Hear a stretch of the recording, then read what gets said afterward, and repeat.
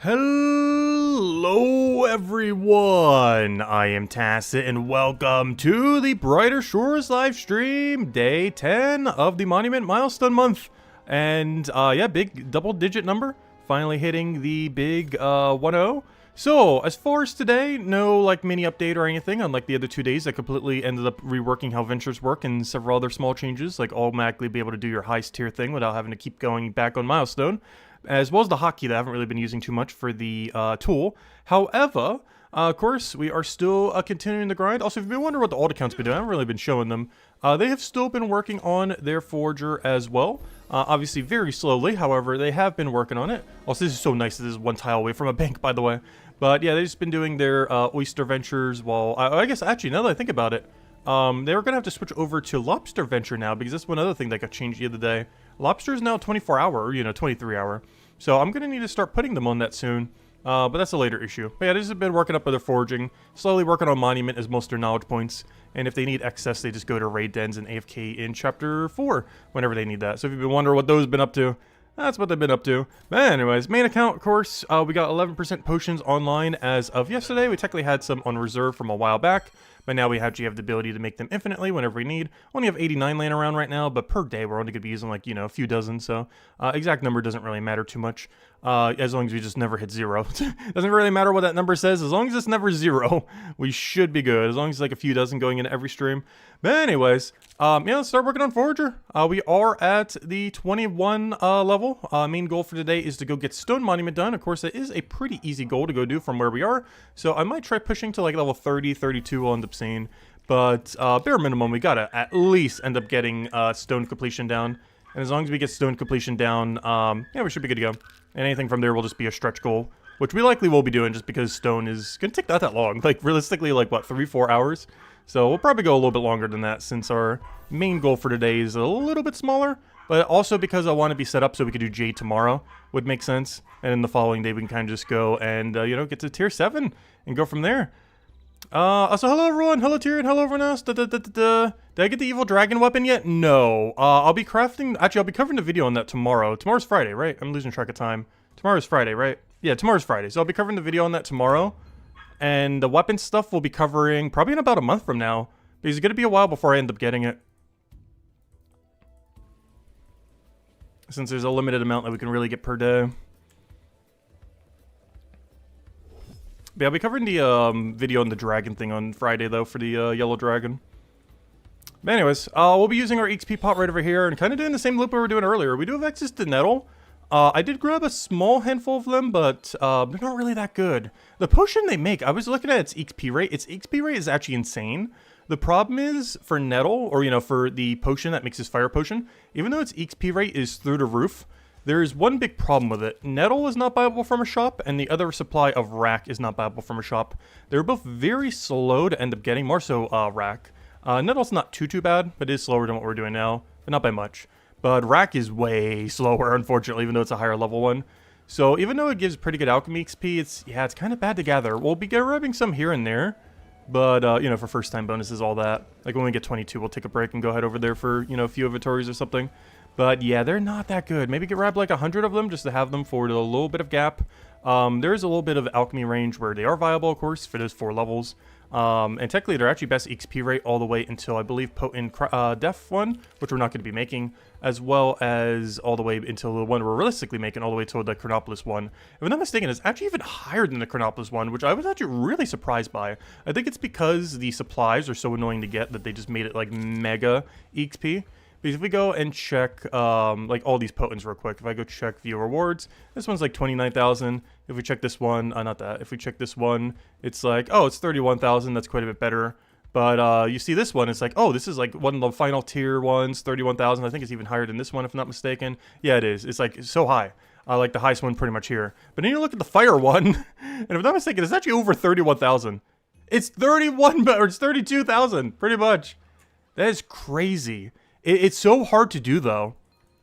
But I wonder if people have available to trading would end up buying these just for how good XP they are. I didn't realize that until I was going through them earlier when I was kind of messing around and looking at them while I was doing nettle last night. But yeah, these are crazy XP. They are actually the highest yield EXP potion out of anything. within a bracket. Like, you know, within the whole set of all these potions, it is the highest EXP yielding potion, which is kind of insane. The biggest issue, though, is both the two supplies that you need for are, one of them is really slow to get, and both of them are not buyable from shops, so, you know, you can't just infinitely buy them unless you have trading enabled, but even then, you know, there's only limited supply in the market. So, yeah, those are kind of rough. So we do want to get some, obviously, but it's more so for alchemy XP, not for forger XP. Like, if we're grabbing any racks or camping nettle for a little bit longer than we are, it is not for forger XP. It is purely because of the eventual alchemy XP that we'd end up getting from it. The potion itself is also pretty underwhelming. In the current state of the game, there's no reason to ever use a burn potion like that. Obviously, when special attacks and stuff come out, there might be more of a use case for, or if bosses that come out that are weak to fire, obviously. If they're, like, immune to a bunch of stuff, or if they're, you know, simply just weakest to fire, then maybe you would end up running it. But in the current state of the game, they have zero use case whatsoever. So, my priority to get them isn't really too high, but maybe on the final 2 tiers would get a bit more of them, just because, yeah, what if they're eventually useful? Because we can't just base it on the current state of the game, because, you know, we're eventually going to reach a point where we can't really make that many more potions. I guess worst comes to worst, making the final tier 1 wouldn't take that long. If we were to make them 100% from scratch, which we have to since we're on a, you know, an Iron Man Lone Wolf, if we do them 100% from scratch, I believe it would take, I think we can make about, like 60 per hour, counting the full process, like gathering both the 2 resources and making the potion. I think it's like 50 or 60 per hour that we can end up making, which is not a lot, but it is considering, you know, foraging both the 2 resources from scratch and making the potion. If we just count making the potion, we can make about 120, 130 per hour.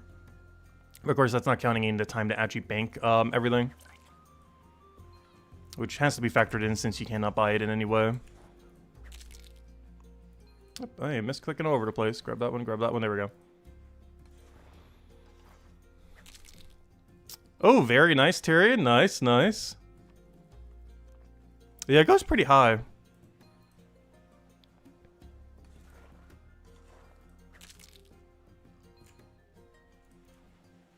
So how does this last one not get clicked?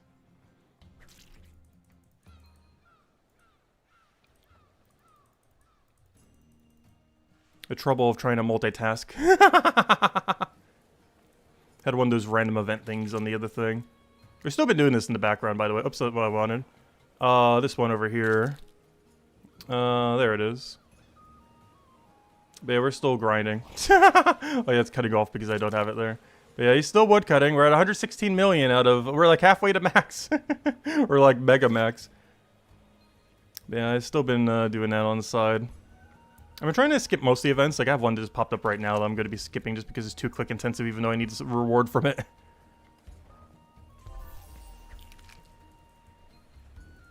But forgery XP is more important.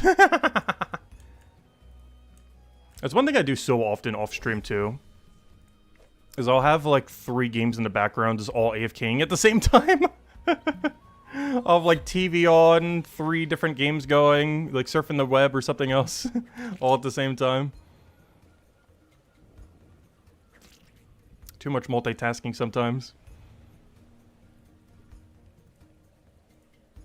Hey, Yusef's joining us as well. Also, I've seen, what's his name quite a bit too. I think I was looking him up earlier. Krydak or whatever his name is. He's on my friends list here. Yeah, Krydak's been around quite a bit. He's been consistently 1 level above us, or, you know, 1 tier above us. So it looks like we fell behind a little bit in the last few days when we haven't been playing as much, so we gotta go catch up. Because I think at one point he was exactly 1 level higher than us, or 1 milestone higher. But now he's 1 milestone plus 10. So we've been slacking. We're 10 less levels the last, couple days. But we are back to pretty much normal, you know, full in on the grind now. It's just Mondays will always be a day that we'll have less time on. But this time we're going to be doing fishing bounties next Monday. So we won't even be touching Forager in a sense. I'll probably do it some off stream, but you know, the focus will be on the new fishing bounties. But now that the dentist thing is done, yeah, there shouldn't really be any other distractions, really. Other than the fact that Mondays will be generally a little bit shorter. But aside from Mondays, we should be all in until it's done. Which means the target goal is probably every 4 days to go a full tier. Where 2 days are allocated to various EXP. Then 1 day to Stone. Today's Stone Day. 1 day to Jade. That'll be tomorrow. And then, you know, repeat the cycle. And then you have like 2 days get dedicated to XP and so on and so forth. That seems to be about the loop based on how much XP we need. That could change a little bit at like tier 8 or 9, or even tier 7, depending on how much longer it takes. But it seems to be like the 4-day loop that we can kind of do at this current level range. Or if we spread it up that way. 2 days for XP, 1 for stone, 1 for jade, repeat. Because by today we'll have like 630-ish, maybe a little bit higher with stone completed. Then tomorrow we'll have like 644 or so with jade completed. Then an XP day to push into tier 7 and slightly beyond. And then the following day to push from tier 7, or, you know, to basically from shell to monument piece. And doing it that way should get it done in about a 4-day cycle every time. Unless the curve really starts curving. But so far I haven't seen too much curving yet. But we haven't hit like the really high levels yet, so it might still start mega curving soon. And we'll find out when we get there. I did a little bit of like the tier 8 mining stuff in some of these, but oh no, it didn't really seem like it was that much slower. I didn't really do it for a long enough time to really notice though. Like, it definitely feels like it's taking a little bit longer, but barely. As far as moving up each tier. Which I guess is what they were kind of going for. Like, you know, a lot more of a smooth transition upwards. Where even if it is taking longer, you barely notice because each individual transition is very small.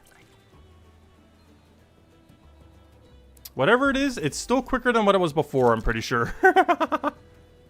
Not sure if anyone's done the exact math, if they've gotten the data and everything. But it definitely feels quicker than before. It's also really nice because you're constantly always moving to a new activity. Which of course also brings you to a newer, quicker XP rate. Hello, Isabel! Welcome, welcome! Hope all's been well. Welcome, welcome, welcome.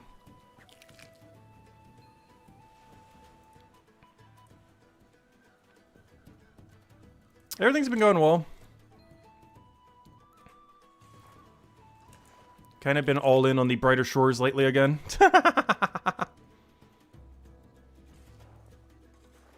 Of course, we've always been doing brighter shores every day. We just haven't been streaming it every day lately. That we have again, once again. Though the amount I've played in the last 2 weeks is definitely higher than I've played in probably the last, like, few months. But hey, if they have something to grind, we'll go grind it. Currently, that's Monument. Next week, Monday, will be fishing bounties. So I'm not going to mega grind that, but we'll do it for a day. Then the next major update after that is smithing bounties, which I actually might grind if we've done the forger fully by then. I'm not sure if we would have, but I do want to get at least Milestone 8, which is like 52 levels. So I will push for that at some point if the smithing bounties seem good. I also want to try that minigame that it has, because it might be the first thing in the game where you can drastically reduce how long it takes by being better at it. So far, most things in the game, other than some small pathing stuff, doesn't really improve much. But the smithing, like, mini-game bounty kind of thing that they're adding, it's like a puzzle thing that, if you can go really quick on that, that's probably going to be really good XP. I'll find out when it comes out. The only problem is you're going to have a limited number of bounties that you can do for it, so it doesn't seem like you can infinitely farm it. As you're limited by bounties. And we don't know what kind of bounty cycle it's going to have. Is it going to be like a 1-hour reset timer? Is it going to be like closer to 5 minutes, but it doesn't appear that often? We don't really know. But yeah, once we go get one level in soon, as soon as we get that soon level, we'll go do racks, I guess, for a couple sets. Probably going to grab like 100 racks. Like 4 or 5 inventories. And then ignore them. I just want to get it so when we get nettle later on some of the wide paths, I have the racks to go with them. So we can at least make like 100 fire potions here. Not because we necessarily need the potion, but for the XP rate in that little range. I know 100 potions definitely not going to be enough. But, you know, 100's more than none. It'll make the stack a little bit.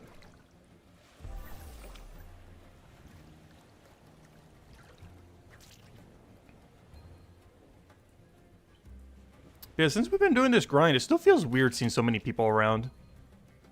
I feel like a lot of the more passive grinds I've been doing over the last, like, half a year, I feel like I barely saw anyone a lot of the times. And now every room we go in is like, oh, here's multiple people. Because everyone's trying to get that monument rush in. That makes sense. The monument reward is actually crazy good. It's kind of weird because originally they were going to say there was like going to be something like cosmetic or something similar. But instead they went for what is one of the biggest rewards in the entire game at the moment. It's kind of weird how they like fully 180'd on it. I'm glad they did though. Because if it was cosmetic, I would not feel the urge to go and grind for this. Obviously all the forager levels we'd get and supplies along the way would be nice. But for it to just be cosmetic, it'd be like, that's not that great. But they end up making it a whole venture slot. Which with how many venture slots are in the game right now is effectively a 50% increase to total XP from ventures. Not across all ventures, but you know, you're getting one extra venture slot when you only have 2. So it's quite a substantial increase. Obviously if it went from like 4 to 5 or 5 to 6, it wouldn't be as big a deal. But going from 2 to 3 is pretty huge. Compared to not having it. Especially over a long period of time if you're playing pretty passively. Which is rather ironic because you gotta play extremely non-passively to get max forager. Unless you've been like grinding it since launch, AFK, or you know, doing the passes. Because it takes almost a year of passive to go get this thing to max. Which is what my alts are doing right now, by the way. Expect it by 2027, they'll have Monument done. Probably by 2027 or very late this year, they'll have Monument completed. But you know, if you're playing it actively, it takes like a solid month or 2. Depending on how like mega grinding you're doing. Which is quite a while for something that's pretty required to get in the current state of game. Is this one of those things that you basically get less value the longer you don't have it unlocked? It's like a lot of quest unlocks where you know, you pretty much want to have it as you're just at disadvantage not having it. And Max Forager with full monuments basically the same thing in that regard. And at the longer duration you go without it, you're just missing out on all the value that you would have otherwise had from it.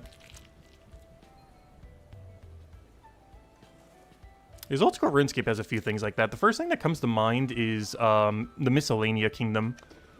Where you put some gold in it, but it gives you a ton of resources that are worth more than the gold you put in.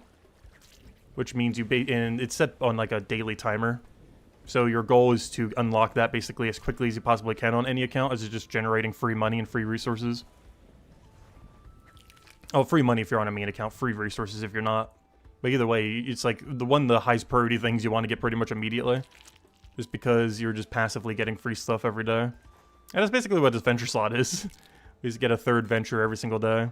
And even after the venture nerf, or even more so I guess because of the venture nerf, you'd want to be doing it. Because it's really good XP, and now with the venture nerfed resources, first they mega buffed it, then they nerfed it into the ground, but now it's still buffed more than it was originally, technically. But long story short, when it comes to ventures, they're really good value, still. Even after the nerf, after the buff, they're still more buffed than they were originally. And to have a whole nother set of them is kind of needed now, since they are kind of weaker than they were in the previous patch. Like having 3 ventures right now from a resource perspective is less resources than the 2 ventures were before, as of the update yesterday. So it is pretty important to end up getting them down. Though XP-wise, I believe they're still the same. So XP is still great, resources just a bit nerfed. Which is kind of even more the reason why you need the 3rd venture slot. And of course, more venture slots. Technically, once we have 6 venture slots, whatever all nerf will have to do to unlock all that down the future. But whenever they finally have 6, even in this nerf state, ventures would still be better than they were at the most buff state that they were. As running 6 ventures, which don't currently exist, but you know, if you were to be able to run 6 ventures, it'd be stronger than what 2 ventures ever were, even at their highest peak.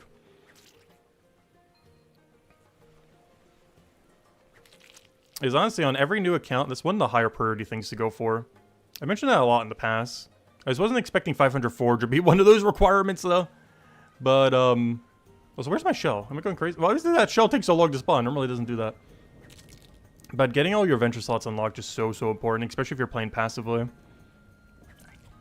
It's so much extra XP per year. We're talking like dozens of levels and a ton of resources and whatever you want per year. Really starts to add up. Oh yeah, that reminds me. Did they actually fix the XP rate of lobsters and the other thing? I assume they did when they changed it. I didn't actually bother checking. Because that's kind of relevant, because I just noticed as I'm going for these fish, my fishing level is getting close to 25. So we might actually have to start doing lobster. How do I check? I want to check, let's check it on the previous tier. This tier's not letting me. I want to check the XP difference between oyster and lobster. Before, oyster would have been better, but now they're both 23 hour. So I'm curious if lobster now is better at that range. So if I click on... Wait, how do you not check them? Oh, you can't check them like anything else. No wonder why it won't let me. Scammed. It won't let me check the XP rate. Well, I guess we'll have to try it and see. I know I'm getting 1 million per my current oyster. If I use an 11% on it, I think it's 1 million and 1,000, somewhere around there, and some decimals. But, or not decimals, but you know what I mean. Some other lingering numbers. But it's like just over 1 million. So I'm curious if we do lobster in 6 more levels. Well, at this point, technically 5. By the time we finish the stream, it'll be 5 levels. I almost want to go push for it to see if it's actually worth it. Because we're kind of close enough to that fishing level where I might go on a little bit of a fishing diversion once we get mana rays. As mana rays are very likely to be higher XP yield than whatever we can do at the moment. And this we should be able to check. Yeah, they're 7,000 or even plus on XP too, which is kind of cool. But they're 7,000 compared to like Flounder, which is 6,000, and this guy, which is 8,000. So, yeah, pretty nice. The main reason why this one is lower XP than the bass, though, is the bass takes longer to catch. But since we're doing a double catch on it, you know, we're getting better value from it. That's why we're doing it right now during these cycles. But camping mana rays is better XP than camping bass. But grabbing 1 bass is better than grabbing 1 mana ray. Which, if you notice, we're grabbing 1 bass every time. That's why. That would be why we're poking a bass every cycle. As we already knew that to some degree, that these would be the, you know, higher. But also because any of those stationary 1-yield ones just work so well for that. Because not only are they slightly better XP, because of how they work, because there's less spawns and everything, but they also, you know, can be cycled for a double. It's not worth taking for single, but taking it for double, 100% always worth. Because it's better XP than catching these mana rays at our next actual good level range to start getting XP again. And assumably trout would be even higher. Not much higher, surprisingly. Oh no, I'm on, oh no. Do I waste one of these points? I might have to. I didn't realize we were that close to a thingy. Maybe this fish will give me a new bounty. Psst. Come on, give me a new bounty. Or a new passive activity. Come on, please. Come on, fishing level, fishing level, fishing level. No, I was hoping that would be a fishing level. Okay, I'm just going to use this on Forager, I guess. I'll waste the 3%. It hurts. We made 11% just to use the 8%. Oh no. I gotta keep a closer eye on the knowledge bar. I'm so bad at doing that. I wish it just stacked to like 5 knowledge points or something. I mentioned that when it came out too, that the double stacking knowledge bar is only just moving the issue. It didn't actually fix the issue that knowledge had. It's definitely an improvement compared to the single knowledge bar, but it's not great still. There's still a lot of problems that it has that the previous system also had. Not sure if they're ever going to change it though. Like realistically, they got to change it to like a 250% bar or something. Like you can't make it 200% or 300% or 400%. It has to be like a weird in-between number. Otherwise, you're always going to have that happen. Because regardless of what divisible by 100% it is, you're always going to wait right before then to end up using your potion and everything. So even if they raised it to 300 or 400 or 500, you'd still have the same issue. Unless you moved it to like 250 or 350 or, you know, similar.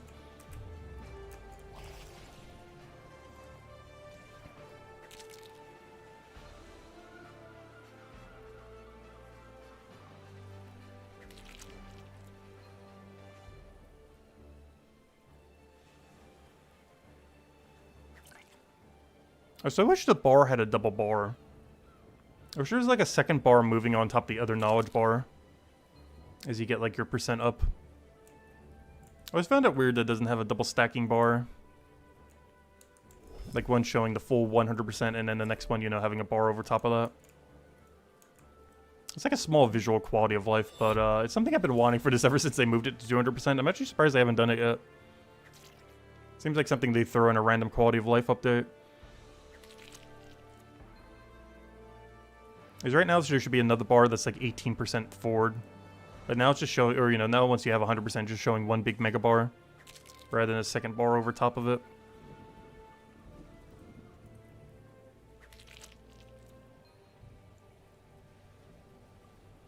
Alright, we're almost at our level. I guess we'll go head over to Rack at as soon as we get it.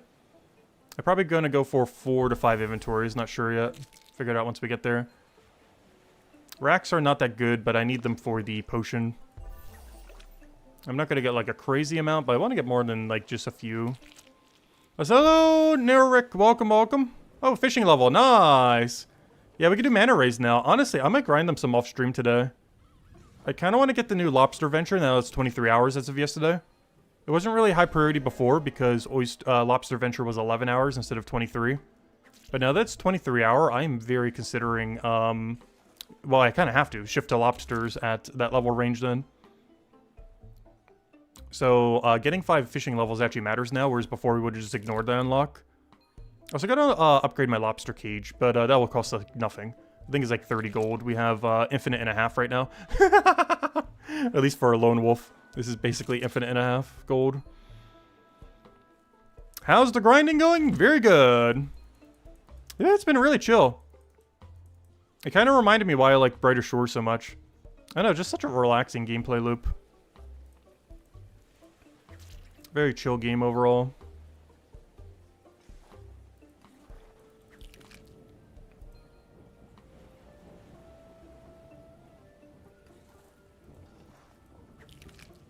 Because, yeah, this will be the longest we've ever consecutively streamed the game since we did the 100 day, for the first 100 days of the game. We never did end up making a video out of that. But we did stream the game for a little over 100 days straight right when it launched. From day 1 all the way to day 100 something. Main thing that made me stop is the floor actually had to get redone from some hurricane damage in the past. Otherwise it would have kept going longer. But the only thing that broke our 100 day or 100 something day streak was had to get the floor done from past hurricane damage. So I was out of the house for a couple days.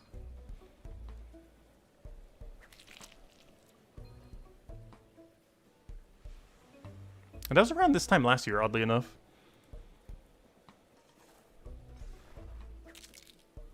Oh yeah, I definitely played this game off stream for second monitor.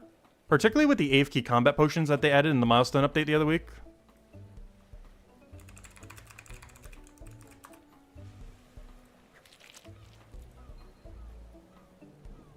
Because we have the 7-minute enrage potion, so you just click the potion, AFK for 7 minutes, come back, pick up everything from the ground, repeat. And you can even drink a luck potion to increase your gear drops as well. It's really nice. It's something I should probably go get up to again. I want to get to the point where we can AFK the Death Crows. Currently, I still have to actively kill them. We can actively kill them very, very well. They get, like, nuked down like nothing because they're weak to blue. But, I'm still at the point where I can AFK them yet. And I would need to kind of train my combat sometime soon to kind of do that if I want to. I was going to wait for next tier, which is the reason I didn't. As I want to go grab the wall plants at tier 7.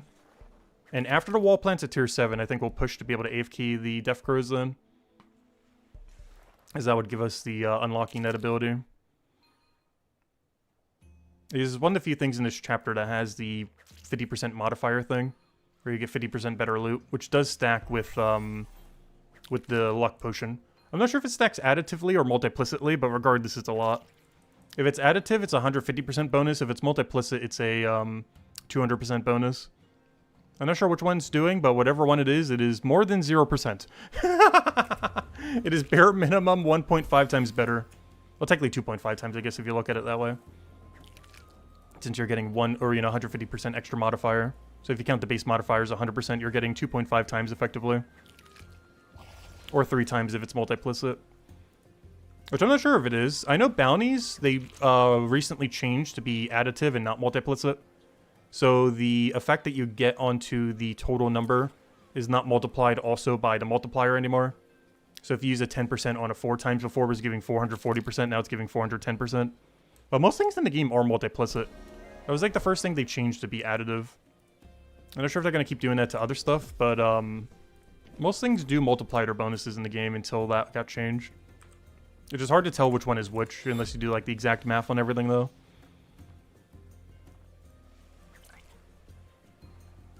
That is one that recently got changed to additive instead. Which I'm not sure why. Because multiplicitly boat boosting that isn't really that big of a difference. Because even with a max 14% potion, in that case scenario, best case scenario, is 42% more XP. If you were to do it on, 4 times with that.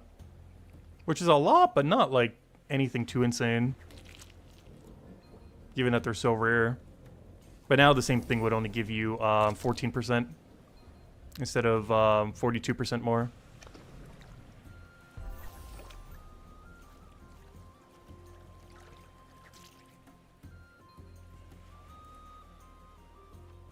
You're still in Milestone 4? Yeah, I just want to get this grind done so we can go unlock the third venture already. And we're going to go back to playing a little bit more passively again. Because aside from going over the normal Monday stuff whenever they come out, of course, like we always do.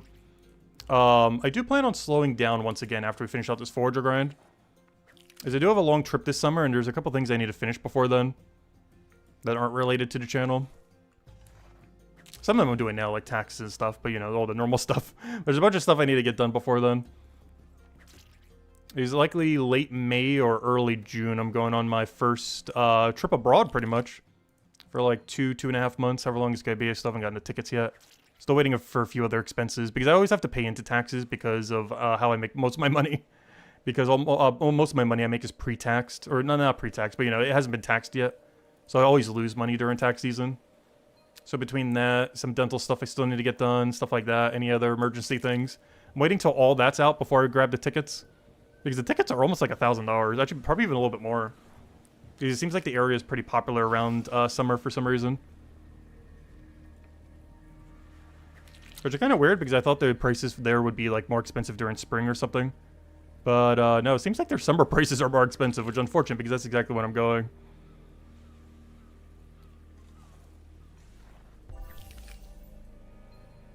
But luckily, a lot of other expenses I won't really have while I'm there. As a friend of mine was able to house me the whole time, so it's like, okay, well, don't have to pay for a hotel or anything.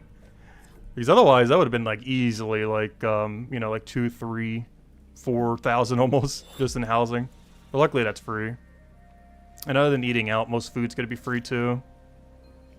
Like pretty much my biggest expense is just paying for the ticket, pretty much. Ticket to get there, and if we ever want to go for anything fancy, or if we obviously any souvenirs or anything. As well as just some basic stuff, like I might grab some clothes and other things while I'm there, basic essentials. As well as any liquids that you're not allowed to bring, obviously, like toothpaste and stuff. Where am I going? I'm going to Greece for about 2.5 months. It'll be the first time I'm ever out of the country, other than like one time I went to Canada. But it's the first time I'm ever going overseas.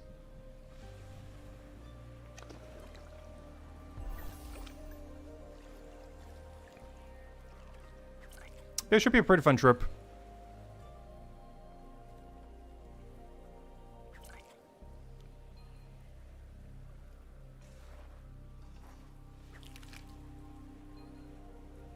I just realized my knowledge point's like right there. I should probably use it. Oh yeah, we got the rack unlocked as well. I should probably go head over there. We'll do that after this trip. Actually, I can just go north from this cycle and just head straight there. So let me go head north and yeah, let's go to rack real quick. I'm only gonna grab like 4 or 5 inventories. Don't forget to back sun lotion. I'm just gonna be buying it while I'm there. So I'm pretty sure he has some spares. But if not, I'm getting sunscreen there. I'm pretty sure that's a liquid that you can't bring on planes. No, I'm not sure. So I'm just not bringing it, just in case. Already bringing some other liquids that I need, like for medical things and other stuff, so I don't want to like exceed whatever limits they have. I know they have really weird, strict liquid limits for like everything. I'm pretty sure that counts as liquid.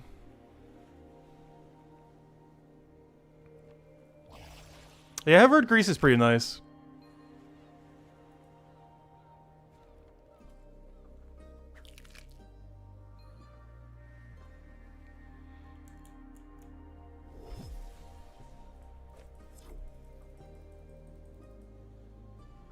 Alright, let's go get a rack. Feels weird as I almost never need to come over here. Because aside from one cooking bounty, the only thing over here is rack. When do you fly? Likely late May or early June. The official ticket isn't purchased yet. It probably will be in the upcoming weeks. I just want to make sure all my major expenses are paid for first, and once those are done, I should be, you know, buying it. I just don't want to do it the other way around, otherwise I might get overdrafted or something similar. So I'm just waiting until taxes are done, dentist is done, everything like that.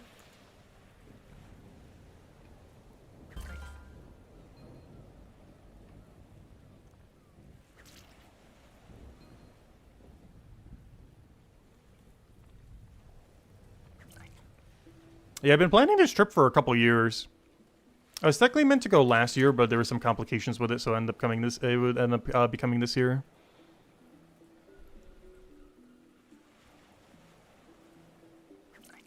is I've been meaning to do a trip eventually overseas, since I never have. I'm like 31 now, and I've never been pretty much out the country.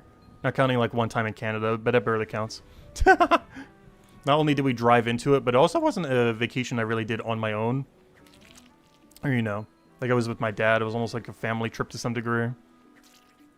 This will be the first time I'm like out the country on my own for any reason. As well as like really, really out of the country, like, you know, overseas kind of out of the country. So if I'm not mistaken, we have enough time to grab one chest here if I remember correctly. It's not that worth it, but it's better than nothing. Look at that, 1 silver. I think we actually have enough to grab 2 chests. Yeah, I'm only going to grab like a few inventories here. Probably enough to do about 100, which is like, what, 4 or 5? These are pretty bad XP, but I do want some more than 0.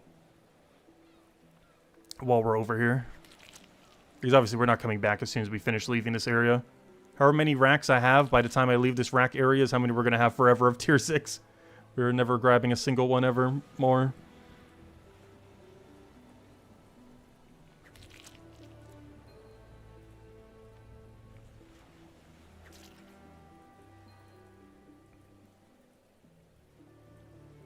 And yeah, I should be saying in a little bit less touristy of an area as well when I'm in Greece, so that'll be nice too.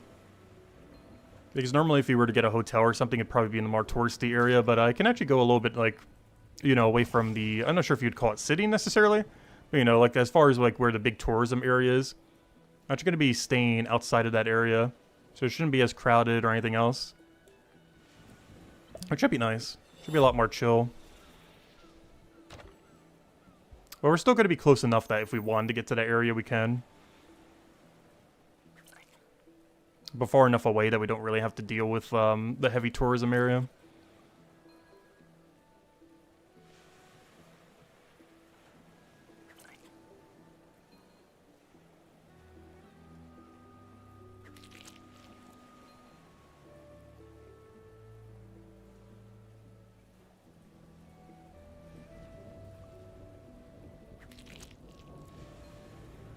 Also, I still can't believe how far away they put the storage rift. They had to, like, invent a new tile just to put it further away. Like, literally in the ocean. The fact that it's not on, like, the dock over there or, you know, in the building drives me crazy. That they put it this far. Not sure what they were thinking with this one.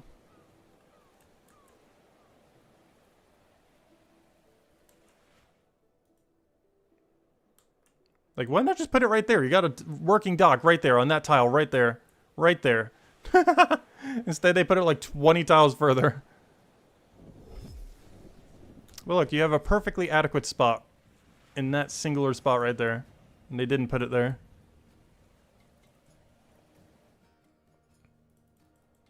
I feel like these are going to respawn by the time I get to them, but I'm going to go to the bottom room.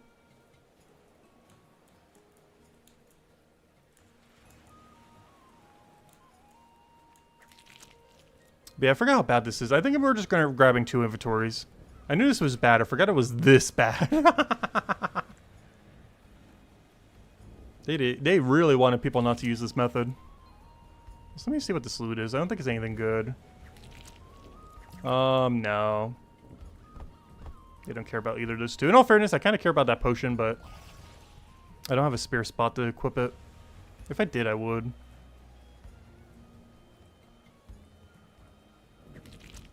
It saves like 6 silver, the thing that was on the ground.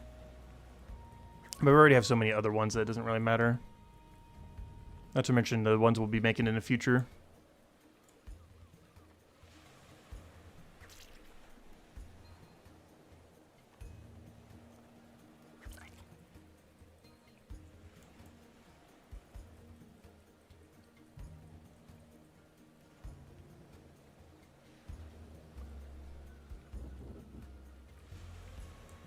Yeah, we care about blue potions a lot.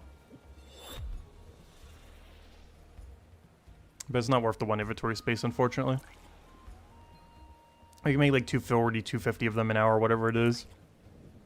So whenever you need those boost potions in the future, not only would ours be higher, of course, but they'd also be pretty good XP until we hit max alchemy, in which case there's going to be a weird issue in the future.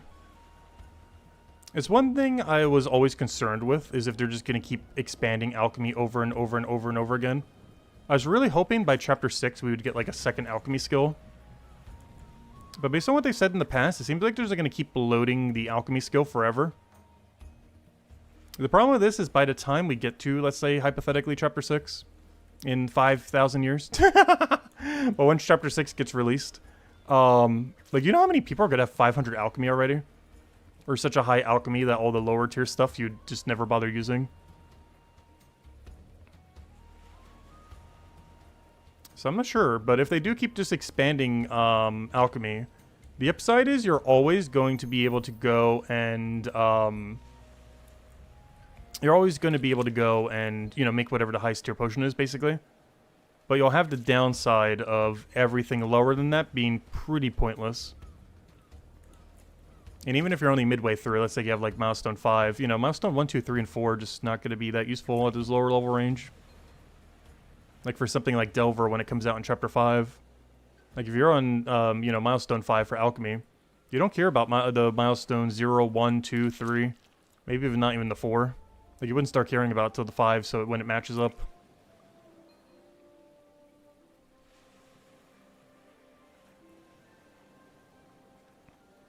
I don't know, I think the way that they're upskilling most skills is fine. I feel like alchemy is the only skill in the game, though, that the way that they're currently doing it likely isn't going to work that well. Which, why am I teleporting? We can just walk back.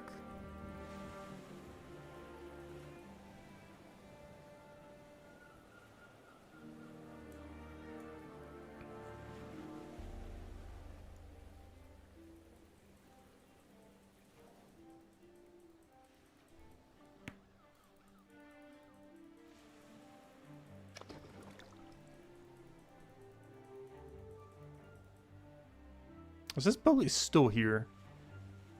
This boat got added from that one fisherman quest. And it just permanently stays here even after the quest. And you can misclick on it on accident and like queue it up and everything.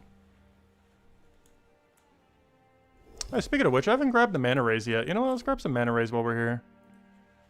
Not really here to like farm them, but if nothing else, if we got Forager level 40, we could do 6 mana ray into 3 limpet. That'd mostly be for fishing XP, not for Forager though.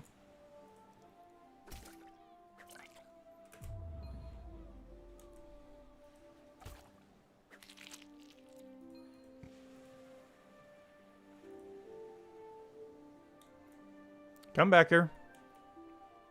But yeah, that variableness in these big pools is very, very bad for XP sometimes. When you're trying to get them done really quickly. And then by the time you take all 3 of these, they should 100% be respawned. Probably even after just taking 1. Like, I'll take this one and they're probably already going to be respawned. Nope. Did they not change the respawn timers with the most recent updates for these? Apparently not. I was able to grab 2 before it despawned. Alright, we're not going to keep catching them though. But yeah, there we go. There's our mana rays we can start catching if we want to. Won't be quite yet, but it is an option. Right, let me go bank, or let me go all the way to the beginning of the cycle. Actually, you know what? No, we'll go reverse just so our XP potion is set up correctly. And then we'll go back into the normal cycle.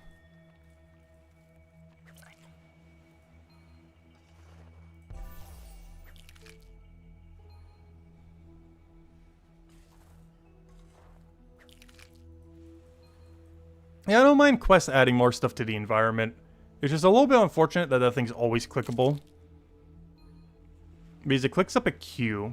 It's kind of like cheers whenever you accidentally click on one of them. It queues up the cheer, but the cheer is an infinitely long action. So if you accidentally queue up a cheer, your guy will just start sitting in there forever. Which will ruin your entire queue. It's one of those kind of situations.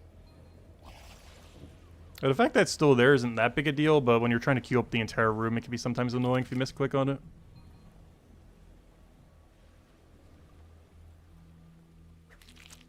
I don't think removing it's a big deal, it's just kind of unfortunate.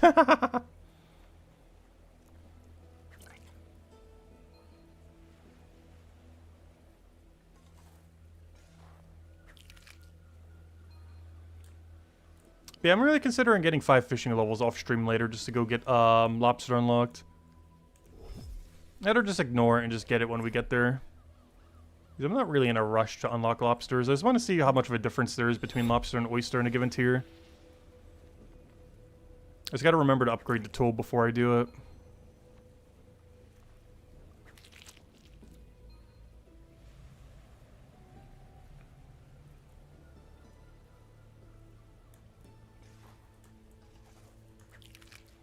Because as long as it's more EXP than oyster, we're 100% doing it. If it's less for whatever reason, obviously we won't. But if it's even like a few percent more, we definitely would. The only big issue with lobster compared to oyster is the additional you need to make with it is really annoying to make. Whereas with oyster, all you need is just lemon juice. It's the only slight downside I could end up seeing.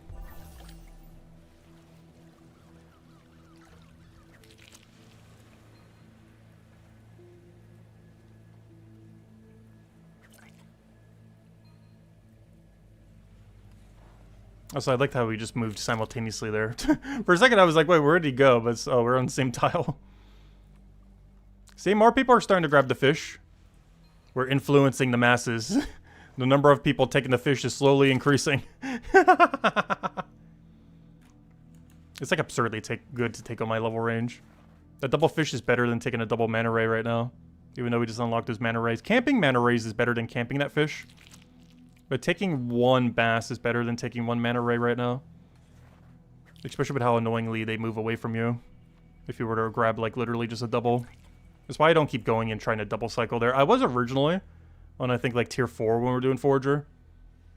But after trying it for several sets, I gave up because sometimes they move just a half a mile away from you. Unlike these that are always stationary, so it's 100% consistent. Like, when you're camping manta rays or similar fish, it's not a big deal. Because you normally have enough downtime that even if they run away a little bit, you still get to get them all within time. But if you're going for only one and doubling it, it's really bad, all the moving fish. Especially the moving fish that are in big pools.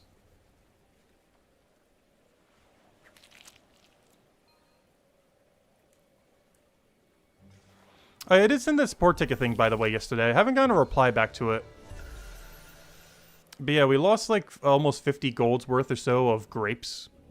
Not from the other update that condensed them all, but from the previous update. Because I sold them all beforehand because they were tier 4 instead of tier 5. I'm still trying to see if we can get compensated on that. Sent the email earlier. If they don't, it's not too big a deal. You know, it's only going to give us like 10% more gold, basically. But, you know, 10% more gold right now is quite a lot. Like, I haven't mind all the things that we've lost a few gold for in the past and stuff like that. But this would be like upwards of 40 gold that we'd be losing. So I sent a support ticket. Not sure if we're actually going to get it back, but it's worth a shot. 40 gold's a lot of gold. Even though our current stack is effectively infinite.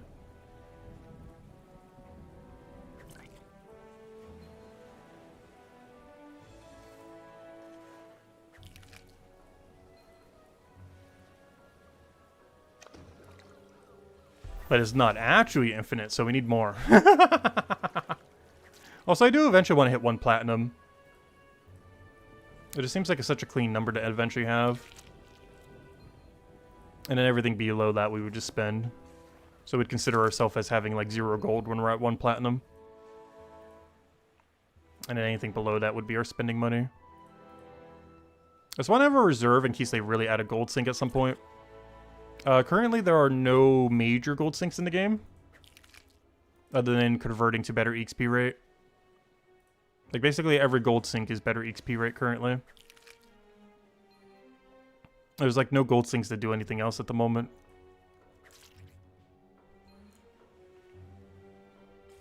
So I'm kind of hoarding all the gold till then, mostly. Hey, hello, Jets. Hello, Yusef. Hey, I've been seeing you grinding. Good luck on the Forager grind. What level are you at, by the way? I haven't actually checked you recently. Let's see. I have you added, right? Oh, you're right at 4. Nice. You're about where we started as well. Good luck on the grind. Are you going all the way to Monument, I would assume? Or are you just training Forager?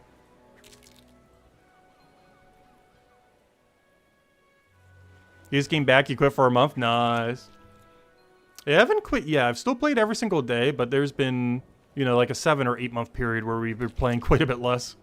Like basically just bare minimum daily resets and getting knowledge points for those daily resets across all 3 accounts. Which also meant a third of my time, or 2/3 of my time was not even on the main account. Like the last several months. Because most of it was just resetting dailies, and of course the alt accounts also need to reset their dailies. So each of them were taking up like a third of the time. But yeah, we're back on the power leveling for about a month. I'll probably slow down a bit after. But yeah, we've still been going every day. I don't really see a situation where we wouldn't. I don't really have enough time every single day to, you know, do like a 5-minute reset on everything. Or close to 10 or 15, I guess. Depends if you need knowledge points and everything. Knowledge points are pretty AFKable now these days, though. Just throw a few enrage potions and boom, you're good to go. Or on the alt accounts, I could do raid dens because it's actually viable for them to do that. Just put them in the middle of a raid den in Chapter 4 and they're good to go. But if I had to like mega AFK knowledge points on this account, I would probably just do enrage potions these days. I know it only gives a third of knowledge, but the amount of clicks that you would have to do is so none. It is so close to none.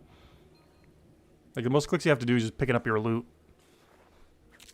You have to click more to do loot, all your loot on the ground than you do to actually do combat.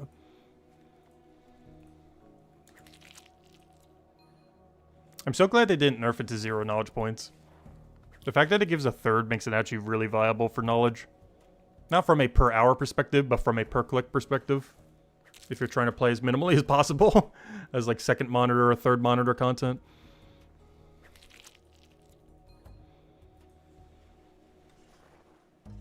What can we use this third venture slot for? A lot. Not only did they make Lobster Venture 23 hour and the Mining Venture 23 hour, but there's a lot of really good merchant ventures. Those grapes and cinnamon sticks that you get from merchant is really solid. Even though the EXP isn't as useful because the skill is so quick to train, the actual material you'll get from it is some of the best alchemy XP you can get for some of the cheapest alchemy XP you can get as well. So be able to buy all that stuff is so good. I actually need to go train 7 levels or 6.5 at some point so I can do grapes plus cinnamon sticks. This could be a bigger issue, or, you know, this could be more relevant by the time we get closer to that. But at the moment, yeah, we need to do that eventually. Like, by the time we have our venture slots, I might need to go do a day where we just go do all-in merchant. Maybe we'll stream it too, might as well. But, we're gonna have to do an all-a-day merchant day to go get 6.5 levels in merchant at some point. So I can unlock both ventures. Otherwise, we're gonna have a weird number of grapes compared to how many cinnamon sticks we have. Because ideally, obviously, they want to be the same number, since they need the same number of both. You're 500 merch already? Well, they made the mining one 23 hour if you haven't maxed mining yet. Brimstone's now 23 hour instead of 11. You can only set 1, but it's pretty good to set. But yeah, currently the only ones that have a venture are botanist, or fisherman, botanist, mining, and merchant are the only 4 with ventures at the moment. Obviously, this would change in the future. But those are the only 4. Oh, sorry, and detective. I forgot detective. And the only ones that have a 23-hour one are fishing, which has 4, mining, which has 1, and merchant, which technically has 4, but only 2 of them are available at the moment. As brick and tile is still not accessible at the moment.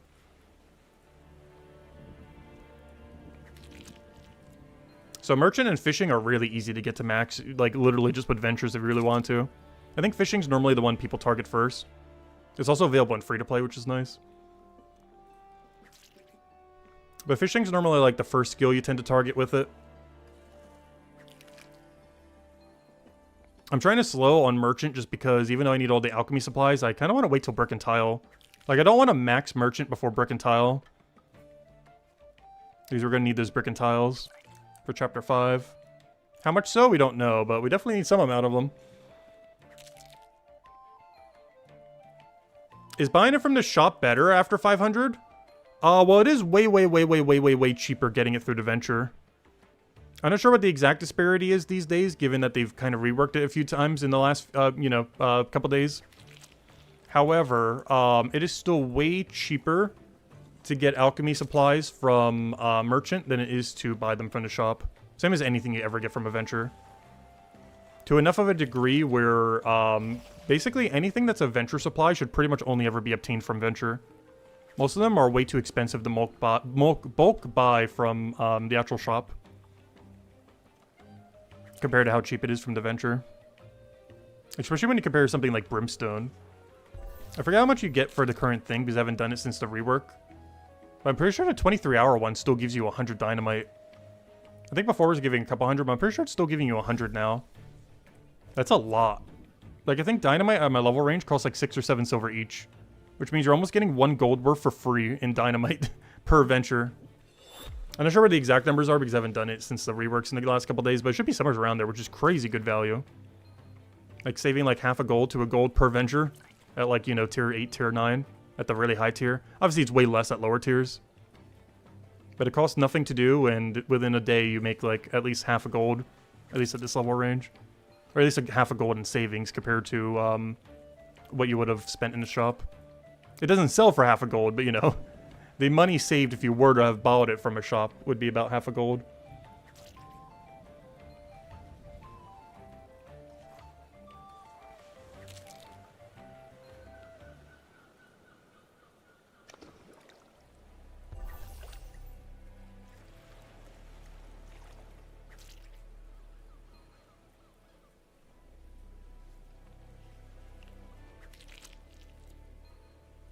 I gotta remember to use 11% on this next cycle. I feel like I've forgotten almost every single time this stream. And after this double knowledge point, we should get a level and then only 2 levels to go, and then we can go do all the stone. And that's of course our main objective today. I'm probably gonna go a little longer than that though. Even though our main objective is to do stone today. If we were to do only that, we'd finish in like 3 hours. And I think I might want to go level a little bit longer than that. Obviously I'd be doing that regardless. But I guess we'll stream some of it instead of doing it off stream. Like I've normally been doing lately. The only problem is the gameplay loop's kind of the exact same I'm doing now is the only problem. Shell Beach is just too good. The icon for the skill is a hand picking up a shell for a reason. That's like 80% of the skill. You pick up shell from beach skill. It reminds me of Animal Crossing though. I remember when I was playing the original Animal Crossing, one thing you would do for early game money is literally pick up every shell from the beach whenever they would spawn every day cycle. As over time, the shells would end up accumulating on the beach. And they sell for a pretty good penny in, like, early game.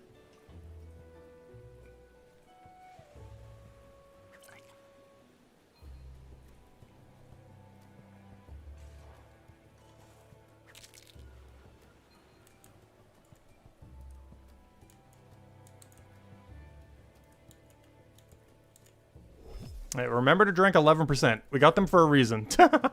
You need to actually use them, though, to get value from them. I keep forgetting to use them. Alright, there we go.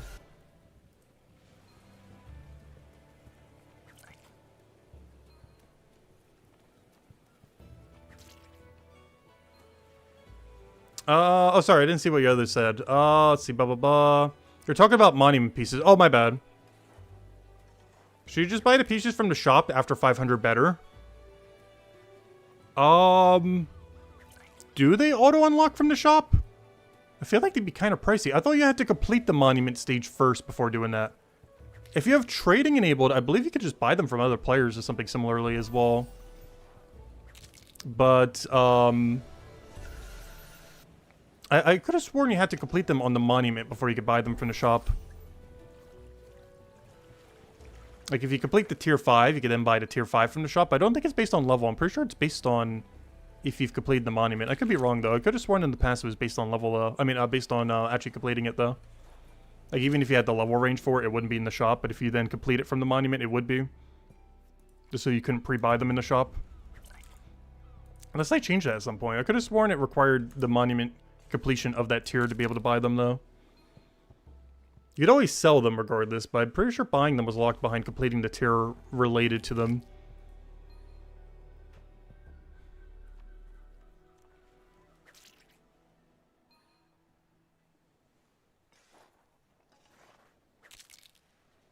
I don't know, I'll go check it when we hit stone. I'll see what the pricing is if it does let me buy it in 3 levels. Well, 2.5 at this point. But yeah, I'll go check. I could have sworn you had to complete the stage first before it would let you. But if the price isn't too bad, maybe I would just buy it. Because it would save us an hour and would probably only cost us like 1 gold. And we can make more than 1 gold an hour in the current state of the game, even with all the gold nerfs everywhere. It's still very doable to do over a gold an hour. Even AFK with combat. Just AFKing is more than a gold an hour, as long as you get lucky enough with your luck potions. So if we can spend 1 gold to save an hour, that'd definitely be worth. Like, if I go check this right now, it should show that I can do all of them. But if I was level 25 right now, I'm pretty sure it doesn't let me. Because you'd actually have to complete the tier. But if it does, then yeah, I'll go buy them. We can actually already do the math. We're going to need about 400 of them. They're going to cost about 13 each. Let's say 14. So 400-ish, probably like 450. 450-ish times, let's say 13. Because we'll move up like the other one. Actually, let's say 14. Oh, it would cost 6.3 gold. That's really expensive. I'd rather just spend the hour gathering them. If it was costing like 2 gold, maybe. I don't know. We'll see if it unlocks just for the sake of it, though. Remember, I need to remember in like an hour or 2 from now. When we hit level 25, I should go check that shop and see what the price is. And, you know, just double check the math. But what I can tell from a quick estimate, it's going to cost 5 to 6 gold, even if it does let you buy them.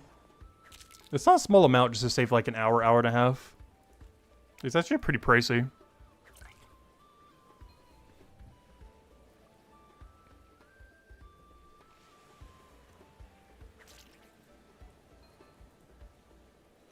And that number is only going to go up as we go higher in tier. One you currently unlocked isn't available at the shop. Yeah, that's how it normally works. That's what I thought.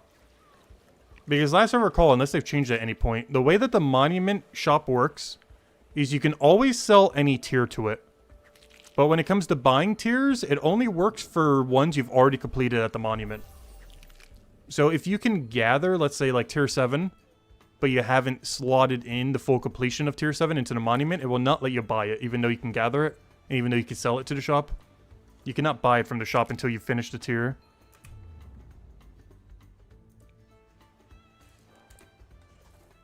And that's the way it's always worked since launch, I'm pretty sure. I don't believe they changed that at any point.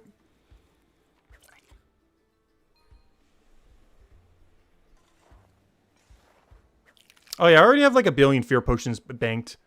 That's one nice thing about doing the 200-something gatherer grind, back when we still got gatherer and not botanist, is I have so many fear potions. I have enough fear potions for like the rest of time, probably, even though I still use them sparingly. I think we have like 300 to 500 hours of fear banked right now. Just from the little bit of alchemy grind we did to like 200-300, as well as a little bit of gatherer into botanist that we did at one point. I mean, alchemy, I mean. But yeah, I have something like 300 to 500 hours of fear banked. Like, we're good for a long while. And none of those are 3 minutes either. That's all like 9 minutes, 12 minutes, 15 minutes, 24 minutes. Because my 15-minute got upgraded to a 24, I think. Or 21, whatever it was. I think it was 21. But all the 15 minutes I had were boosted to a 21-minute. And I had like 1,000 of them or something.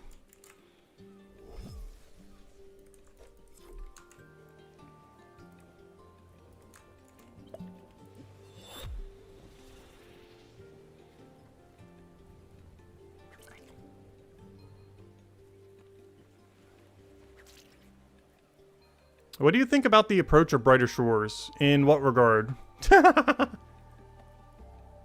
Is it getting better? This is definitely an improvement compared to the combat rework they did last year. Though in all fairness, almost anything would have been an improvement to that. The XP curve across all skills definitely feels better. Like, me training Forager now definitely feels a lot more smooth than what Forager would have felt like if we were doing this before the Milestone update. And I do like that there's a ton of different tiers with everything. Just because there's always something that will be a viable XP. Basically, every resource is always at least some viableness. Like, there's not a single resource anymore that just completely falls off a cliff like it did before. Like, basically, every resource node that is your current highest is technically viable. It might not be the best thing you could be doing, but every highest possible tier thing you can do at a given time is viable to do at your given level range. There's not a single one that ever just, like, super falls off that would just be trolling to take. Obviously, there's things that are better than others, like these shells on this beach and this loop right here, and stuff like that at given level ranges. But there's never any, like, wrong option as long as you're doing the highest tier of whatever your thing is in a given skill. If you, like, really need a specific resource for some reason. And that's really nice about all the level changes they did. But yeah, I would definitely say that Milestone's update's in the right direction. I also like what it's setting up to do in the future. Like adding bounties, raids, or, you know, dungeons, and world events for every single skill. I just hope that they have a good reward system to go with it.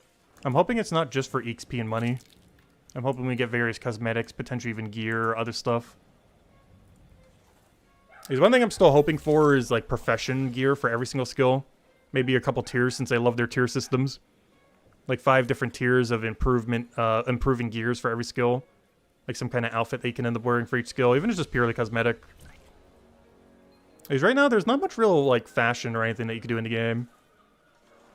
Everyone just wearing, like, their default model or, you know, just whatever their armor is for the class. But there's not really, like, profession-specific gear at the moment. As far as what you'd wear cosmetically. Which would be a great reward from either world events and or dungeons if they either of them have a point system.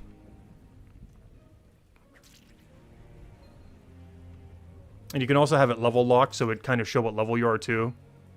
Or even if you have the points to grab like the final tier 1, you would still need to have like, you know, tier 9 in the skill or something to be able to wield it.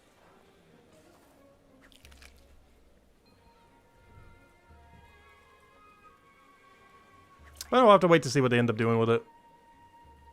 I'm just slightly concerned that world events and dungeons won't be rewarding enough to really bother with unless they're, like if they're only for gold and XP, which hopefully they have other rewards.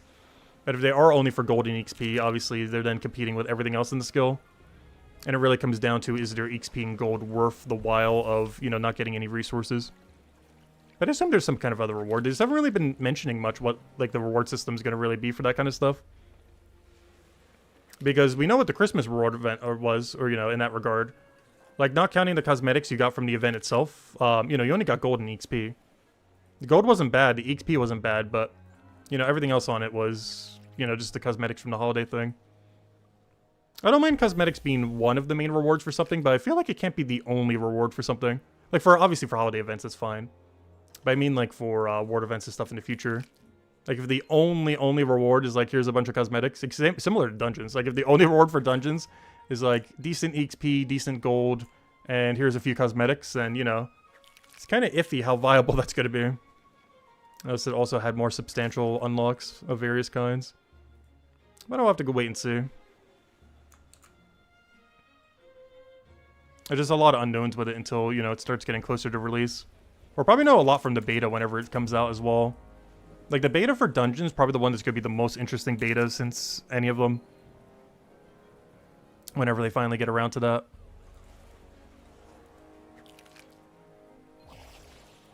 Because feedback during that would probably be the most important time to ever send them feedback. I do have a feeling what they're going to do for Dungeons is probably going to be a lot different than what people are expecting from Dungeons. Especially if they go down the Dungeoneering route again.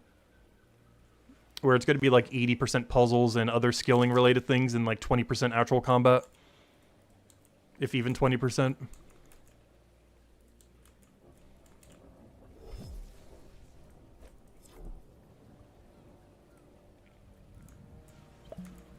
They did put the dungeon really early in combat though, so there's a good chance all dungeons will at least have some small amount of combat. Because the very first milestone for combat is dungeon unlock. Which almost doesn't occur on like any other skill. Like every other skill gets it at like 2 or 3. I think combat might be the only one or literally the only one. Or one of the only few or literally the only skill that gets dungeon at level 1. Okay, I lied. Bone Right also has it. But it's one of the only few that has dungeon unlock at level 1. Most of them have it at 2 or 3 instead.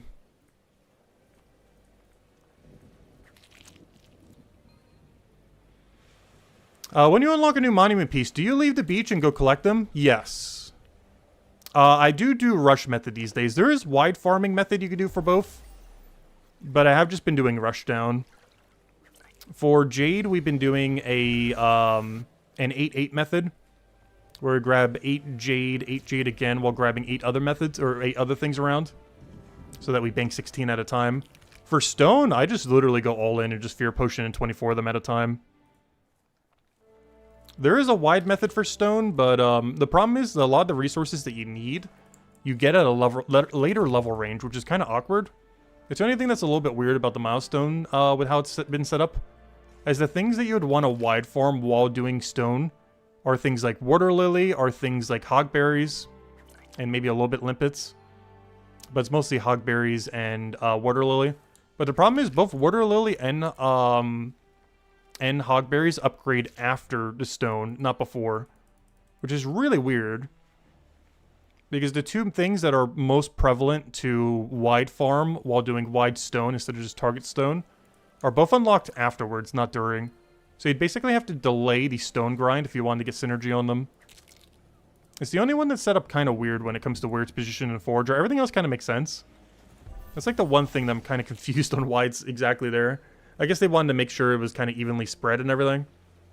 But in doing so, stone is unlocked at a really weird level range compared to its synergy that it has. So normally I just target farm to stone and get it done in like an hour or two or however long it'll take for the given tier. What are we KPing right now? I'm all in on Forager. We were doing alchemy quite a bit yesterday just because I was trying to get to these 11% potions.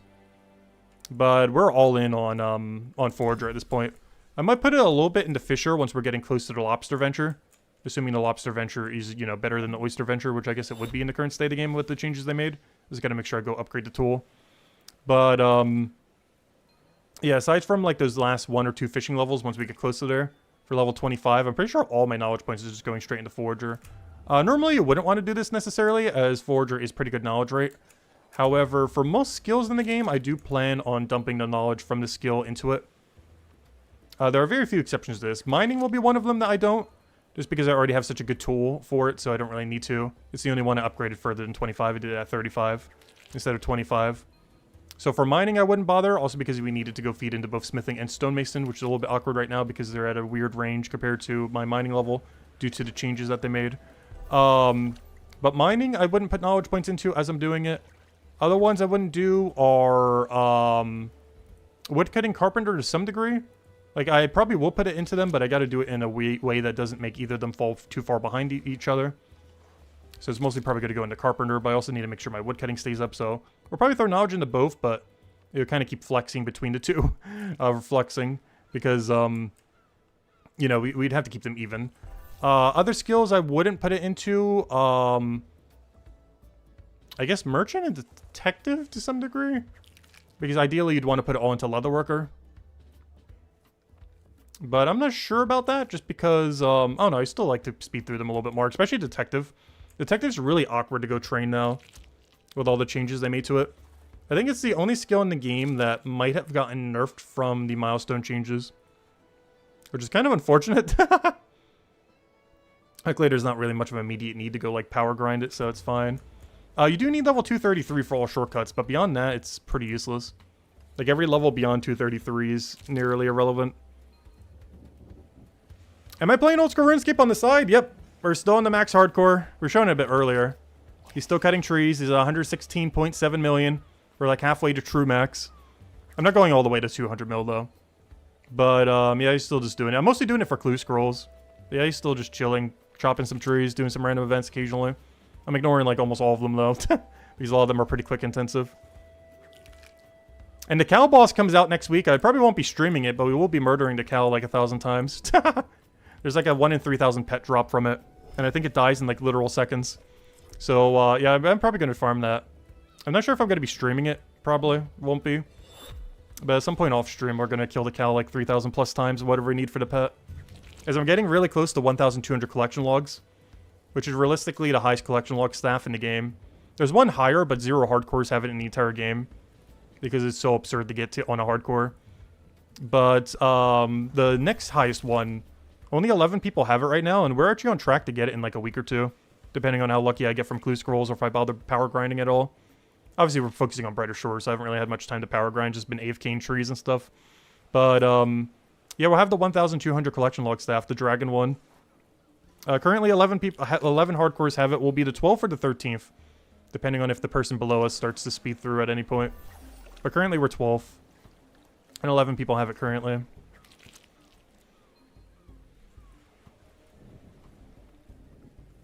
And it looks really clean in the full hardcore armor as well. Especially since only like a dozen people have it. Like the full hardcore armor while wearing the Dragon Collection Log stuff.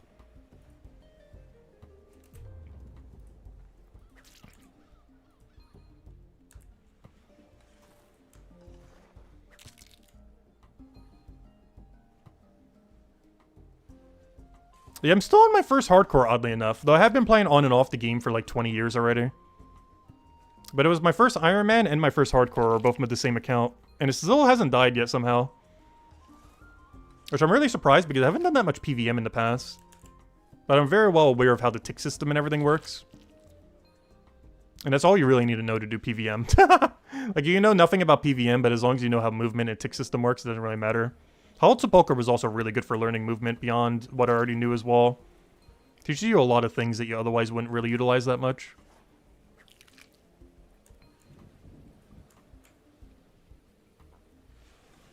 What does sailing add to the game? Not much. It adds 25-minute AFK, which is nice. But it's really low XP. It's only like 40,000 an hour or something. But it added 25-minute AFK. It added like a racing minigame kind of thing. Almost like a Mario Kart time trial. But without any items. They added that, which was pretty fun. They added a few okay resources and stuff. But for the most part, sailing hasn't really done that much. I did enjoy my time with sailing. But it doesn't really affect too many other skills. Like, a lot of skills affect sailing. But sailing doesn't really affect a lot of other skills. Like, if you kept playing the game normally and had level 1 sailing, you would probably not even notice that sailing even launched. Because it just affects so many other skills so little. But if you already had a bunch of levels and then started leveling sailing, it's like, oh wow, sailing uses like every skill in the game pretty much. It's really weird. Where like everything feeds to sailing, but sailing doesn't feed into anything.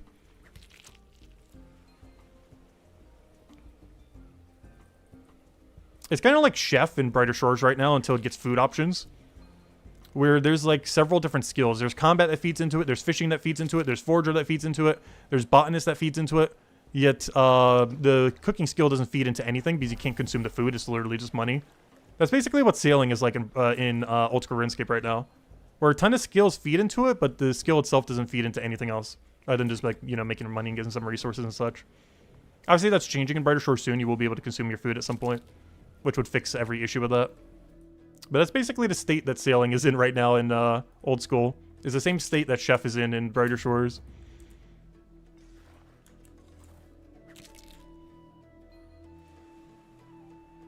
But that should be fixed within the next half a year to a year.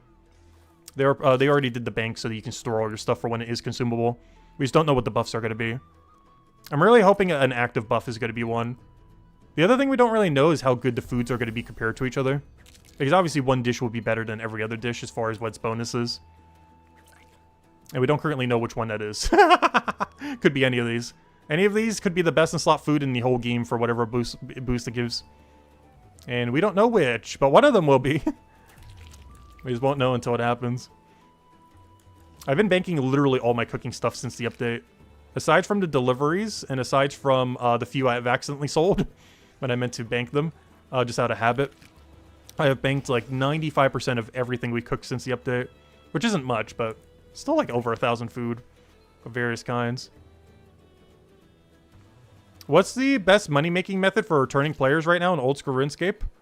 I think trying to do Doom is probably your best moneymaker. It requires Scorching Bow, which is a Demon Bane weapon. As well as just having a basic Dark Light and Slayer Staff or anything that can do arcane spells. It's a really low requirement. Like, all you really need is Scorching Bow plus full Elite Void. And that's it. Like, it's a really, really, really low requirement. And if you get really good at it, it's over, like, 10 mil an hour. But that's with, like, best in slot. But non-best in slot is still pretty close to what best in slot is. I've done it a little bit on the hardcore, but I haven't bothered going, like, beyond wave, like, 2 or 3. It's kind of dangerous going 4. Oh, no, OBS just died for a second. But yeah, you should be pushing for floor 7, bare minimum, every time. And if you get really good at it, you should be pushing for floor 16 every time. And I think floor 16 is like 10 to 20 mil an hour or something. Even in like average gear. It's like crazy money right now. Yeah, I actually don't even have a main account to use in old school RuneScape these days. I've been meaning to make one. I just haven't had the time. It takes so long. But I've been meaning to make a main account. Because ever since I came back, I've only been really playing the hardcore. And even though it's maxed and has, like, so much progress on it, I don't have any main to mess around on if I want to, like, try a boss or something else. I keep going into it blind on the hardcore. Which, oddly enough, hasn't been as dangerous as you think it would be.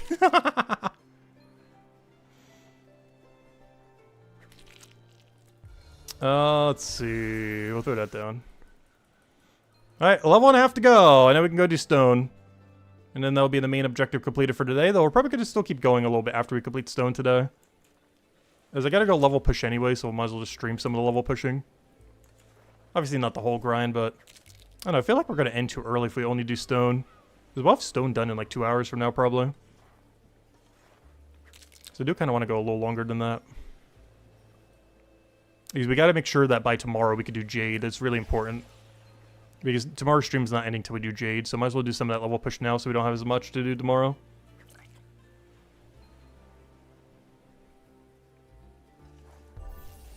Oh, what do I mean by stone? Oh, I mean the next monument piece. I keep calling them stone and jade. For monument stone and jade stone.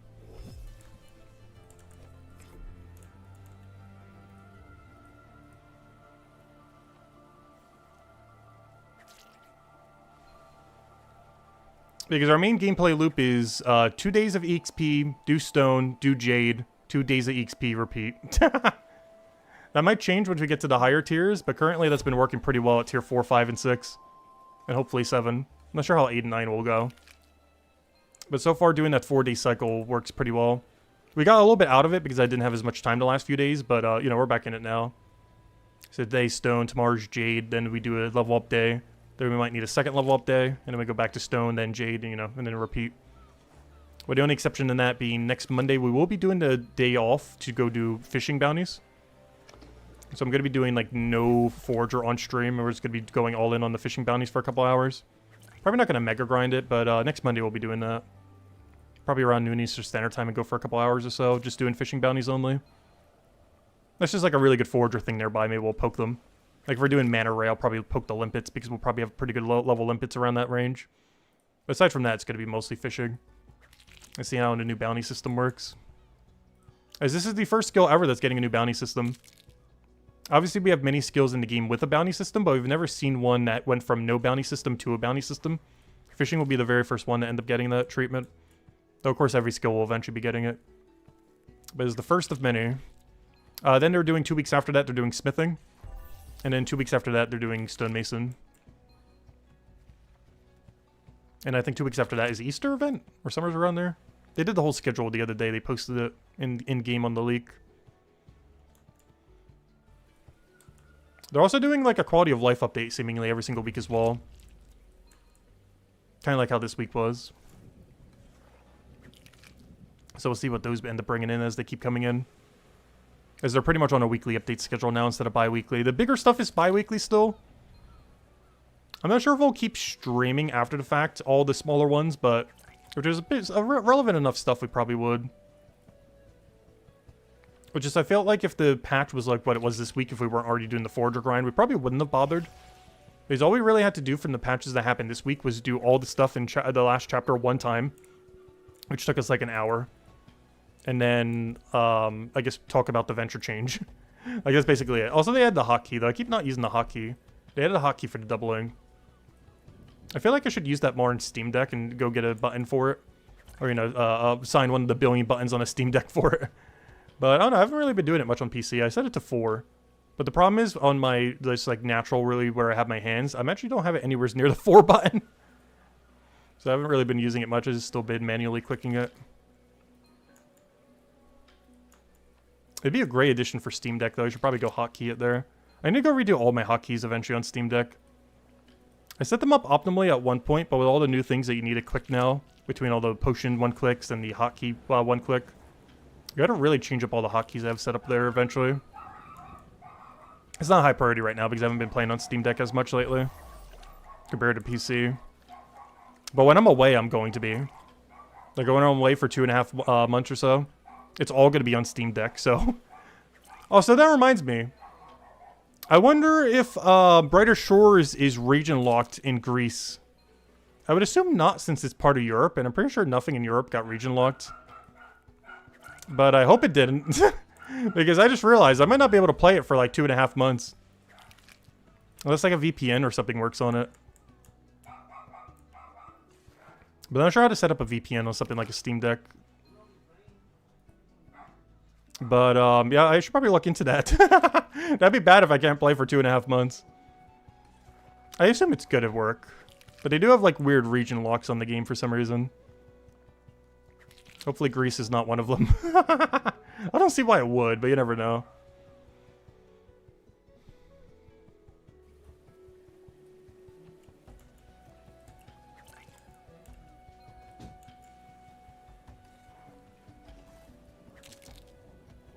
Yeah, the biggest issue with training fishing in the current state of the game is ventures are just so broken for fishing.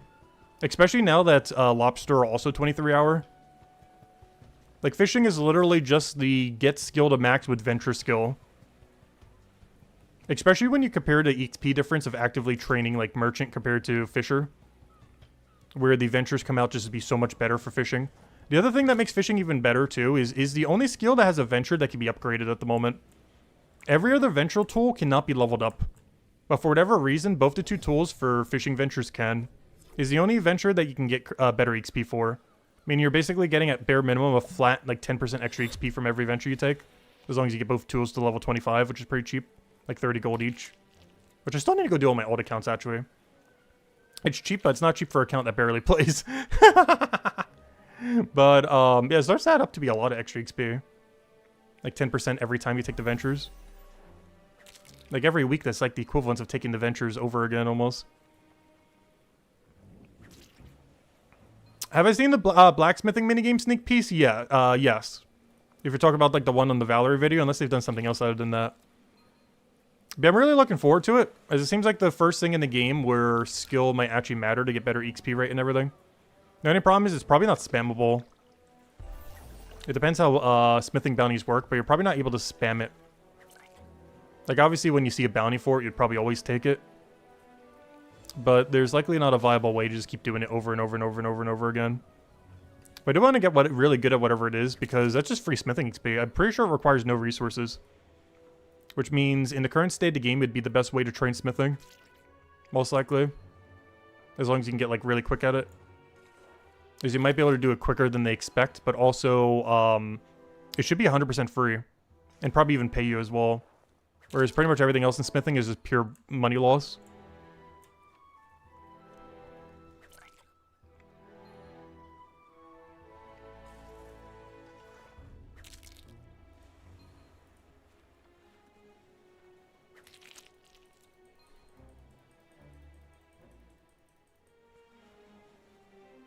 And we're getting close to that level, then we just need one more, level 1.5 to go. Double knowledge definitely gets us there. Just gotta worry about the final stretch.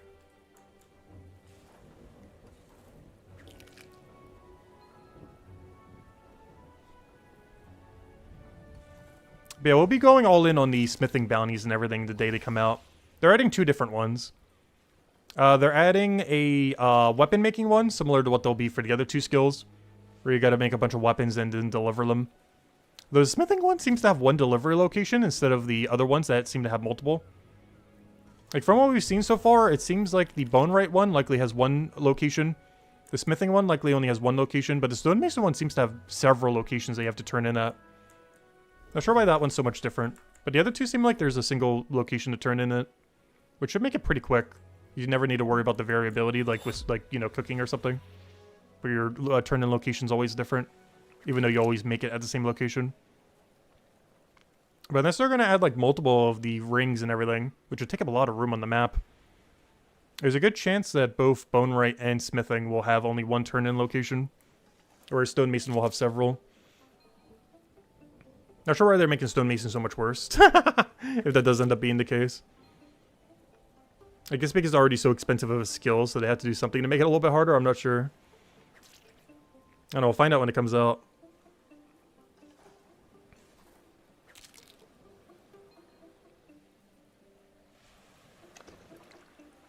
There's also a 7-star quest coming out too.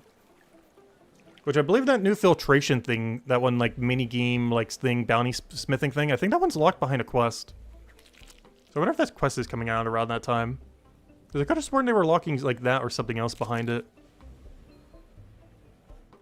My alt account should hopefully have the level range for it. I think they have like base 80 in that chapter. Obviously we'll have it on the main. But we've never actually seen a 7-star quest, so it's not, you know, we don't really know what the requirement could be. If I had to guess, probably somewhere around the 80s, but it could be as high as hundreds in all 3 of the skills in Mines of Matubin. Like, it could be Milestone 2 for all 4. Which I actually don't have on the alt, so hopefully they don't do that. Hopefully it's a little lower than that.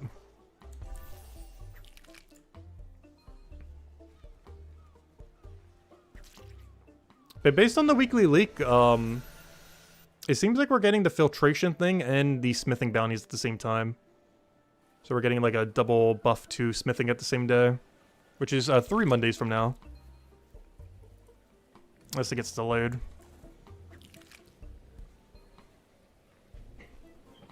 But I'm looking forward to it, because I still need to push for Milestone 8 for both smithing and stonemason. So that'll work out perfectly. Oh, you know what? Yeah, we don't need to worry about going all in on fishermen. You know why? The fishing bounties that we do next Monday when they come out will get us to level 25. Perfect. So my oyster ventures will get me to like level 22-ish by then. And then on Monday, that will be our goal. Okay, we already know our Monday goal then. Perfect. Our Monday goal is to do fishing bounties until level 25 fishing. With the new bounty system. So we have the perfect goal for Monday already.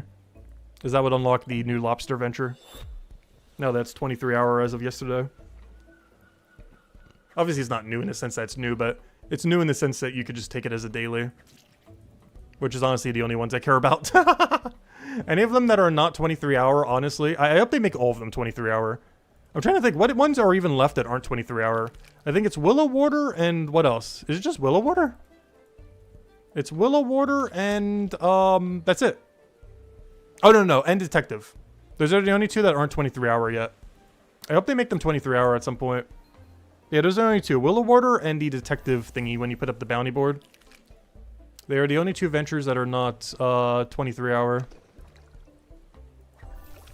But that'd be great if they just made them all 23 hour.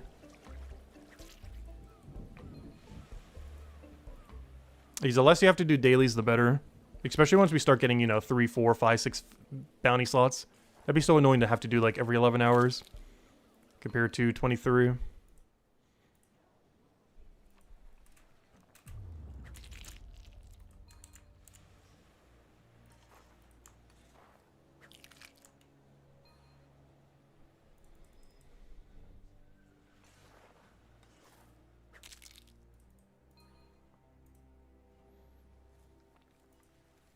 It is double knowledge, 100% gets us to 24, then 1 more level and we can start targeting stone. The only thing I need to do is grab the fear potion stack though. Also, hopefully we don't disconnect again. Last time we did this, we ended up disconnecting. Last time we did stone, electricity went off in the whole neighborhood. Right before we got the final inventory of stone. The one thing that did allow is the one and only day that we got to do a double monument piece. Since I did both stone and jade that day, technically. I finished the stone from the previous day and then the jade. And honestly, during this whole grind, that would probably be the only day that that happens, unless we somehow disconnect again during stone day. Which I highly doubt will happen. That's a pretty big outlier. I think someone just hit like an electrical pole from the cold. Like someone probably slid on the ice, hit a pole. Power went out in the whole neighborhood for a little bit. I'm still not sure what actually happened though that day. All I know is electricity was off for like 7 hours. Like, it went out from the stream, which was, like, about 5 p.m. And I went to bed at, like, 10, and it still wasn't back up. So I was out for at least, like, 6 hours.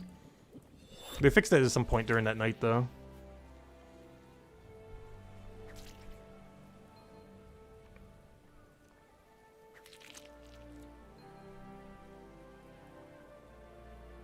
And oddly enough, I was still playing because I was using my Steam Deck with my phone's connection. So even though I didn't have electricity, I was actually still playing Brighter Shores at the time. It's the reason why we were able to hit Jade and still have all the stone banked and everything. Is obviously they both still had battery life in them, and I was just using the internet from the phone for the for the Steam Deck.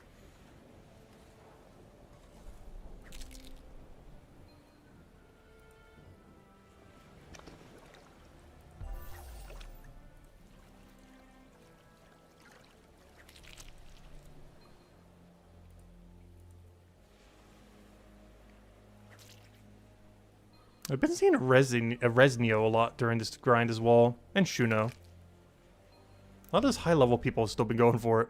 I'm actually surprised how many people are this high a level and still haven't done 500 Forager. Of course, we're in that camp. But in all fairness, we haven't done any 500. This is actually going to be our first ever 500 skill.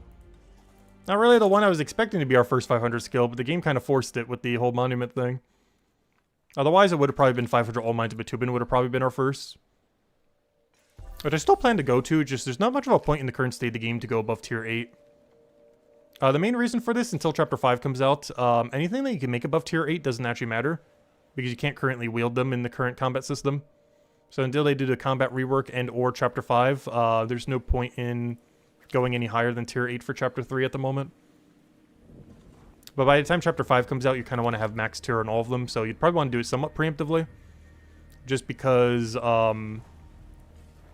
there's other things you'd want to be grinding for Chapter 5 that aren't, you know, max level everything Mines of Batubin. Like, that's not really something you'd want to be spending your time on if you're doing, like, a right before Chapter 5 grind. You'd be wanting to, you know, do woodcutting and carpenter for all those planks you need. You'd want to be doing merchant leatherworker to go get all the leather you need for armor maker.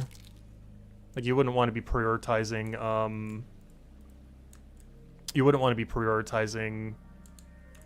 just making your weapon stuff. Because that's probably my game plan when, it ends up getting announced. We're probably doing a woodcutting carpenter grind. Because I'd rather prepare for builder than armor maker, oddly enough. Because armor maker, we already know what the reward is. Builder, we don't really know what the reward is. Like, what is the thing you get from builder that helps other chapters? Or does it help the chapter that's in enough that it would be relevant? There's one thing I've always been speculating about Builder is I feel like you're going to build better shops in Chapter 5. Kind of like the way that you unlock that one really good shop in Chapter 4 that sells all the 1 tier and 2 star stuff. That's capped out at, you know, 1 2 star for each thing. I feel like there's going to be shops that you're going to build up with Builder in Chapter 5 that would become really, really good and better than almost any shop in any other chapter. Or at least a couple of them as far as what they're tiered. There'll probably be a weapon shop where you might be able to buy tier 3s from if you upgrade it enough. There'll probably be a bunch of supply shops, similar to how, you know, Chapter 4 was at one point, until they got rid of a lot of them for other mechanics. Stuff like that. Because I feel like that would be one of the things they might go for a reward. Like a bunch of new dwarven shops that you build up and, you know, improve over time. As they improve, they get better stock or lower prices, probably better stock. I think it's going to be the inverse of what Chapter 4 does. Because Chapter 4 went the lower price route. But Chapter 5 likely wouldn't do lower price, but would have better quality in the shops.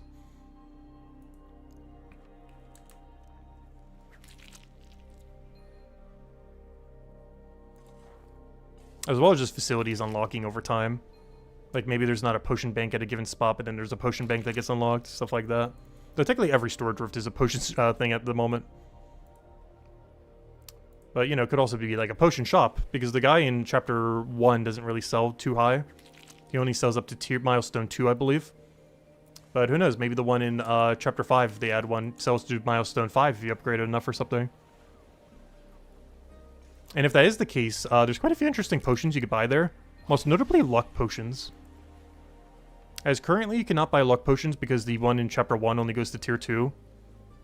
But if they were at a shop that goes to Tier 3 or higher in... actually, does it only go to Tier 1 or Tier 2? I don't remember. It goes to 1 to tiers. It might only go to Milestone 1 now that I think about it. But the one in Chapter 1 only goes to Milestone 1. But, you know, if they add one to Chapter 5, they have to build up over time. It could go to Milestone, you know, 3, 4, 5. It will allow buying a couple of noteworthy potions. Most notably, Luck Potion would be the main, most noteworthy thing in that entire shop. What does Luck Potion do? It doubles the chance that you will get a 2-star or higher piece of equipment whenever you get a drop like that.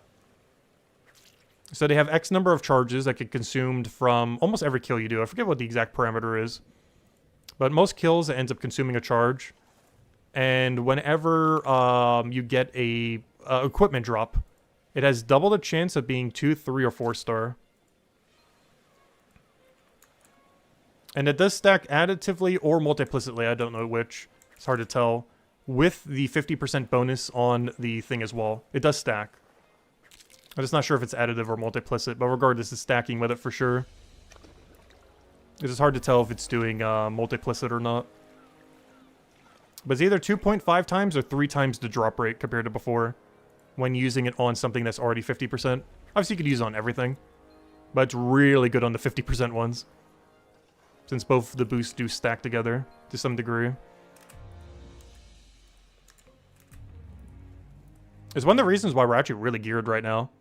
Like, this is probably the most geared we've ever been post 200, like, ever. I got a tier 4 armor drop. I made these from 3 tier 3s, and I made this one from 3 tier 3s. This is a straight up tier 3, and we just have like an okay tier 2 legs. And shield doesn't matter, so I haven't really been bothering with shield, because we're not using anything that needs shield. But yeah, we are so stacked. This is like the most stacked we've ever been on armor, probably ever. And it's all because of Luck Potion. And because we're utilizing the things that are 50% more while also using Luck Potion. Like, those two together is just giving us so many drops.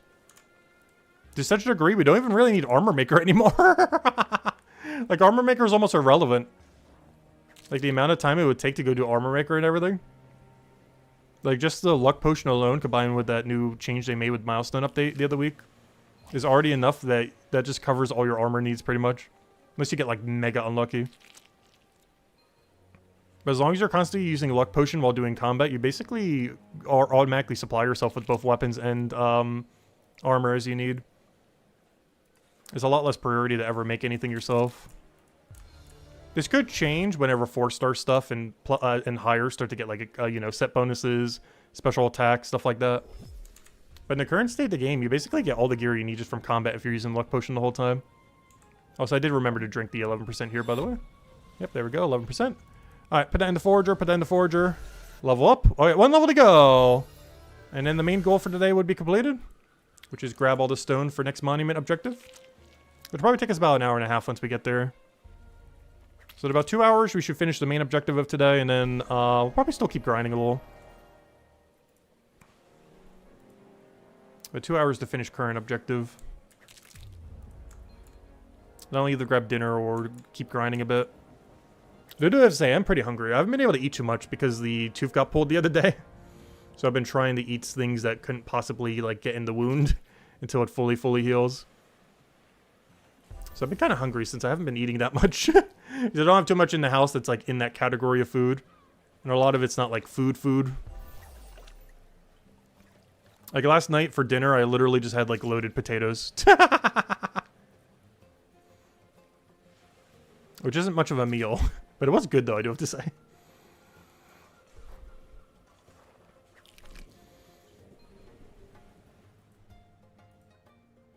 And it wasn't, like, loaded with bacon and everything. I mean, like, chives, you know, like, vegetables, things. Like, things that wouldn't, like, get in the wound.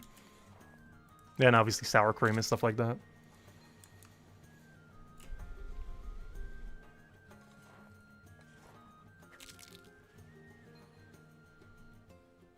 It should be fully healed in the next few days, though. It was mostly the first day that was really annoying. It's why we didn't stream that one day. I was so lightheaded from all the blood loss.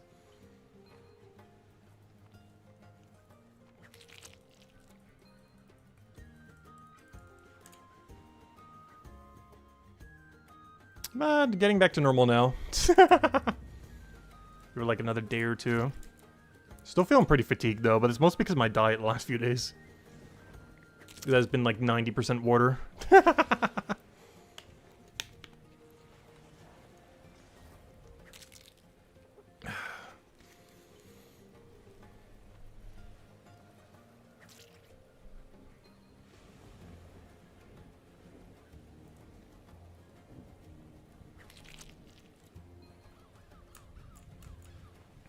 So this still drives me crazy whenever... Oh, no, I didn't do it in time. If I wasn't talking about it, I would have gotten it. It drives me crazy when we still have like that one inventory space left. But I could have fixed it that time. On the very last one, if we're like perfectly in cycle, we would be able to go and grab it. But, whoops, I didn't grab... Oh, I forgot to go grab the other two. Oh no, Kelp, come back here. I need you. How did I forget the kelp? Can't forget the kelp. Actually pretty good drops. For something that doesn't use any tool at all, kelp is surprisingly good XP. Did they make it like 110% or something? No, it's actually even. I still don't understand that metric sometimes. Like, kelp's exactly at 100% with no tool upgrade, yet is still like one of the better few things you can grab. Makes no sense. The numbers on that page do not make sense sometimes. Especially because it's like the theoretical base value rather than its actual usefulness. Because something could be really high XP yield, yet still be worse activity. Either because it's where it's located, if you're doing it for combat because you're weak to the enemy, stuff like that. Like, just because something says it has high XP doesn't mean it actually is high XP. Necessarily. Like, pondweed's a pretty good example of that. Where you move slower through the pond and you can only do pondweed while doing pondweed. So even though it's like 110% XP yield, it's not that great for XP. At the level range you unlock it at, it's fine for a little bit. But the second you get the next upgrade, you're kind of off of it already. Just because all that extra XP rate is consumed by how slowly you move through the water. And the fact that it doesn't have synergy with anything else, just 6 pondweed into 6 pondweed over and over again. Until you bank or drop it on the ground.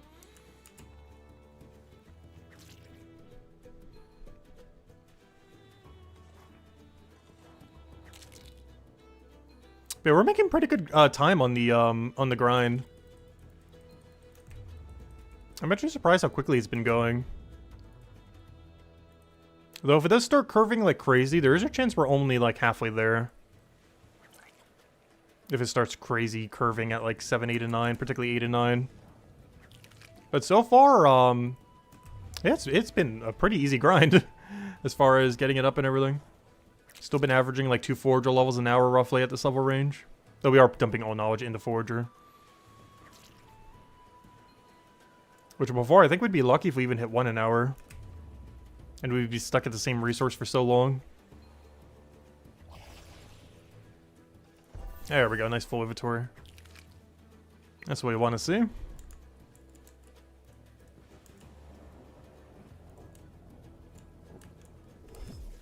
Alright, 1 level to go. At this point, I think we need 3 more knowledge points. And then 3 more knowledge points, we'll move on to Target Stone. And we'll see if we keep going from there. Depends how many stone we have to do, I guess, also. I highly doubt it's going to spike like crazy. I think we had to do 420 for the previous set of stone. So this one's probably going to be like 450, 480. Should be like just under 500. And we're getting like 300 something stone an hour, I believe it was. If we're doing like target stoning. Which means whatever number it tells us to do, it shouldn't be more than 2 hours regardless what the number is. Well, I shouldn't say regardless the number, but you know what I mean. Within the range that the number is likely to be, whatever number it says should not be over 2 hours of stoning. Probably closer to 1.5 hours, if not even less.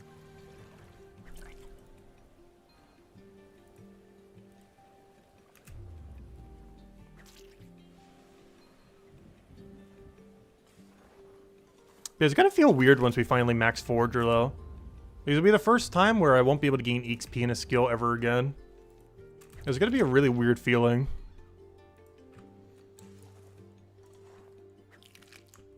But of course, that comes with the upside of any resource we ever touch will be max tier. It also means you would gather based on how useful a resource is rather than its XP rate. Because I can assure you, we would not be doing what we're doing right now if we were gaining 0 XP. This would be like the last location we'd be at. Because there's so many other nodes that would be way better for a resource than what we're gathering now. Maybe not way better, but definitely slightly better. These 3 potions honestly aren't that bad. It's healing potion, XP potion for the chapter, and the best in slot blue potion for us. Which actually, now that I look about it, it's actually pretty good.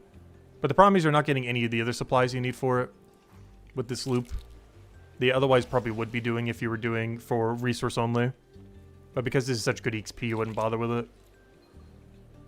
But if you're at 500 and we're just gathering for the sake of, you know, making potions or something that we'd actually use, then your routing would actually switch up a little bit, oddly enough.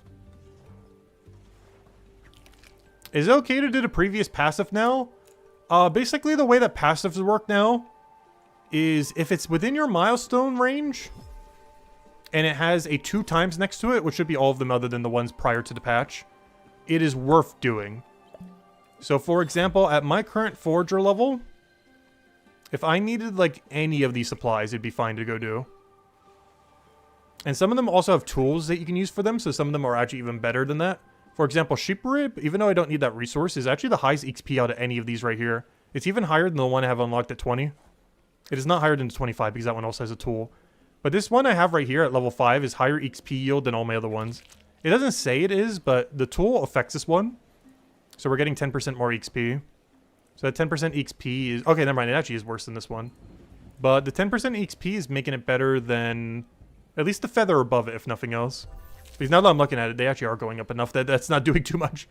But like this sheep rib is better than this feather, even though this feather is 1 level higher. But the feather is a more useful resource. Because it makes the +7 boost potion. You know, the passive boost potion. But this sheep rib is better XP, but this one is better resource. That then goes into these two. Like these worms, for example, I wouldn't want to do. This is just fishing bait. We don't need that. But the next one we do want because that's Hopeport XP and the tool works on it, so it gets even more XP. As our 10% tool will work on the anemone. So not only is it a better resource, but a tool also works on it. Which honestly, in all forager, it is probably the best resource in all of them, the anemone. As your net percent works on it, so if you have 10% on it, that's 10% more XP. And it's for the XP potion from the chapter. So you'd probably want to use up your full 2 times bonus on anemone. It's really high priority of like anything in this area. Is I believe these 2 are fishing bait? I actually forget. But I'm pretty sure these 2 are fishing bait. And scrap metal is just for an AFK in chapter 3. Which I do need though. I actually do need that. But anemone is really good because it's used for a great potion and it gets 10% tool bonus.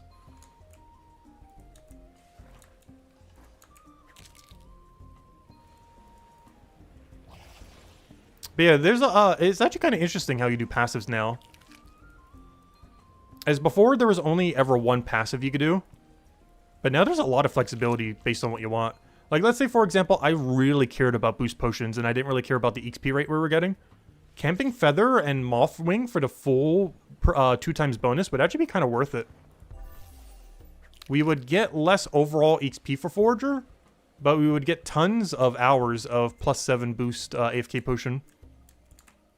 Which would, of course, help us for other skills in the future. So there's a lot of different paths you could end up doing based on what you want. The main way I want to go through most of these is we're generally doing whatever the highest tier thing is, as long as it's not bait for fishing. And we really care about feathers and moth wings, but we're not going to overly camp them. We do care about M9 and spray, but we're not going to overcamp them. But our main ones that we really care about then are feather into moth wing for a little bit, into anemone, and maybe just buy the sprays from the shop and focus more on anemones, and then scrap metal, because I need that for smithing AFK. Particularly for this tier, because I need it to get me to tier 7. Which is actually kind of perfect, because I'm at the exact range where, if we did that for like a day, I would get enough scrap metal to go get my smithing level to tier 7, which would work out perfectly. So that was one of the few things with the rework that actually aligned perfectly to my current levels. I didn't try to align, it just happened to. But it ended up coming out to like perfect levelage. Where the scrap metal that we do at the end of this set will get us to milestone 7 for smithing. I might even use that +7 boost potion we were talking about earlier to be able to do it early. Or some amount of boost potion. Because I think I have a bunch of +5s from my previous +4s I had banked. Because I'm probably going to do that after the Jade stream. So that I can get scrap metal before we even hit the level for it. Just because I need 2 days of scrap metal, and that would allow me to get 2 days of scrap metal nicely.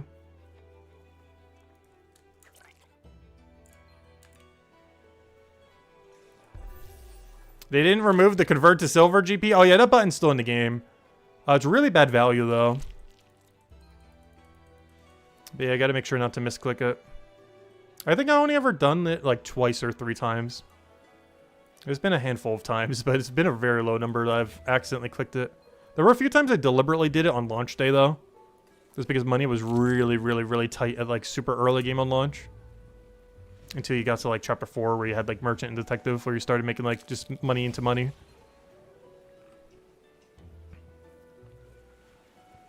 Mostly because there's a really big expense you have to pay at the beginning of chapter 2. With like all those tools you have to get for like wood cutting and everything. Which really set us back.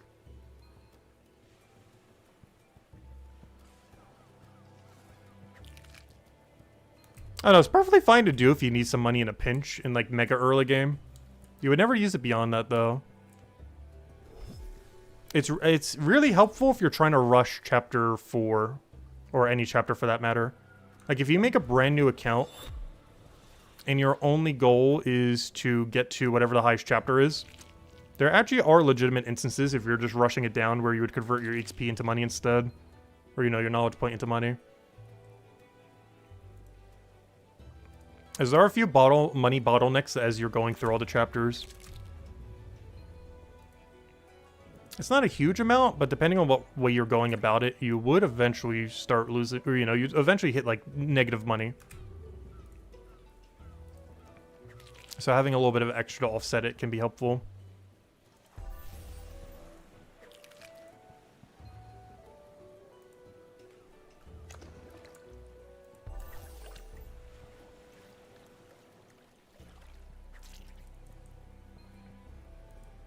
But it's mostly helpful to get you chapter 4. Because if you're enabling trading, then you just get infinite money after that.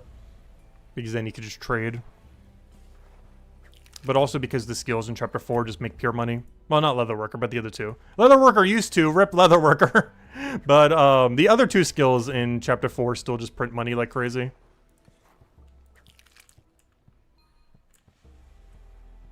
Mostly because they have no input costs or anything. Like, Merchant makes money just through Merchant, and Detective makes money just through Detective. Like, there's not kind of, like, any kind of big expense you really have to do for either. Particularly Merchant, because it has no tools. Like, for Detective, you gotta buy a couple tools, which do burn into your profit a little bit initially. But Merchant is just pure money. And some of the best XP rate in the game. And by some, I mean literally the best XP rate in the game. And as well as knowledge rate. As well as now it has bounty tasks that can give you, like, 4 times the benefit. And you could drink potions with it if you have the quest completed. And they improved all the shortcuts for it. Though you do need 233 Detective to go get all shortcuts now. And 55 Merchant. So the requirement on that is like through the roof. I still need to get it on my old accounts. They're only at like a level 100 something. I need to basically double their Detective level to get all the shortcuts again. Which obviously they're working on, but it's going to take a while. Give it like a year. They'll eventually be back there though.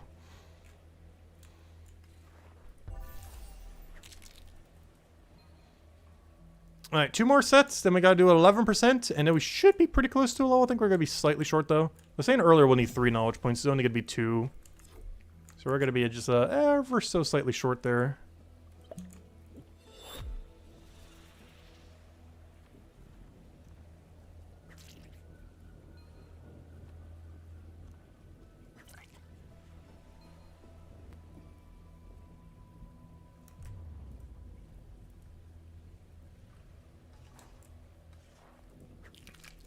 But yeah, we're really stuck at this beach for a while.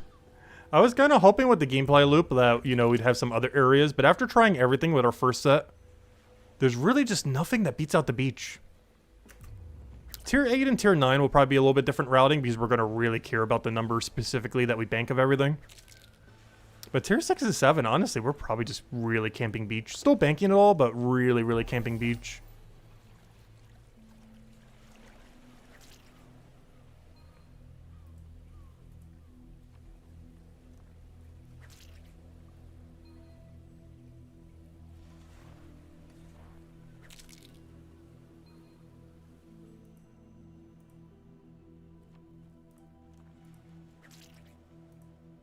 Now, when it comes to a lot of these potions, it's perfectly fine if we just buy one of the ingredients. It'll cost us a little bit, but it's not that bad. Like, if we have to buy the wall plant for our kelp, it's not that big a deal. If we have to buy the periwinkle that goes with our shell, we'd have to do that because there's no way we're getting periwinkle. There's no synergy on it. And same as our starfish. If we have to go buy the water lily to go with our starfish, it's not that big a deal. Which is one of the reasons why this routing is so good as well. These are great potions, and you can just buy the other material. Yeah, it'll cost you some, but it's not that much. It does start adding up, but the potions are also so good that you can kind of just consider it like you're buying it infinitely from the shop, but converting it into XP. Like, it's not that bad. Like, the potions right now, they're less than 6 silver each for any of these. If I want this 46% healing potion, it's like 5 point something silver. Same as this 11% that we've been making. This is 5 point something silver. And this one's the lower tier, but the higher tier one's probably closer to like 6 silver. This is still the tier before. We don't get the next tier until 32, which we will buy tomorrow, but not today.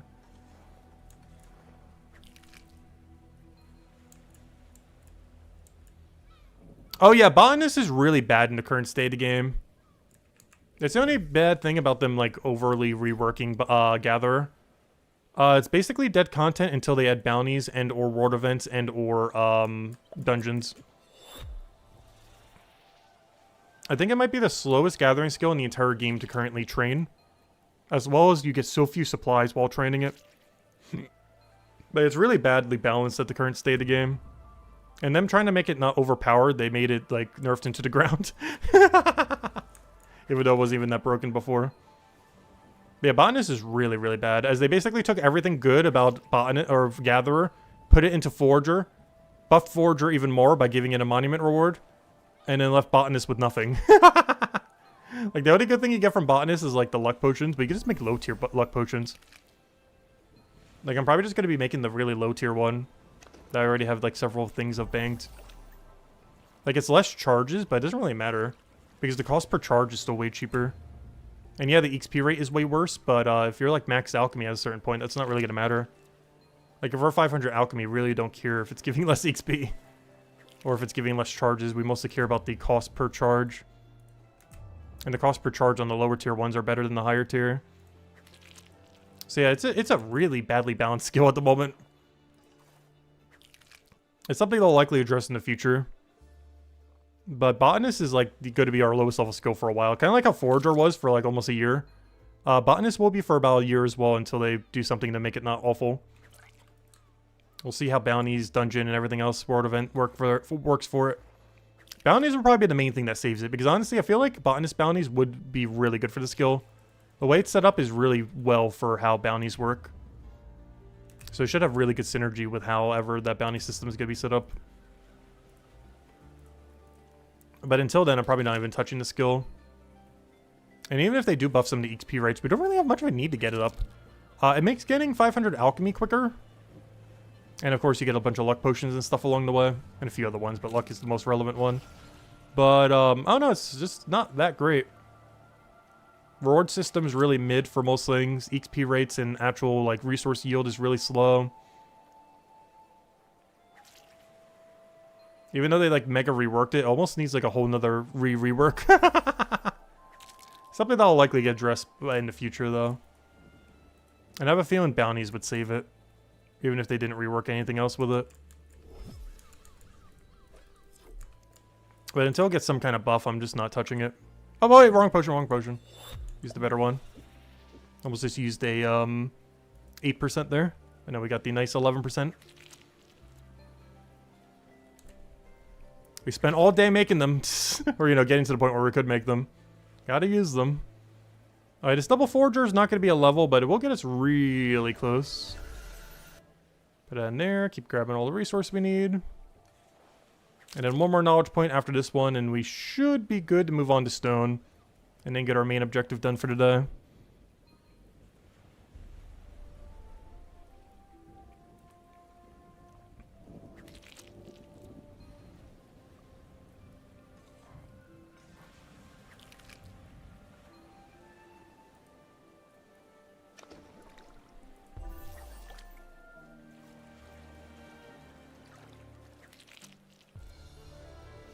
Also, one other thing that happened as of today.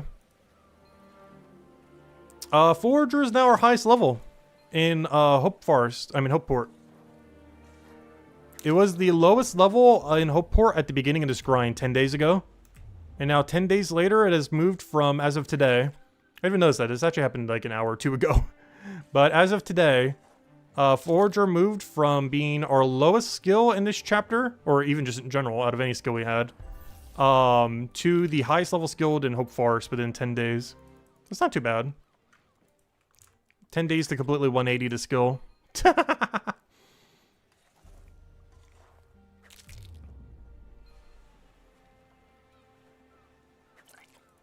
Yeah, it's 4 levels higher than my fishing now.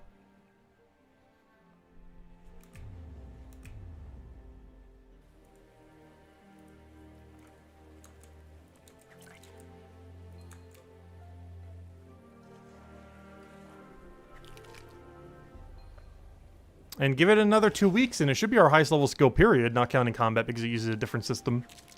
But not counting combat, it'll be our highest level skill in 2 weeks. Maybe a little bit shorter than that. Who knows, maybe even another 10 days. Though I have a feeling the curve is going to curve enough that that's not going to happen in 10 days. But technically, we have completed through 2 full milestones at this point. As of today, as well. As we started at like 4:15-ish, around there, like 2:14, 2:15. And now we're at 6:24. So as of today, we've also moved 2 full milestones. Though they should only get slower, though. But numerically, we moved 2 full milestones. Percentage-wise, might be less overall than that. And we only have 3.5 milestones to go. And we're 2 in after 10 days.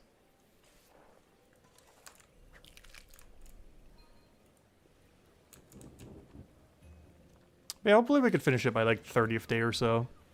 I have a feeling we won't be able to finish it before smithing bounties, which is kind of sad though. We'd have to finish it within 20 days, and I have a feeling we won't be able to. Mostly because the routing I'll be doing for the final 2 tiers, even if it is slower, it's going to be even extra slower. Because I'm going to be doing it in a way that gets us the resources we actually need. We're not going to be doing as much as like this beach farming that we're doing. There's really particular resources that I want to go target down, since it's going to be like nearly max tier as well as max tier. Maybe a little bit less so for tier 8, but for tier 9, 100%. The main thing we're going to care about is our allocation towards actual useful resources that we can use for potions, since they're all going to be, you know, the best in slot stuff. So it'll really matter what we end up going for. As obviously every single potion here we're going to want to make. We're going to want to make the 10 minutes AFK potions, so I honestly want more of the 9-minute ones. That's one of the few things that we're going to focus a little bit more on the previous tier. Is I actually care about the 9-minute more than the 10-minute, due to how the AFK, due to how the ground timer works. We'll end up getting that. We'll end up getting 52% heals, the best healing potion currently in the game.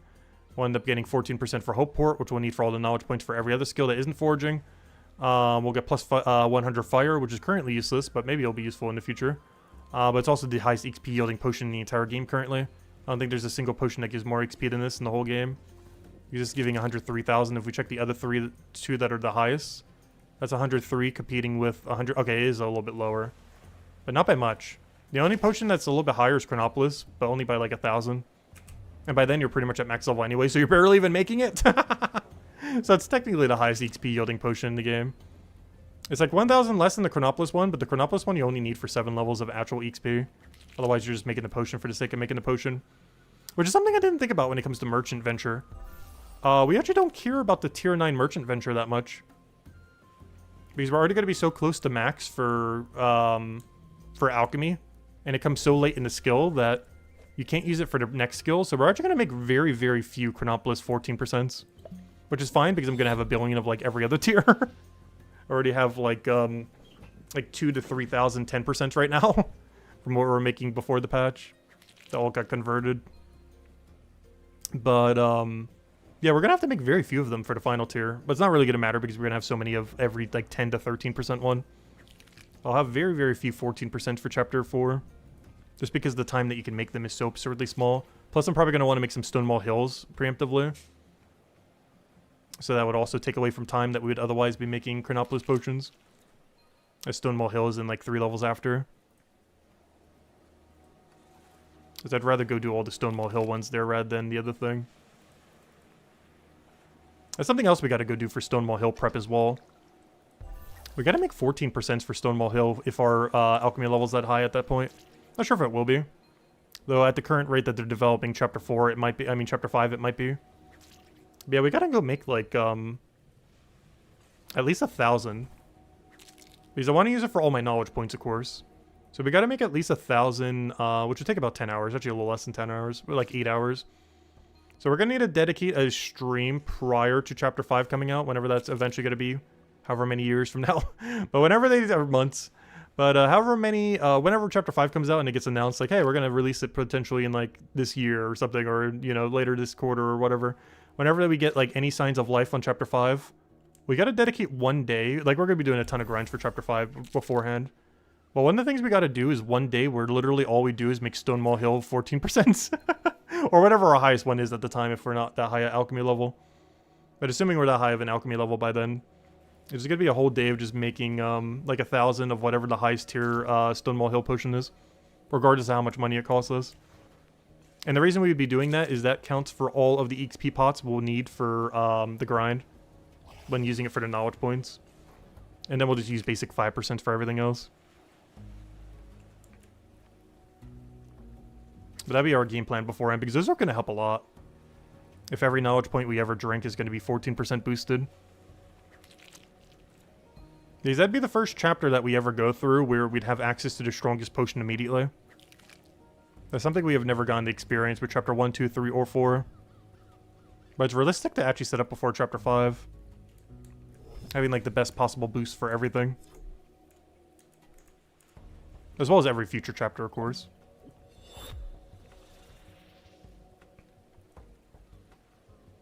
Though I'm curious if you're going to be able to make the potions for every other chapter beforehand. Stonewall Hill is one of those weird outliers in that regard. Because of course right now, like, we can't make potions for Chapter 6 at the moment. Yeah, for Chapter 5 we can. Even though the resources of the chapter aren't out yet. Unless they always just move it one ahead or something. And I'll find out what they do with it in the future.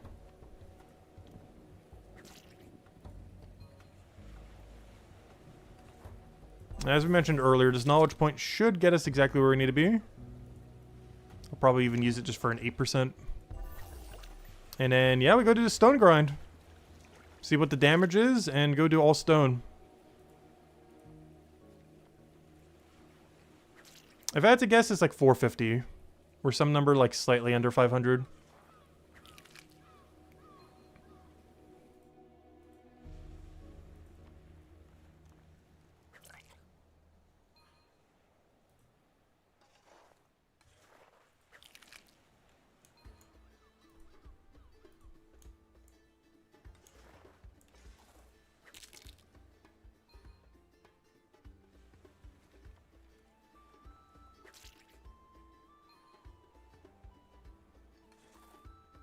Hey, I gotta remember to go buy the fear potions too. And not buy them, I mean, get them from the bank.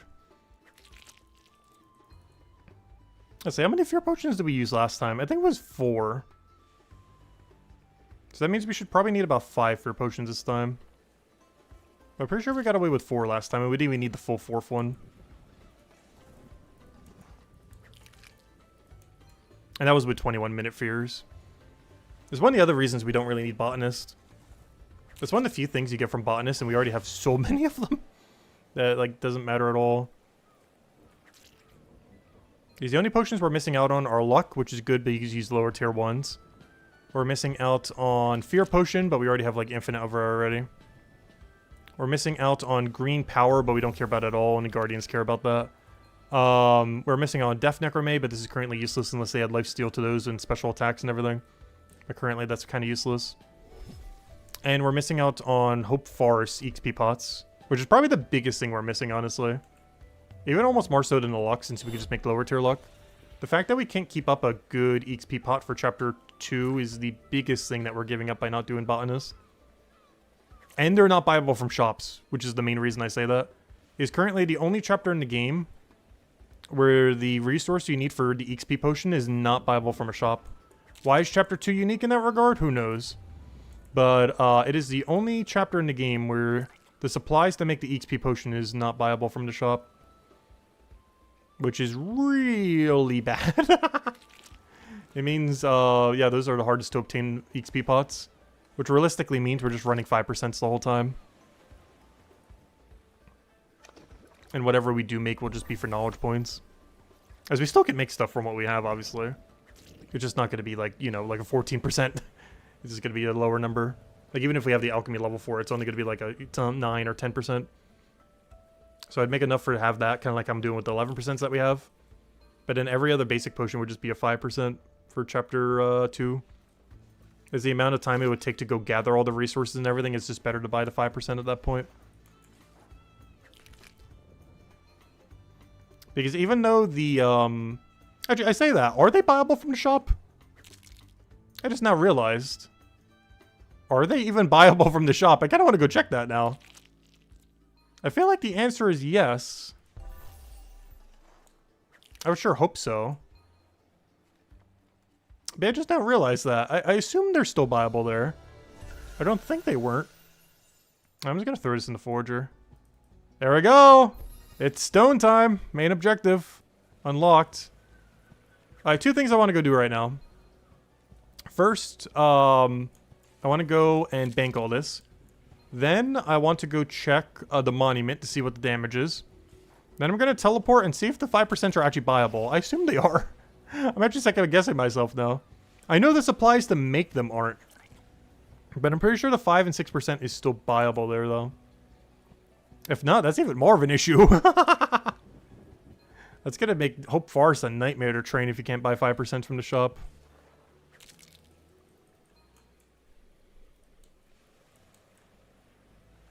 Is you're basically only ever drinking a potion then for a knowledge point and never for anything else ever. I'm gonna go store all this. Check what the monument's looking like right now. I'll teleport back to it in a moment.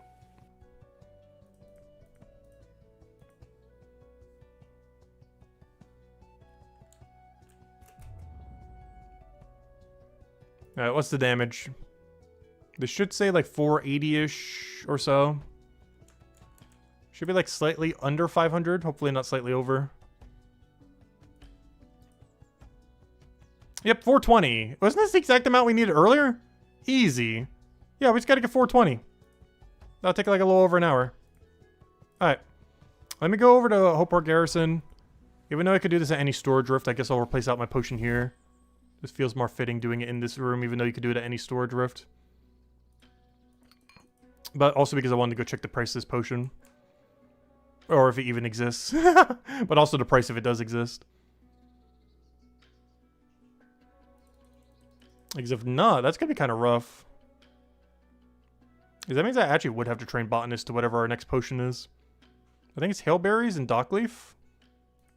And that would give us like a 9 or 10% potion, somewhere around there. Okay, moment of truth. Oh yeah, you can still buy them. Oh, they are so pricey now though. Why? Man, maybe we do make our own and only use them for the boost. Why are they so pricey now? They're like 4 silver each when they were like 2 something at one point. Same as this one. Look at this thing. Though that is a 6%. 13 silver. You can't even buy to tier 1. Good thing I have like infinite of these of higher tiers, so it doesn't really matter. I do think I have a lot of tier 5s as well that I don't really need ever. Also, one thing that's really weird. The boost potion for blue is actually the cheapest now. I'm not sure why, but this used to be green. But now with the new resources it used, it kind of got boosted up. But both these potions for blue is actually the cheapest. Maybe I should start buying them from the shop and start using them.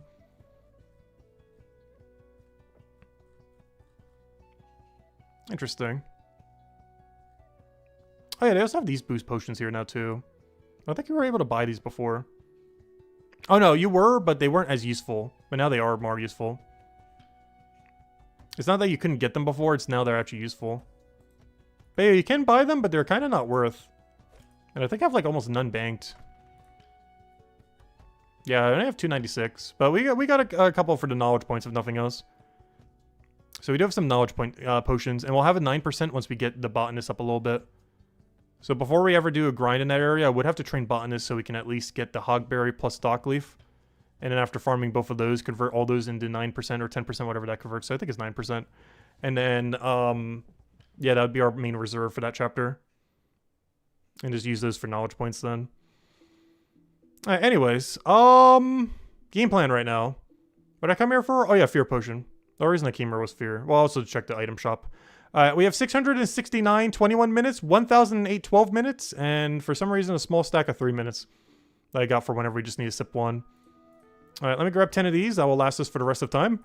And now let's go teleport over to the monument. And since we only need 420, we know how long it takes. Like, hour and 15 minutes, roughly. So, yeah, let's go do the grind. Drink the fear potion before we enter. And we should only need to drink 4. And yeah, let the grind begin. We're just going to do stone target, nothing else. Just grab 4 stone, all the way to full inventory bank at the whatever bank is closer. Repeat indefinitely. So why is these things hitboxes so bad? They chose like the worst possible shape for this. What is this hitbox? At least you can click in the middle. Why is your shape so weird? It's like a small little pebble. This looks like the tier 1. Yeah, this is tier 6. Which is technically tier 7 in a sense. Because there's a tier 0 one.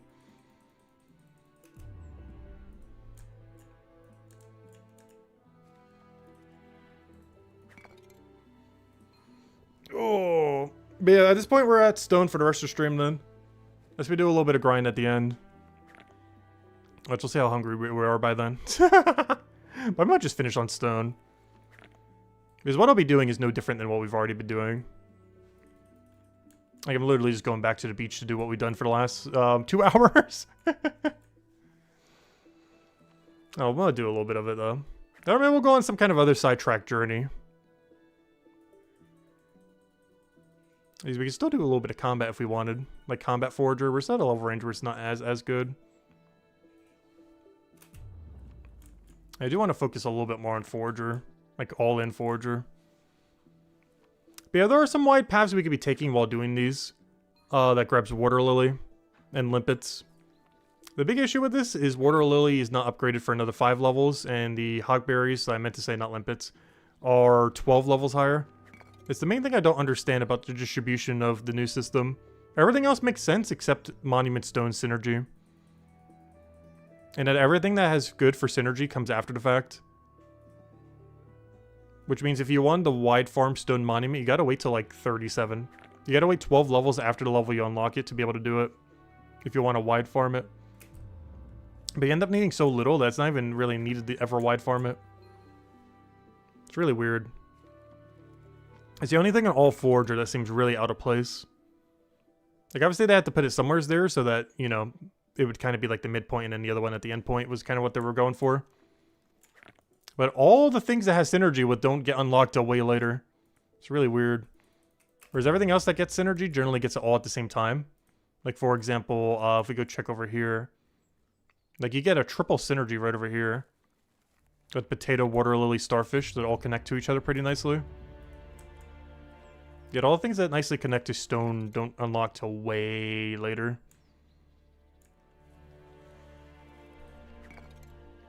Which is why we're just rushing it down. And not touching anything else that isn't a stone.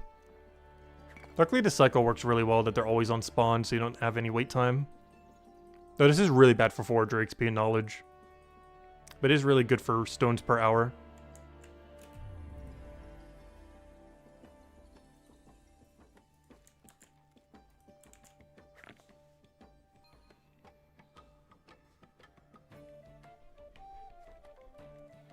And what bank we use will be based on which side we finish on. So based on this pattern, we should finish on opposite sides. So if we're on this side, we go bottom bank. If we're on the other side, we go top bank.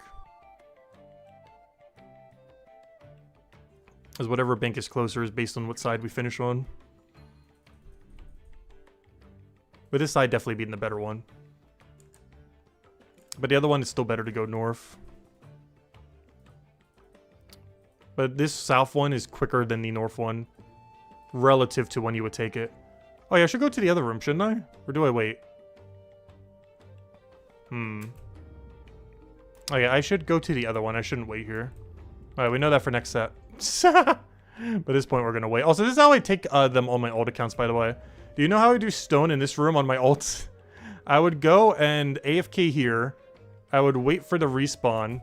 I would then click this one, this one, this one, this one, this one, this one, and this one. And then that cycles them all the way back over. And then I just AFK again and then click everything again. That's how I do my stone pieces on my alt accounts. They just grab 4 stones at a time while grabbing 3 hogberries. It is extremely not particularly efficient, but it is very AFK. But that's how I get my stone on my alts. They get Jade pretty normally, though. But for stone, I literally just AFK the room, grab everything, drop the hogberries, get a 24 set of stone, repeat. It takes twice as long, but it's mega AFK. And they also don't need fear potions, which is the other reason why I do that. So you don't have to worry about a fear potion timer. Because their fear potions are pretty short, since you're mostly just using the 3 and 6 minute ones. They don't have access to like 21 minutes like the main account has. So you gotta constantly keep remembering to re-drink them.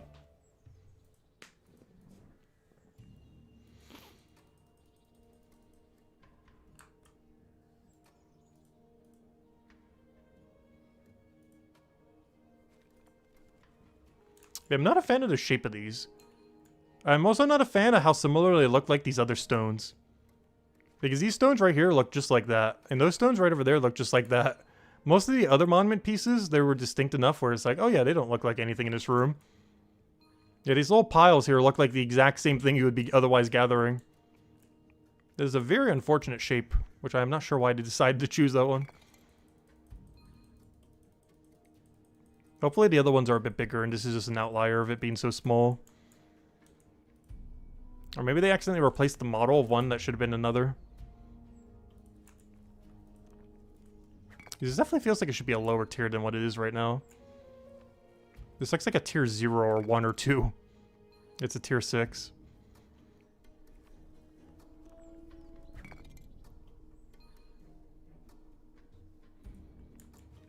Hey, let me see if they ever replied to the email yet. I didn't bother checking that this morning. I don't think they did, but one can hope. Because I'm trying to get reimbursed for the other stuff that we did for the grapes we sold before the refund. So far, no reply. Not a good sign. I don't know, hopefully they get around to it. Even if we don't get a refund for it, it's not that big a deal. I think at most we lost like 50-ish gold. Which is a lot of gold, but you know, it's not... We're not pressed for gold, that's for sure. If we lost 50 gold and we had like a 100 gold total, it'd matter a bit more. You know, 50 gold compared to 371 is not that big a deal. It's still a lot of gold, though. Definitely not a small amount.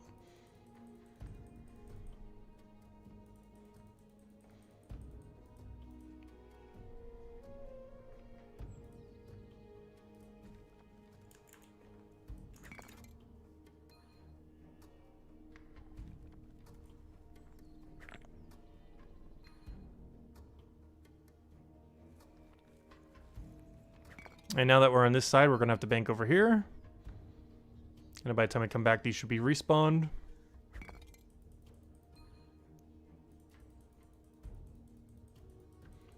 So I believe there's enough time for us to grab a bone spike or two. Let's grab this one since it's 0 tile. And no combat in the room. Though I guess it doesn't matter since there's fear potion. But at this point, I think we'll do it the same way that we did last time. I'll go for about an hour from this time right now. Roughly an hour. And then at that point, we should have most of the pieces banked. And then we can kind of judge from there how many more we need. Because last time by this point, I think we only need like a few inventories or something. Alright, I could have grabbed another bone spike. Gosh, I gotta use the sense just to figure out where they are. They blend in with the grass. The grass is bigger than the stone. I don't know why they made this tier so small. At least the hitbox is big.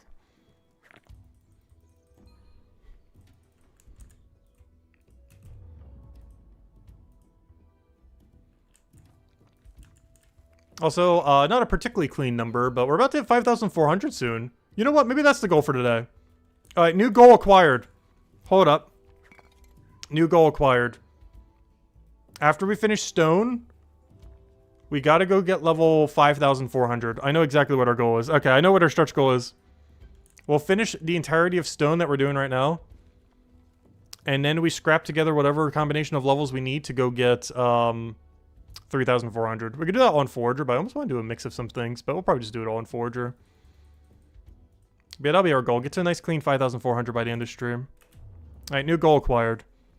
Stone will get us to one of those levels, so we only have to get 3 levels then. Should be pretty easy. But yeah, that'll be our goal then, since we're so close to a nice milestone there. I think the cleanest coming up is 5555. Not as cool as 4444, but still pretty high up there.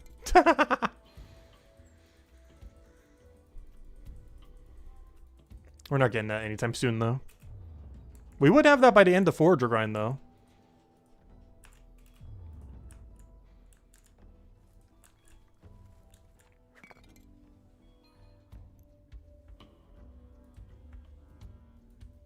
So I wish it was easier to hit that stone over there from this location. With the way that camera angle works, especially if you have both the side panels up, it's really hard to hit this stone from over there.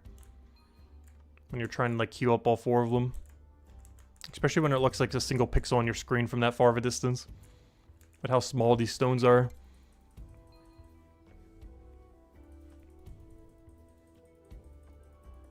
Yeah, that's gonna be our goal then.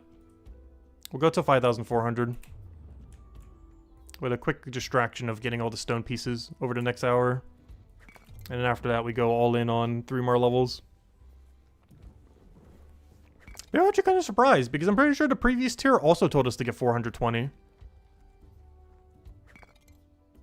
Which gives us somewhat of a good indication of as far as how much is scaling. AKA, like, not at all. Because we needed 420 for the previous tier, and we needed 420 for this tier. I thought it was 390 and I'm forgetting. Because maybe it was the Jade that was 420 for the previous one, and that's what I'm thinking. Because maybe the stone was like 390 last time. I don't know, I need to go check the clip of when we last did stone. I actually don't remember. I know one of them was 420, but it might have been Jade and not stone.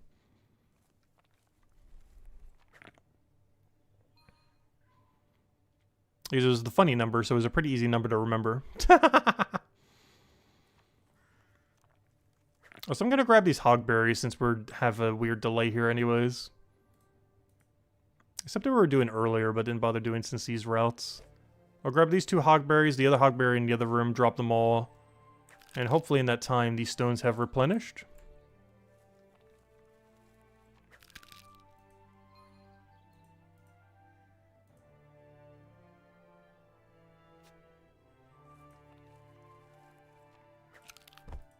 And stone, go. Still gotta wait. There we go. I think it's still worth waiting, though. Because by the time we walk all the way over, that time would have just been, you know, them respawning. So I'll just grab a few hogberries or whatever's nearby. The other one can grab 2 bone spikes.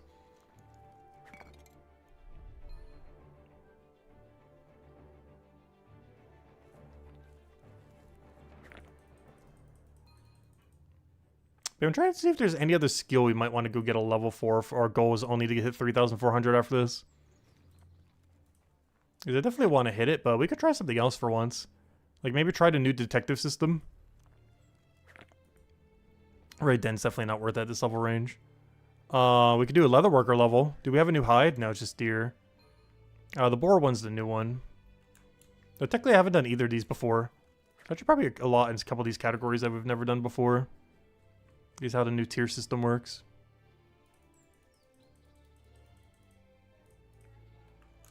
His other worker is another one that's actually kind of close. Also, merchant, based on how quickly we can do it, is also pretty close. The only problem is I would have to go do all my cooking bounties I've been neglecting. But it gives us a good excuse to go do all the cooking bounties we've been neglecting. And at that point, I might as well go get a cooking level.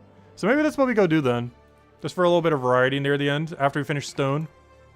Instead of trying to get like 3 more forager levels. I think we're going to get a merchant level, a detective level, and a cooking level. Not in that order. Cooking first, then merchant, then detective. I'll probably do merchant detective at the same time. And get double synergy there.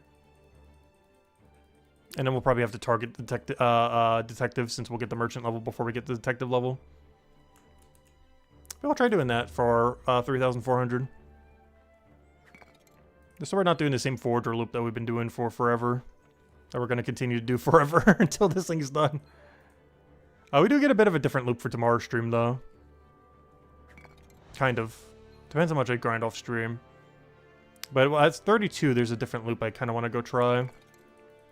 Is I want to wide farm a lot of loot that we actually need for stuff. Most notably the water lily. Somewhat the potato, but mostly the water lily. But no, it's not that big a deal to spend money on the water lily. It's like 6 over each at this level range.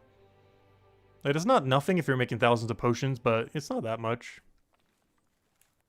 It's still cheaper than if we were to buy the plus 50 from the shop, which is like 5 point something. Like, they're about the same price. As we keep going deeper, it'll be a little bit more expensive. But I can currently make a plus 80 for the same cost as... sorry, plus 85, actually. I can make a plus 85 for the same cost of buying a 50. If we bank the starfish, but buy the water lily. So maybe we don't really need to bother with water lily that much, then. As this is the last tier where I can make a potion that costs basically the same amount as the best potion we can make in the shop, without it costing more. It's not like we care that much about like a plus 5 or plus 10 bonus. Plus 85 is already pretty strong. So yeah, I might actually not really bother on water lily for specifically this tier, more so than any other tier.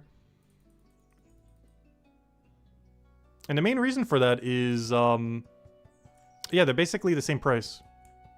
Like, I can make a plus 85 for the same price as a plus 50 right now if we bought it from the shop outright. Which is really good value. And I won't be able to do that on future tiers. Future tiers are only going to gain a small amount of benefit, but are going to start costing more than the shop. But this is a... Excuse me. This is the last level range where we can do it for cheaper than the shop. If we, you know, bank the starfish, but buy the water lily. Because every tier beyond this is going to be more expensive. Not by much. Like, next tier will be like 6 point something rather than 5 point something. But it's going to keep going up and up and up and up. For what's only a plus 5 extra boat boost. Because honestly, I don't think the extra cost associated with like a plus 90, plus 95...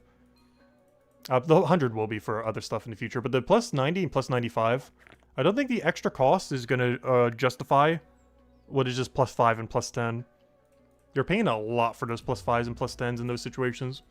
Which means water lily's a lot more important for the next 3 tiers, but not for our current tier. I'll probably need to double check the price that it's at tier 7, because it might not matter that much for tier 7 either. Like, yeah, it'll be 6 point something, but 6 point something's barely anything compared to 5 point something. It's still pretty cheap. But then it's going to jump to like 8 point something, in which case, no, stop doing that. That's when we need water lily, tier 8 and tier 9. Because once it starts doing that jump, it'll start to matter. Oh, don't cancel the fear potion. Oh, wow, we're still on our first fear potion, by the way. I think I'll check the bank after the 3rd fear potion expires. I know for sure that's not going to be enough stone, but I kind of want to check where we're at by then. We're still going to need like 1.5 more fear potions after that. But in 2 more fear potions, I'll go check the bank. That way we know we've done it officially for an hour.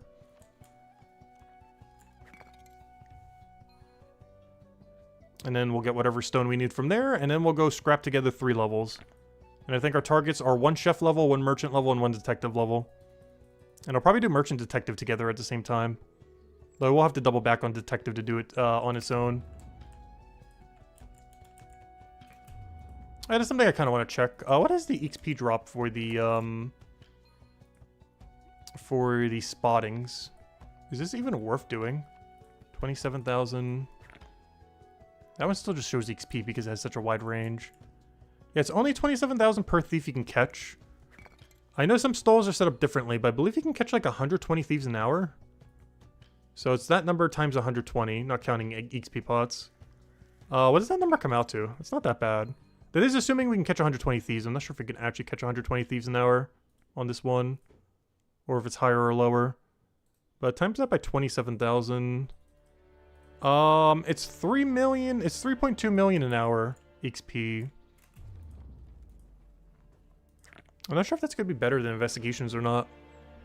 It's definitely better than raid dens. Raid dens are nerfed into the ground if you're a high level.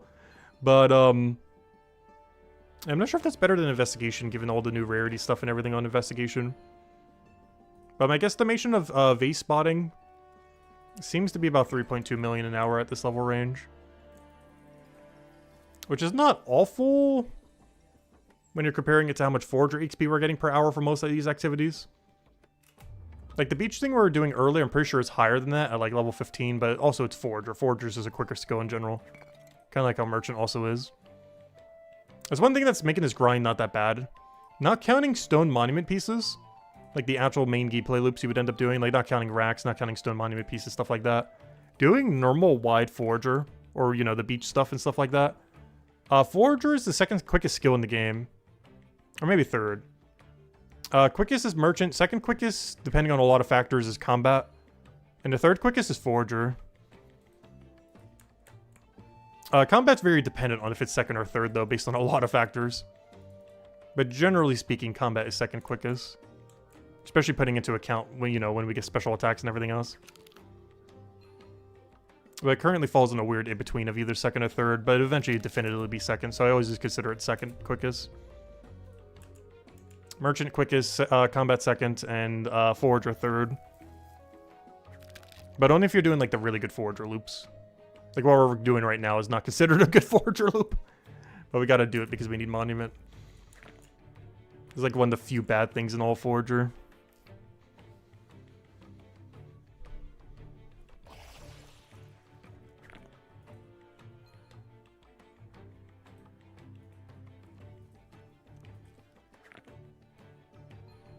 So I gotta make sure I actually drink the Fear Potion, not an XP Potion here. Also, you might notice I'm not bothering to use the XP Potions here. This method's already giving so little, might as well not even help it give it slightly more. Also because you can only grab so few per potion, compared to when you're grabbing so many nodes back to back. Like, normally within a potion we can grab like 20-ish nodes. Or we're doing this, I think we're grabbing like, maybe not even 10, if we're using XP pot here. Like, it's like 10 to 12 instead of like 20-ish. So I'm not even bothering to drink anything.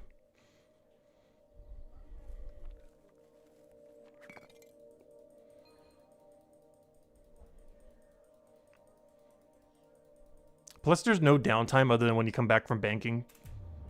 So you also have to put into account the drinking time on top of that as well.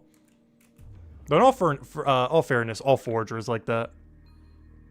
Due to the fact that you normally have to make such tight loops, everything in Forager has no downtime to drink a potion for the most part. Most gathering skills are like that, other than ones that you just camp a single thing, like mining, because the timings are still so bad on them. Like mining, you can always get an XP pot in normally. I would say that currently the easiest skill to throw XP pots on is Alchemy, oddly enough. And the main reason for that is you can XP pot while doing the Potent machine. Meaning anytime you're on the Potent machine, you're always under the effective XP bonus. And if you're doing a double drop 12, or if you're doing the 22 off of a Chronopolis potion, drinking right before processing the first step of them also will last for the full duration perfectly. Well, not perfectly, but you know what I mean. Like, it lasts like right through the duration. And then right in time for you to go drink it for the other thing.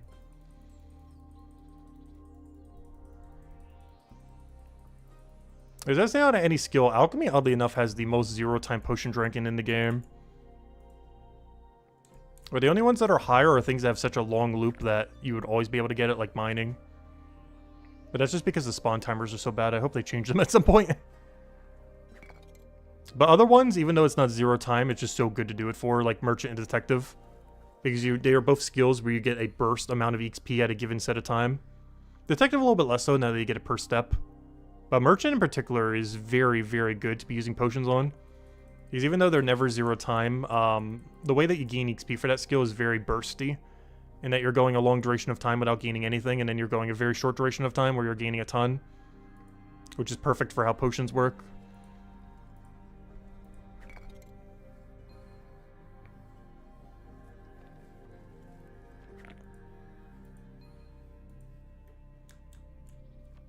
Which reminds me, I need to go switch over to Chronopolis potions if I'm going to go to do some stuff in that chapter. I'm still going to be dumping the knowledge into Forager, but I'll be... Oh, I'm going the wrong bank. But I'm going to be, you know, using the 10% to go boost up everything. And that's not something we would normally be doing in most other chapters, but we're going to have a lot of Chronopolis potions by the end of our alchemy grind.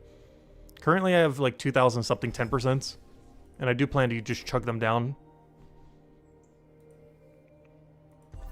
And it's mostly because the potion can be done 100 at a time, so they're really good to make a lot of. They're also the second highest yielding potion currently in the game. Only really behind the fire potion as far as when's competing at a given level range. But these things are so hard to get the ingredients for. This was the rack we were getting earlier, by the way. It's nettle plus rack. And it's not buyable from shop. So when accounting all that time, the best potion in the game is Chronopolis XP pot. Unless they're going to rework that more in the future. But since you can have a 100 stack in your inventory, meaning almost no bank time at all, the fact that you get them basically passively for free, almost 0 time from ventures. We did the math on it earlier. I think it was like 100 hours or 20 hours. I can't remember. We did the math yesterday. But we did the amount of hours that you would have to do of the thing before you would need to go do more of the venture. Like basically how much of the venture would last for like X amount of time. And I think it was for every... Because the venture only takes like 1 minute absolute tops. Like absolute.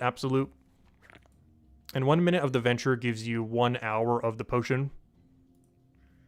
Or, you know, yeah, being able to make it for 1 hour. But it only takes you 1 minute to grab it. So an absolute worst case scenario, for every 60 minutes of doing the venture, or sorry, for every 1 hour of doing the venture, you know, same difference. But for every 1 hour of doing the venture, you're getting bare minimum, even if you take forever to bank, 60 hours of the alchemy. So it's a 1 to 60 ratio and worst case scenario, which is absurdly good. That is absurdly good. 1 hour of the venture gives you 60 hours of doing the actual alchemy thing. Of course, effective hours. But 60 days of doing the venture gives you 60 hours of actually doing activity. Which is a really good ratio.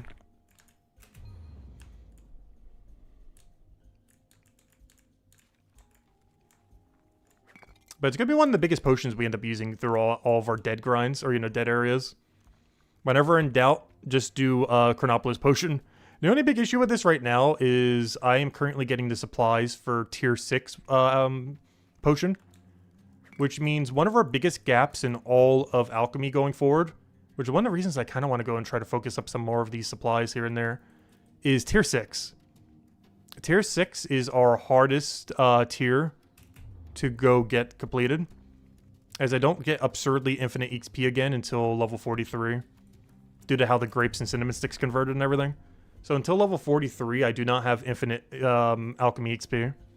But at 43, we do. But we're not quite there yet.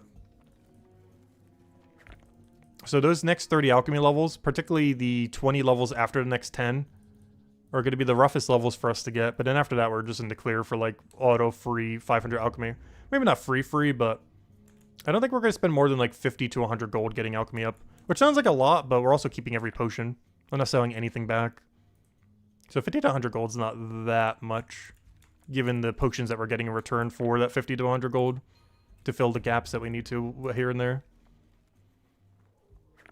Like, it sounds pricey, but then you look at the potions you get in return, and it's like, oh yeah, I would easily spend like 200 on that if you could like infinitely buy it from a shop or something. So it's definitely worth. It looks like we're about halfway through the stone. We'll do one more fear potion and see where we are.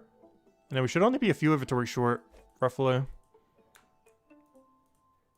Definitely gonna need the 4th potion. Oh, I forgot to grab the hogberries. I'm gonna grab this one, I guess. I meant to grab 3 from the other room, or 2 from the other room in this one. Let's grab the 1. And we're gonna have to wait here a moment. That's fine. Loading. Just regenerating a stone out of nothing. The grass is growing stones.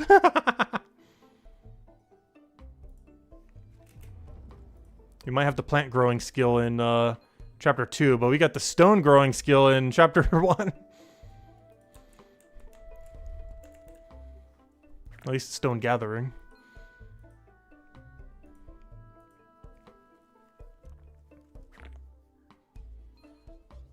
But yeah, that XP amount is so pitiful though. Even our knowledge rate. Though in all fairness, I did use 1 knowledge point to unlock a passive. So technically we would be getting close to a double bar here. The only reason we didn't is at level 25, of course, we unlocked a new passive that consumed 1 of the points there. So when looking at it that way, I don't know, is it really that bad for knowledge? Like, the answer is yes, but we're still getting, like, 3 knowledge points an hour. But in all fairness, like, everything in the game is going to do at least 3 knowledge an hour. I don't think there's a single activity that is lower than 3. This is, like, right on the cusp of, like, the lowest possible activities in the game. Because based on this, it looks like we're getting, like, 3.3 knowledge per hour, roughly. With most of that point something probably being from the hogberries and bones that we grab. Otherwise, it's almost exactly at 3. With any bump being from any extra we grab during the bank time, loading time.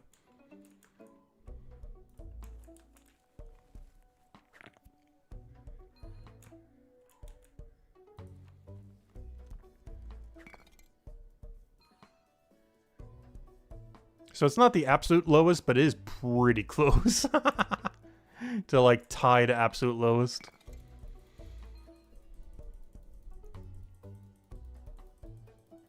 Luckily, you have to do it for a very short duration.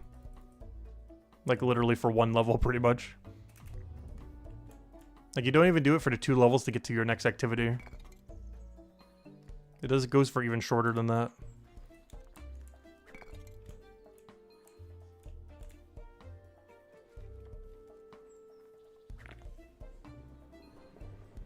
Oh, stretch.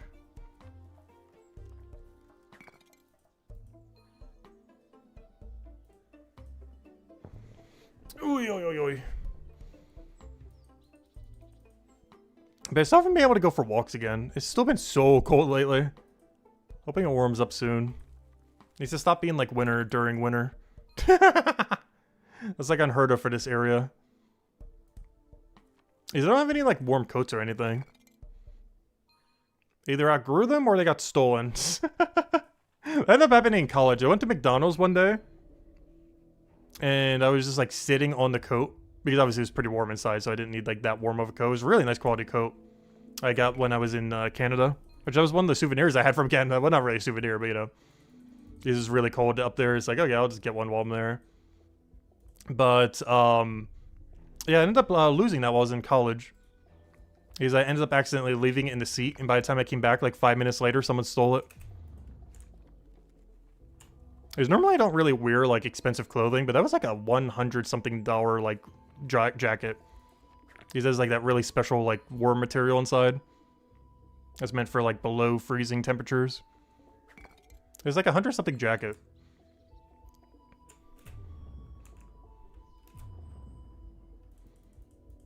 Normally my clothing, my entire outfit's probably worth like 30 bucks.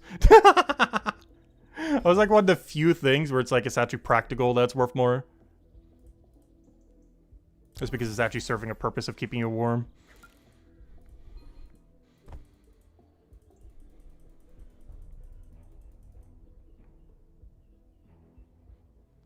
Like sometimes my outfit was actually under $5. Because I used to do a lot of flea marketing during college as well as like eBay and stuff like that.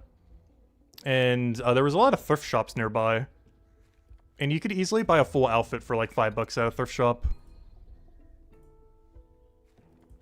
And I mean like full. Well, other than like underwear and socks and everything, you know what I mean.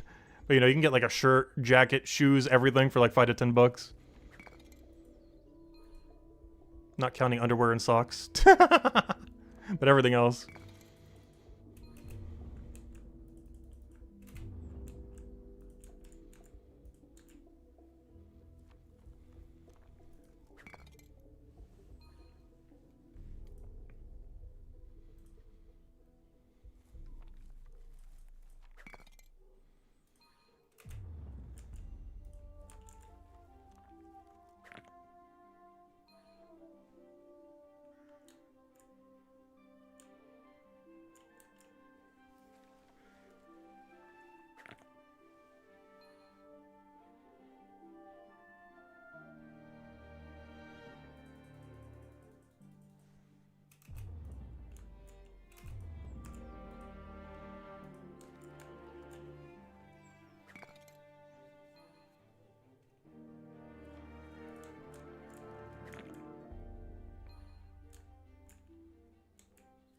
But at this point, I think our goal is, after we finish Stone, we go do all of our cooking bounties to go clear out our bounties.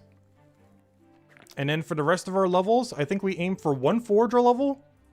1 merchant level and 1 detective level. I was going to do a cooking, but I don't think we're going to get enough from it. And foragers are going to be close enough, and I need it anyways, so we'll still do 1 foraging. I still want to sit there having to do eggs the whole time. Because that's realistically what we do at this level range. Like, whatever our bounties don't cover is literally just going to be like AFK eggs. So, yeah, we'll try to do the more active ones then. So after we finish stone, we'll get 1 forager, 1 merchant, 1 detective. Because I keep doing it the other way around. 1 detective, 1 merchant.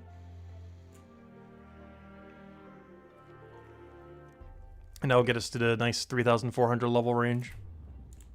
And then tomorrow, a goal, of course, is I'll grind a little bit of forager off stream. And we do not end tomorrow without Jade completion. And then we'll be in a little bit of a, I guess, XP weekend. Because that'll be what? Saturday, Sunday? Oh, that reminds me, there's something I need to go do tomorrow. There's a couple things. It shouldn't really delay too much from the stream time, though. There's just one video I need to cover, plus just some things I need to get done. Otherwise, I've been putting off that I've been waiting till my tooth is better. Mostly because I can't really even do that much movement right now with how the tooth is right now after getting it pulled. Because any body movements also, like, you know, messing with head movement. And any head movement right now is still kind of jittering the area. Like, talking's fine, but, like, moving around a ton is not really doable at the moment. It just starts to hurt after a little bit. It should be fixed in a few days, though. I'm not sure if it'll be fixed by tomorrow. I might have to do it later this weekend, actually.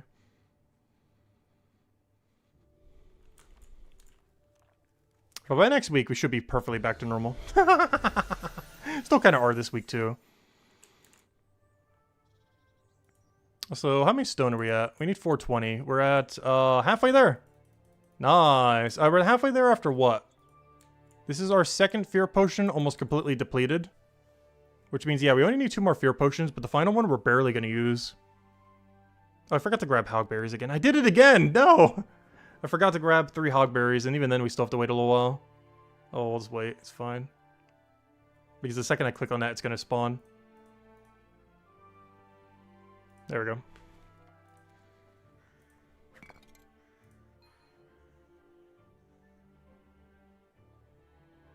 But the fact that it's called Small Monument Stone just seems really weird. Why would you downgrade to small all of a sudden? Like, it even says small. Are you going to be medium next?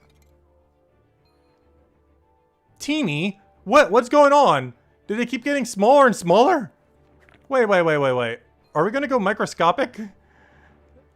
Teeny? Weenie? Why are they getting smaller? I guess because they're harder to forage? Where's the microscopic one? Yeah, there it is. Minuscule. Not quite. But pretty close. So these is the same prefix. Or maybe not same prefix, but similar prefix. I guess that kind of makes sense, but it's also unfortunate because their click boxes keep getting more annoying. Well, maybe not their click boxes, but their view box, I guess. Like, their click box still seems rather big. But they're like a little pixel on the screen. They're also getting dangerously close to looking like the stones that are not them. Like these stone piles that are just sitting there that are not a resource that you can actually gather, even though they look like the exact same thing. Almost.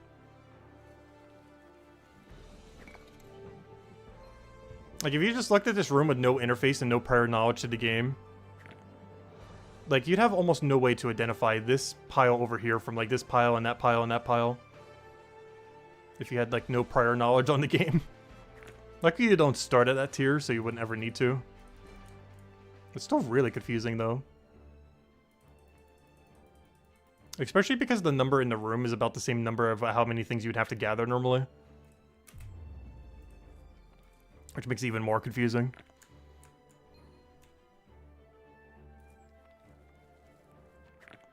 Luckily their spawn location never changes. Imagine if it was randomized and it was like that. That'd be awful. So far there isn't too much things that are randomized in the game at the moment.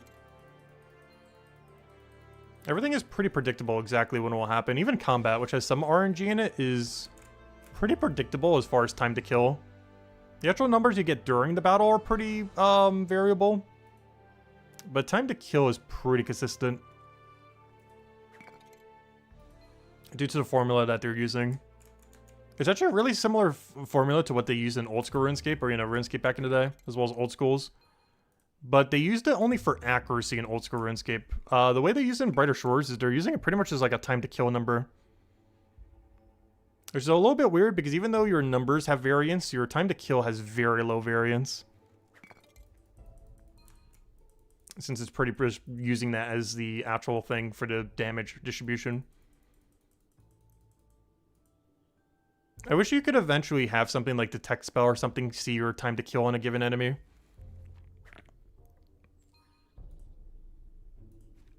Because every game has time to kill, but it's using it almost entirely for its formula, rather than any other number or percent.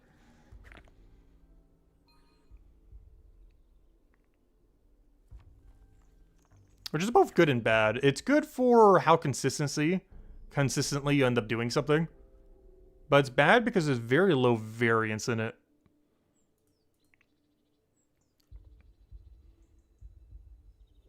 Compared to, you know, the completely different combat system of any kind.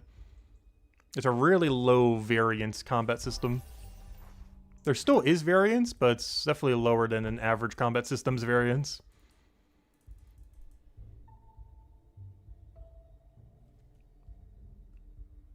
It's pretty predictable within a few seconds how long every kill will take based on your stats and everything. As well as the amount of average damage taken. Like, there will be outliers, it still has variableness to it, but it's very predictable. And the way that the game works is it does it in brackets of levels. So it's always the same distribution pretty much at every level range. Which I think is what some people hate about the game in that regard. Like, the combat distribution at level, like, Combat Milestone 2 is the same as it is at 10, is the same as it is at 20, is the same as it is at 30. There will be other things in the future, like skill tree and stuff like that, that will change it up quite a bit. But in the current state of the game, the way that you go through combat at, like, Milestone 3 is the same we would go at Milestone 19. Like, there'd be no difference if I was Milestone 3 doing combat in this area compared to Milestone 19. The strategy we would use is exactly identical, and the damage distribution as far as time to kill would be exactly identical.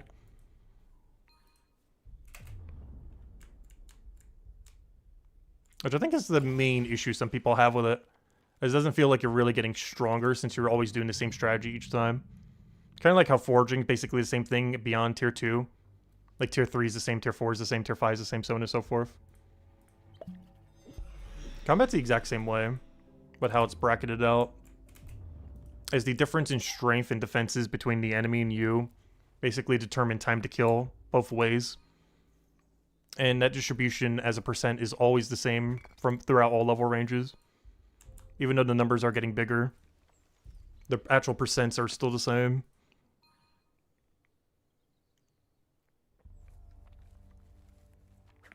It's one of the reasons why these boost potions are actually so strong. Because you would think like something like plus 60 would get weaker as it goes on, as you get bigger number. But because it's based on your total difference between the enemy and you, plus 60 is pretty much almost equally as strong at every level range. Or any number for that matter. Is like equally strong compared to if you were like combat level 1 compared to 20. Like you'd think it would get weaker over time because bigger number overall, but because it's doing it over total percent, it's actually not ever really getting weaker.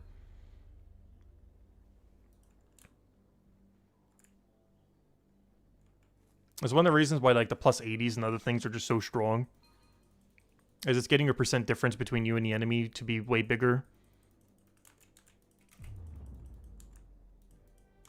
And that's the main thing that matters for time to kill.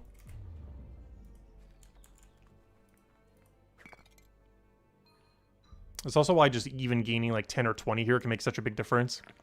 Like while our yellow defense, we just die to anything that does yellow damage, even though it's only like 20 lower. That's basically because we're giving them a plus 20 yellow potion. Is effectively what we're doing when we're fighting any yellow enemy on a Cryo Knight. Like every enemy has like a plus 20 to 25 yellow potion on them, effectively. Compared to everything else that's just running base damage. It's one of the reasons why the Here Beasts are kind of scary. It's the only thing we have to kill that's kind of annoying to kill. For one, we have nothing to exploit it with other than if we were to boost up with blue. But it's doing yellow damage. Is there anything in the whole chapter that we kind of have to kill that's kind of scary to kill? Even though it's only like 20, 25 difference, it makes up a lot of damage. It's giving them a solid like 5-10% more damage than any other enemy that we'd have to face. Even though the actual number of difference is so small.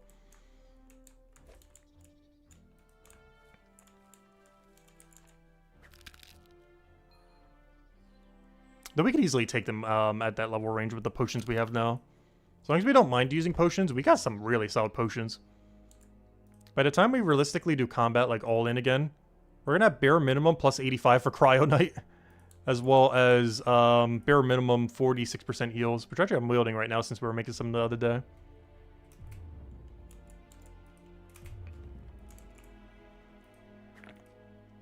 Which is a lot of power. Like, even just, like, a 10% difference, like, let's say a 40% heal potion compared to a 50% heal, pretty much makes up for all the difference of this right here. Of us being, like, minus 25 on yellow.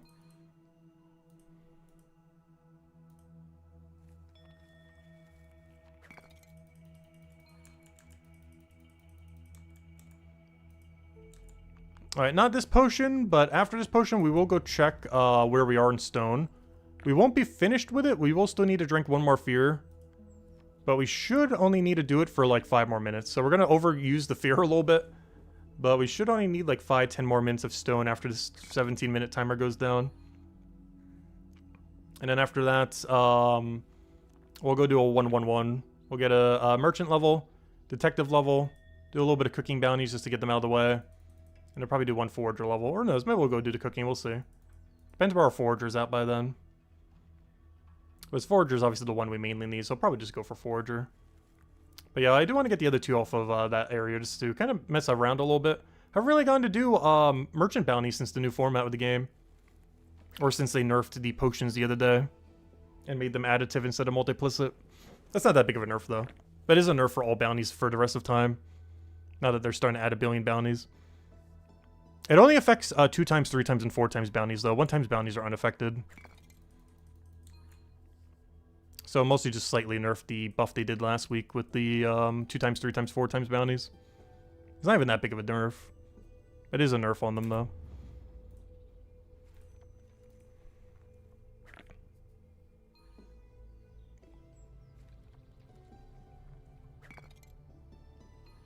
Yeah, at this point we'll finish out Stone Monument, and then our main goal is to get 5,400 level by any means. And then we'll end on a nice clean 5,400. So what's my passive activity right now if I was to go grab dinner? Oh, nice. We got enema now. Oh, perfect. We got a perfect AFK activity, too. That's one of the best ones we can get during the Forager grind. One of the best few. As the net bonus applies to this, and it's a good potion supply. This makes the 11% AFK potion for Hopeport. Which, I'm not sure what I'm using that on. I guess realistically, I'd be using it on Alchemy. At some point. Which is rather ironic, because you could technically drink it as you're making them. And drink your own supply. There's a weird loophole with that, where you could just keep drinking it infinitely. Like, if you drink one singular 11% potion, and you are making 11% potions, you would just get infinite 11% potion, in a sense. Or, you know, up until you run out of supplies. But you would only have to drink one full one, and it would just keep recycling it over and over again. Because you're making it at the same speed that you're consuming it. So you would just keep consuming the potion you're making. Which is really funny. And I probably would honestly probably use it for that. Maybe at a different level range where it's a little bit deader though. I'd want to wait till we're at like this kind of range. I wouldn't want to use it exactly at the 11%, even though it'd be really funny to just keep chugging the potion as you're making it. But as funny as that is, it's not a level range I would need to do it at. I would want to save it for a little bit deeper. So we can use it in that one hole where we don't really have as many good potions to go use. We'd also ideally want to use it on a potion that's better XP yield rather than money yield. Also, I'm not sure why I went all the way around. Though we have plenty of time to get back there, so it's not really gonna matter. What do I think of the forensics? Forensics is really bad to do in detective. It is the only passive for detective that is just absurdly awful. It's really costly to do, and you're almost never going to make enough from alchemy to justify how many you need for detective. You would probably do it for the first time bonus, maybe for an hour or something, but beyond that, it is a really bad passive. You heard they buffed it. Oh, did they? In all fairness, I have not tried it since they buffed it. Oh, that is a lot of EXP. Okay, maybe they mega buffed it enough. How much is Stakeout? Because that's the one you get the tool for. Why is Stakeout so bad? There's a tool that makes it better. Why are you so bad? Criminal map. You're also kind of bad. Why is everything so bad for the skill? It's all profit with no EXP. Wait, hold up. Yeah, they mega buffed forensics. What on earth? What did they do to forensics? Hold up. Forensics like the only passive now. Why? They made it from the worst passive in the chapter to the only passive worth doing. I'm so confused. Why even add the other passives? If you're just gonna buff forensics to be the only passive. Never mind. Yeah, ignore everything I said. Forensics is the only passive in all of detective. There's literally no other passive but forensics now. Why would you do that? Like, it was too nerfed before, but now they buffed it to be the only passive in the chapter. Or in the skill. Do you need a tool for it? Yes, you do gotta buy the potions. But it says here that you still profit from doing that. Supposedly. It says you still profit. Oh, wait. Do you have to make your own forensics? Is it not buyable? No, you can still buy it. Why does it say it's plus 60% then? Profit with potions. Profit with shop potions. Yeah, it's still saying it makes money with shop potion. If that's true, there's literally no reason to do anything but forensics the whole time. Or maybe not the whole time. There's probably like one level range where it starts to fall off. But that is crazy high. Let me go check what the previous level forensics is. Let's say hypothetically I couldn't do the other one. Okay, yeah, you would eventually hit a point where the previous forensics isn't worth. Pretty much as soon as you get the next tier. Okay, I see. But yeah, for its level range, it's really, really, really good. But yeah, you would hit a point where it's not worth. Plus, you do eventually consume the full 2 times bonus. Which, of course, obviously you can't do it beyond that either. Because you could only do it while you still have 2 times bonus. But you would definitely do the full duration of the 2 times bonus. Pretty much as like an actual training method. Like, it is so strong, you would do it as an actual training method. Even over some active methods. Well, maybe not over some active methods, but you know, you have long gaps in detective already. Where you can't really do stuff. Like right now I have raid dens at this level range, which is really bad. If you're like any combat level above like 5. That's interesting though. But yeah, they mega buffed forensics. I didn't realize that. It went from the worst passive to the best passive. Like, it went from one you would do maybe for first time bonus to you would do it for the full 2 times until the 2 times goes away. But obviously every passive you would stop after the 2 times goes away. Unless you have trading enabled and you're doing, like, making some kind of potion in chapter 1 to go sell to someone. But aside from that, you should never do any passive that's at 0% bonus, or, you know, not the double. You have options now compared to before, where you have a lot more flexibility with what you do. But one thing you don't have flexibility with is when a skill reaches not 2 times bonus, it doesn't exist anymore then. You can't do it ever again. Unless you're like max level and you're just doing it for some other reason or something. But every passive after the 2 times has been depleted is pointless to do. If you still need XP.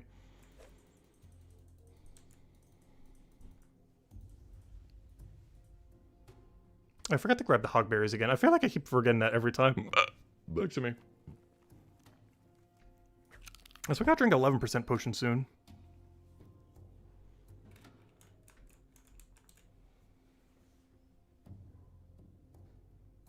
But yeah, let me go recheck the thing. I want to check the binoculars compared to other things around it. So 143 compared to what? Yeah, it's more profit, but that's so weird. Because there's a tool associated to this to give it more XP. But because it's so high on profit, yeah, it's kind of weird. I don't know. I guess the tool is maybe worth getting to 25. I think I have it at level 10 currently. The problem is we'd only have to ever stake out like 3 more times. Tier 7, Tier 8, Tier 9. So I'm probably not even going to bother getting it above level 10. Because even if we were to do it, for one, it's at a weird level range where you'd be doing detective stuff anyway, so you don't even really need to do passive here. But on top of that, the stakeout is, yeah, we don't have to do it 3 more times at this point. So I don't think it's worth getting binoculars above level 10. Might be the only tool I keep at level 10.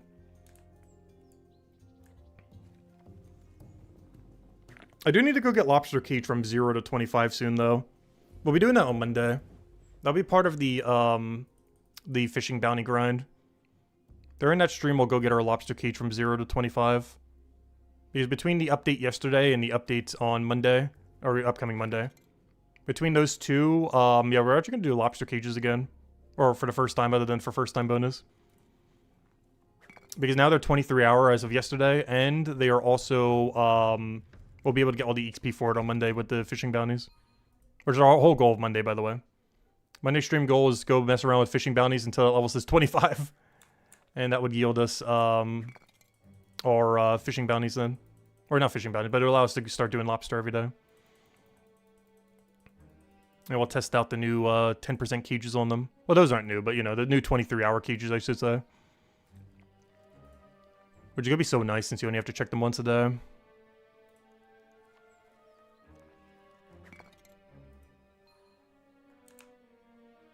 I gotta go drink an 11% potion here, I think. It's gonna be done in a weird cycle, but at least we're ending... Oh no, we're gonna be on bottom too. It's gonna be even worse. No! I gotta do it though, otherwise we're gonna over-encumber here. We're gonna have to waste a little bit of this 11%. But we are gonna get a double boost out of it, so it's still worth. Also, can you not go into that tile? I know I clicked there, but don't walk there. Let's see. Forager. And that should be a Forager level, hopefully. Once we get the other one in, of course.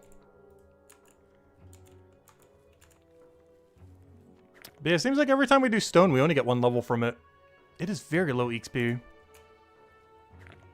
It's also because you don't really need to get that many stones. Which is weird, because it's actually above XP, but it doesn't have a tool associated to it. So that page is somewhat a lie.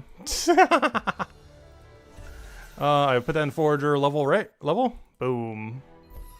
There we go. Potato in 1 level.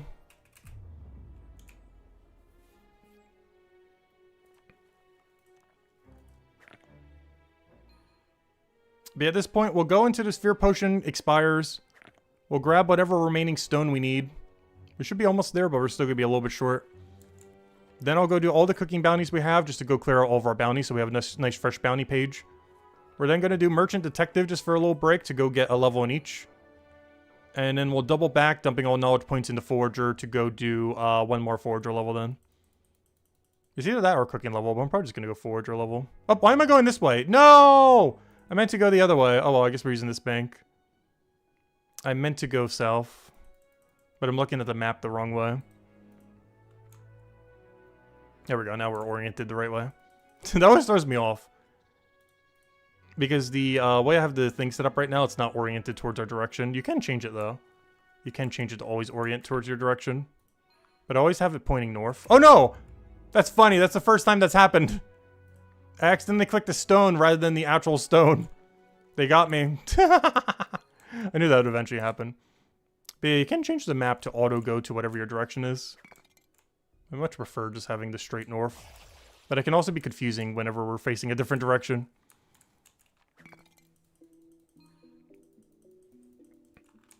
I don't know, does anyone play with it always oriented towards your direction? I feel like I would get dizzy from that. If I always saw the map. It would also feel like I would be really disoriented to figure out where I am on the map. Especially with how the text keeps changing. Every like 45-degree angle. Or I guess 90-degree angle.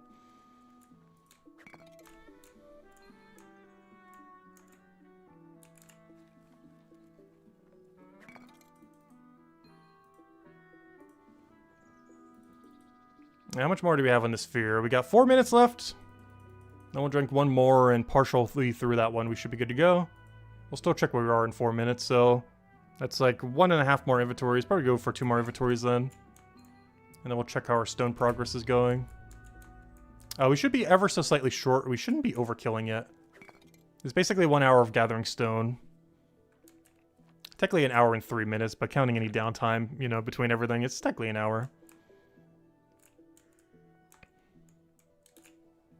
Which one thing that's actually really nice about these 21-minute ones. If we drank 3, that's basically an hour. So we can kind of use them to time stuff.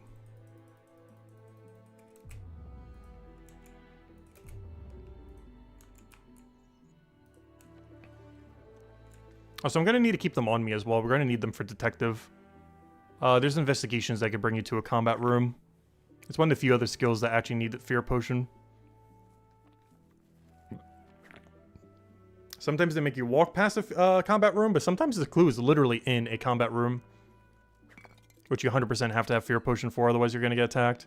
Like, the times that you have to walk by one, it's not that big a deal, but when you actually have to walk in it and do the clue identification within one, you pretty much have to have fear potion, unless you're going to want to get into combat.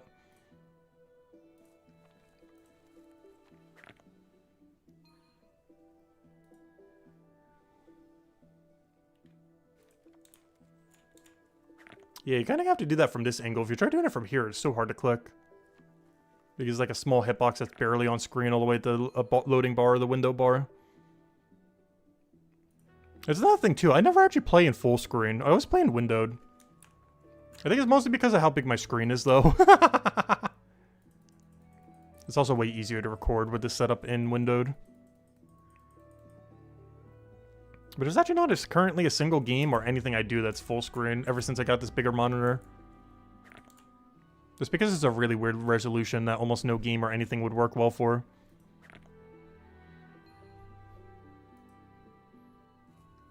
So I normally play in like 1920 1080p window, even though the screen is like 2 times bigger than that. Just so I can have multiple screens on one screen. Because I'm only using a 1 monitor setup. But that one monitor is like mega ultra wide. I forget the exact inches. But it's almost enough to like perfectly fit like 2 full 1920 by 1080s and still have room left over.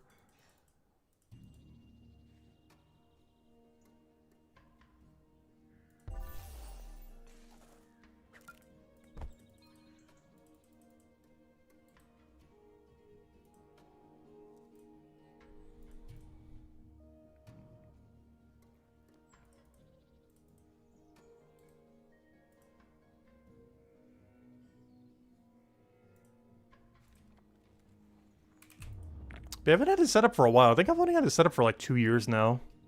So I'm still not used to having like a 1 big monitor system compared to like 2 or 3 smaller ones. It's been pretty nice. The only problem is if this monitor ever goes down, there's not like a backup one. That hasn't been an issue yet, but I can see that eventually being an issue that like kills our hardcore and old school somehow. This monitor's just randomly going to have like some kind of issue eventually. And then everything goes down because there's not a second monitor to go move it to.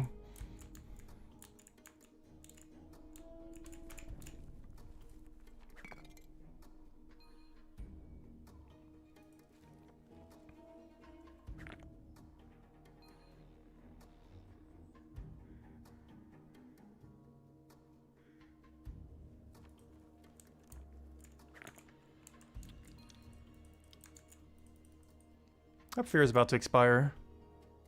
Alright, time to go check. I'm gonna wait until we do this full inventory. And then I'm gonna check how many more stone we need. It should only be like 2 trips or so. This 21 minutes already could be way more than enough. Actually, this 21 minute that we just drank will probably leak into our detective grind. Get our detective level, get our merchant level. Also, you know what else this would be a good time to go do? I haven't actually finished getting all the one-time bonuses for detective for some of the new ones, like booking prisoners, for example. Well, I want to go get that right now just to get a little bit of an XP boost, just for a little bit of change of pace. Yeah, it seems like the bookings are the only ones I didn't do. I know where it is now. But at the time that we're doing a bunch of ventures just one time, I found a new message board and did all the old ones, but I forgot to go do booking prisoners. I think we only did it for like the highest tier. It's the only one I didn't go through and like clear all the old ones for. And the capes, but we don't care about those at the moment. As far as actual activities, I think the new investigations at every level except final level I didn't bother doing. I only did it at the highest. They didn't backtrack any of the other ones.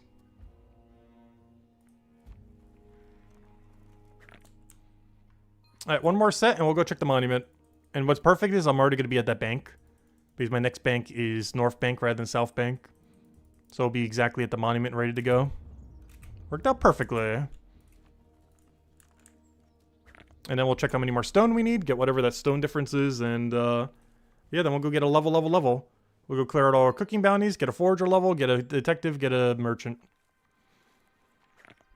And I'll be at a nice solid 5,400 to end out the stream on. And then off stream today, I will be grinding forager up a little bit, so we're at a nice striking distance for Jade Monument tomorrow. And then that'd be tier 6 completed. Well, I won't be finishing tier 6 tomorrow, but you know, we'll be finishing tier 6 Monument tomorrow. This Saturday we'll actually be getting tier 7, and then on Sunday we should be able to get back to normal loop.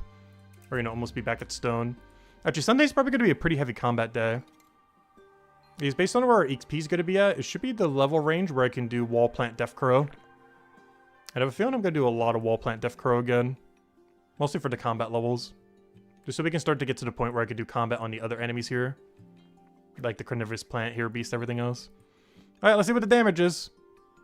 This should be almost completed tier 6 stone monument. Let's go sell it all. See what our numbers looking like. We needed 420. I added 24 right here. Which means I need basically 400 to be in here. Technically 398. But I need this number to basically say 400. That is not 400. We're gonna need like 2 inventories, but we already kind of knew that. This week could be like inventory or 2 short. But for now, we'll go sell everything and then go get our 2 inventories then.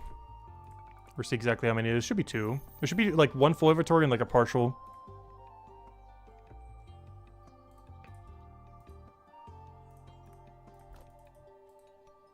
I gotta go sell all those spear shards later. I'm pretty sure it's not that much money, but just have a nice clean bank. Once we finish monument. It's something I want to do right before we finish the final monument tier. Is just have a nice clean monument bank right before we finish it. Could even do it now just so we can know exactly what tier we're on. You know what, maybe I'll go do that right now. As soon as we finish this stone. I'm gonna sell all my pieces to the monument shop so I have a nice clean bank. So whatever shards we see in there we know for sure is for their current upgrade. We will have to clean it again one more time near the end, but it would be way shorter than well, how much we'd have to do it now. It's not going to take that long to do it now. It's going to take like 5 minutes. Whereas later it'll take like 1 minute. Like the bank is literally like 2 tiles from the shop that you sell them at. Not this one, but the storage rift one. It's one of the few nice benefits of being able to storage rift both ways, like both depositing and taking out. So to be able to do that properly, you would need to have the spider nest quest done. It's a pretty easy quest these days, though. They made the requirement easier to get in early game, too. I forget exactly what the change was, but they lowered the level range that you need for the completion. Actually, it tells me right here. They lowered the carpenter level from 32 to 29. So it's only 3 levels, but 3 levels that early in the game means quite a bit. Every other requirement was kept the same, though. Like, 3 levels is a solid, like, hour. If not 2 hours, given that people that early in the game might be training pretty inefficiently. But that's like an hour or 2 less of Carpenter you need to do for that really consequential quest. That's not just needed for storyline progression, but is also needed for, be able to use storage rifts fully properly. It's also required to get to Chapter 5. You actually can't get to Chapter 5 without doing that quest. It is actually that lore important. That was because the one guy, I forget his name, Torburn? It begins with a T or something. That, it's been so long, it's been over a year. But, that one guy, you have to go free so you can actually get to Chapter 5. This gives relevance for Chapter 4 and then Chapter 5 and then probably other chapters too. But you, like, actually have to free him. It's not a main storyline quest, but it's basically a main storyline quest. Even though it's not in main storyline, it is required to progress main storyline beyond Chapter 4. Which at the moment doesn't matter too much, but obviously once Chapter 5 comes out, I wonder if there will be someone who doesn't do it by that point. Pretty sure most people who've been playing for any amount of time would have by then.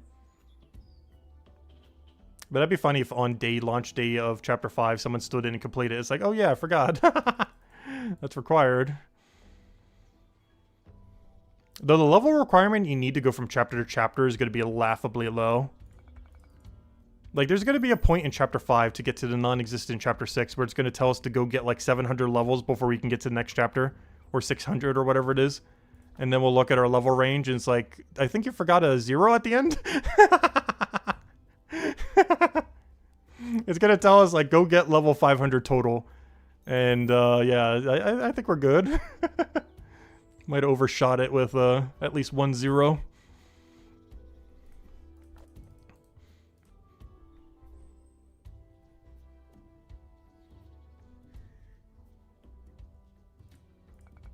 Because obviously those level requirements are for like new players as they're progressing through the main storyline.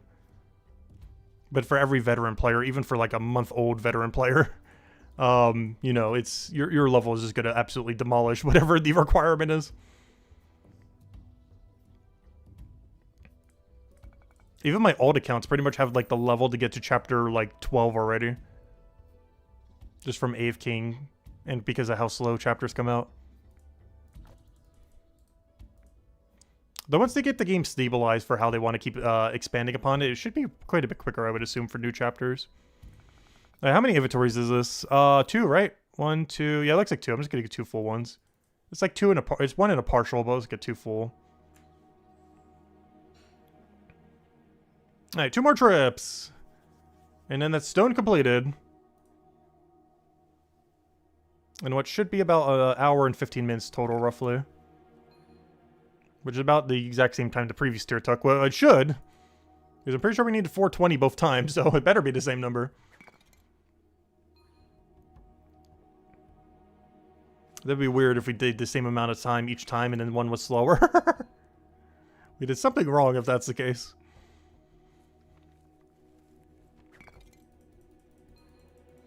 Yeah, 2 more inventories of this, and then we'll go do our level grind. I'll go do 1 merchant and detective together. Well, first we'll go do all of our cooking bounties real quick. I just gotta cook whatever we still have to cook for these. I think I already banked the Gennard earlier. I do need to go buy the cod, though. I can't remember if I bought the cod earlier, but I don't think I bought 19 cod. So I'm gonna have to buy 19 cod. The Gennard I already got earlier. Everything else should already be banked. Like the chicken and leek pie. And then we'll go deliver all this wherever they want me to go. Uchi-san, Dingo, that guy, we just go and teleport to him.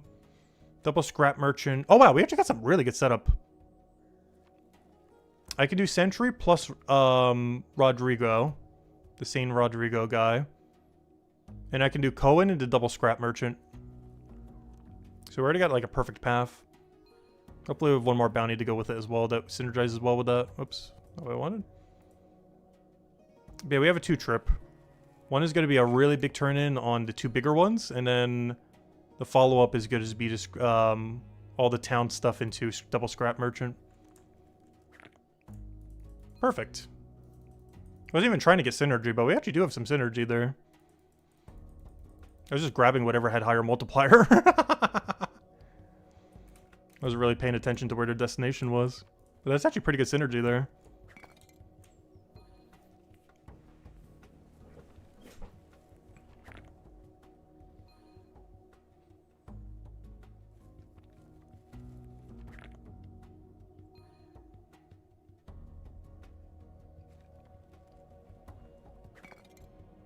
Now, what I'm going to do here is actually bank. And then reset the cycle. Since we don't actually need the full amount. I can bank here and then reset cycle here and then do the same thing again. And that should be pretty much exact number of stone. Hopefully it's not like 4 short or something. Just because it's way quicker to bank from this side than the other side.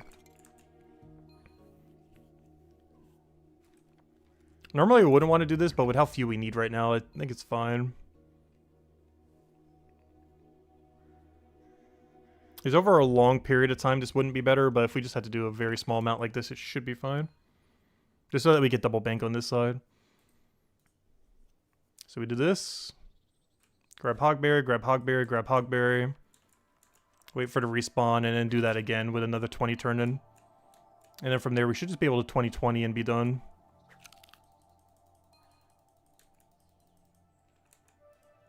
Unless we find out we're like 4 short, in which case, whoops. Hopefully not. I didn't bother checking an exact number. I'll be fine. I just realized my pants is still mix matched. I've been running like brown pants for the last few days. Because ever since the other day, I think this was since Tuesday? Yeah, the day I got the tooth pulled. We end up getting these pants as an upgrade, and I never bothered getting a replacement or recoloring it. Because I was mostly AFKing. So I didn't bother, you know, non-AFKing to go and replace it. Because of that, I never bothered coloring it teal or cyan, whatever you want to call it. That's kind of funny. But yeah, that was after the doctor visit. When I was lightheaded and everything, but I was still using like the 7-minute AFK potion. That's when I ended up getting that. But because of that, I've never bothered changing the color of it. So it's been stuck in the default brown that it dropped as. Should probably go change that later. It's not that big a deal though.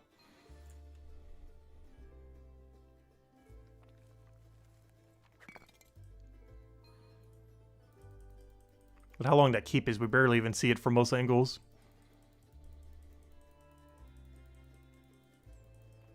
But yeah, that's something we still got to do at some point. I really want to get one of those really cool max chapter capes. And obviously we're doing it for Minds of Batubin when we do it. We're rocking the max 500 all Minds of Batubin cape. Because that's our zone. If I was to consider any chapter currently our chapter, I would say it's chapter 3. Is my favorite chapter in the game overall.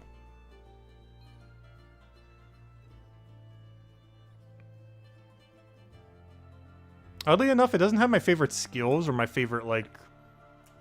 Actually, most things I wouldn't say are my absolute favorite in that chapter, which is kind of funny. But I think the overall experience of Chapter 3 is my favorite chapter.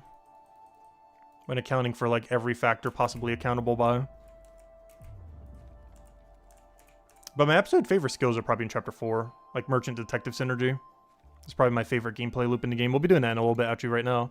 As soon as we finish these stones. But as far as like the whole package of a chapter, chapter 3 is probably my favorite.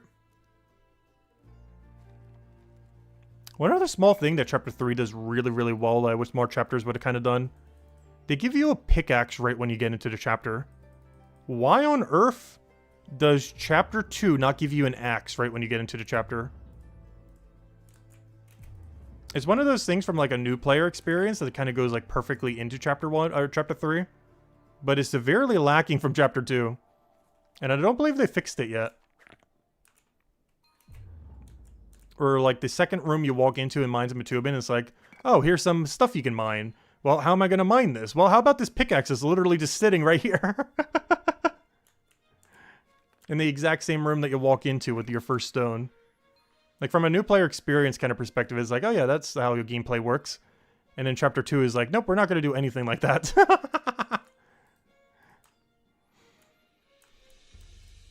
The music in chapter 2 really heavy carries it as well. I definitely have to say it is the best music of any chapter by quite a margin.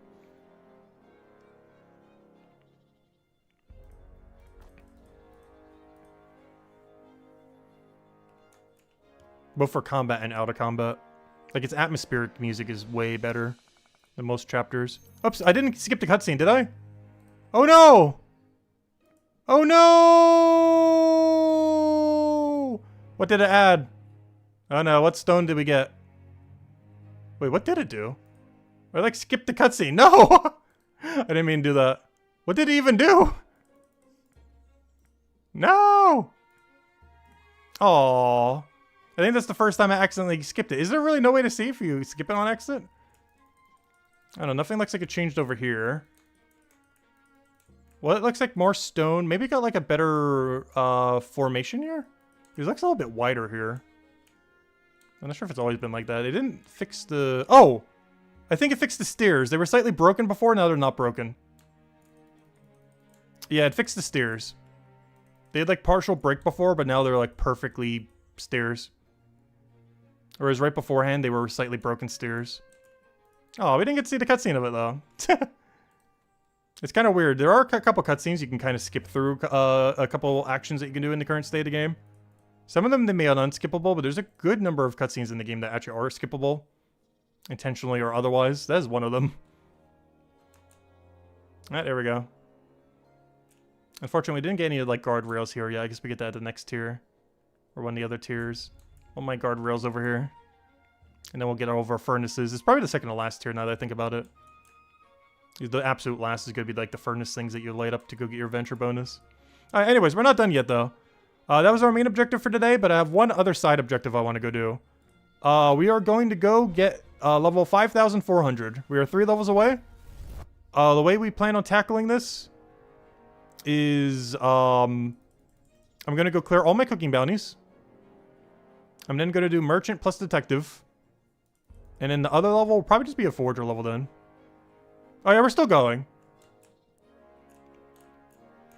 But we're going till we get 5,400. So first things first, I gotta go do all my cooking bounties, which means I need to go buy... because I don't think I banked these earlier. I might have, but I'm gonna buy them again just in case I didn't. I need to go buy 19 tier 4 cod. Specifically tier 4. And that should be everything else banked.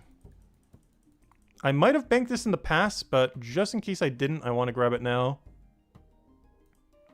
19 cod, 19 cod. Specifically tier 4. That is tier 4. 1, 2, 3, 4, 5, 6, 7. Oh yeah, it tells you right there how many you have. There we go. Alright, that should be everything we need. Everything else should already be banked. So now we're going to cook everything that isn't already cooked. Which should just be this 19 cod and the 1 Gennard. I guess I'll buy the stock while I'm here. I already have it banked, but I'm going to have to go to an interface regardless. Might as well get it from here, I guess. I think I already have a couple thousand of it banked. But we'll grab 1 stock. And that should be everything. I just got to keep grabbing the potatoes, potato by potato. I just want to drop like some of this cod. Alright, first things first, let me grab the 1 Gennard. Should have exactly 1 in here. Oh, I grabbed 3. That's fine. Put that in there. That should be completed. What else do we still need that isn't already banked and isn't already cooked? I need to make, Oh, I already made 9 the cod earlier. Okay, I only need to make 10 of this cod. So I did grab extra. So I need to make 10 of these. So, oh, I actually did grab some cod earlier. Okay, good. So I need 10 of these cods, and I need 5 potatoes since they get split of tier 4. Alright, there we go. And now we go and dunk all the cods. Go and cut all the potatoes. And we should be good to go.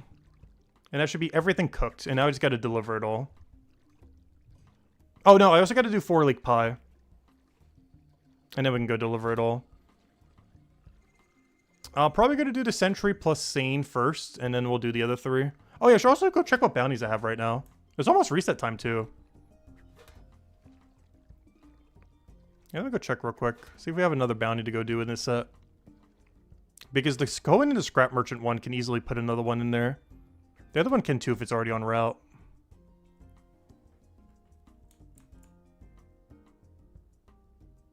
All these are just cook. Alright, we're gonna ignore all that. Alright, we're just gonna turn all this in and then go do chapter 4's things for 1 level, 1 level. Honestly, I might even just triple 1 level. Because honestly, Leatherworker's kind of close.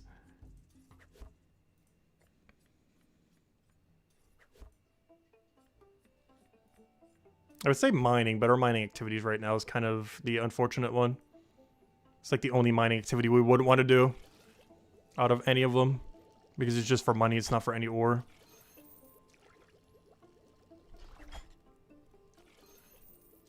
Could always go for a cooking level, but I don't know. We'll see how far this brings us. Maybe we'll just go for a cooking level. Because after we turn in every bounty, we only need like a 4 full level. That's not going to take that long. It's about as engaging as Leatherworker is if we're just cooking, you know, whatever's on the board. Or just spamming eggs. So yeah, we're going to do cooking Detective Merchant, the first thing we said. I'll go until we get a cooking level, and then we'll go and do Detective Merchant. And that'll get us to 5,400. And then we'll end at that. Alright, so first things first. Save this for later. I need to figure out what I'm doing for my current turn-in. Oh, wait. First thing first before that first, though. There's one thing I still haven't cooked yet. And that's the leek pie. Oh, now we wanted. Oh, so I'm starting to run out of leek supplies. I've been making so many of them, down to like the last few hundred before I need to go buy some more. I got plenty of tier 4 leeks, though. The problem is they're not that great XP, especially at this level range. We're better off just making the eggs.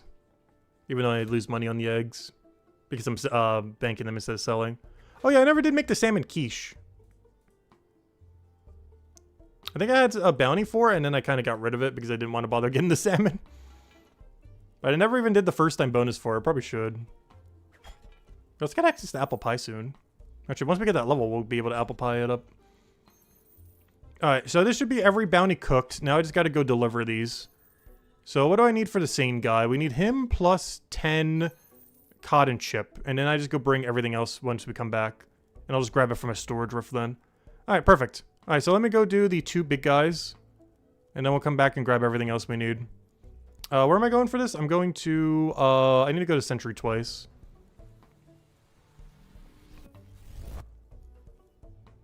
And then I got a storage rift at Town Square. And when I storage rift, I gotta grab what?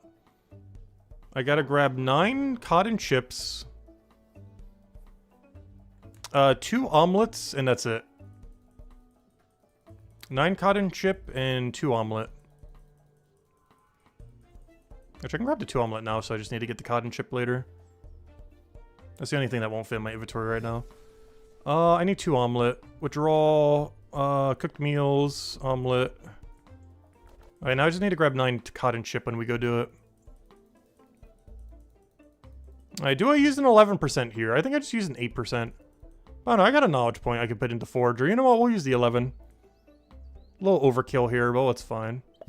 Even though it doesn't get as multiplied by the bounties anymore. But we'll put that into Forager. We'll give him... Actually, I don't know what he needed. I forgot what item he wanted. Alright, now we teleport back. Alright, who am I delivering to now? Or I know who I'm delivering to. Oh yeah, I'm doing the 1 thing. And then after that, we go do 9 cod and chip from middle of Town Square. And we head over to Cohen. And then I double turn in on Scrap Merchant.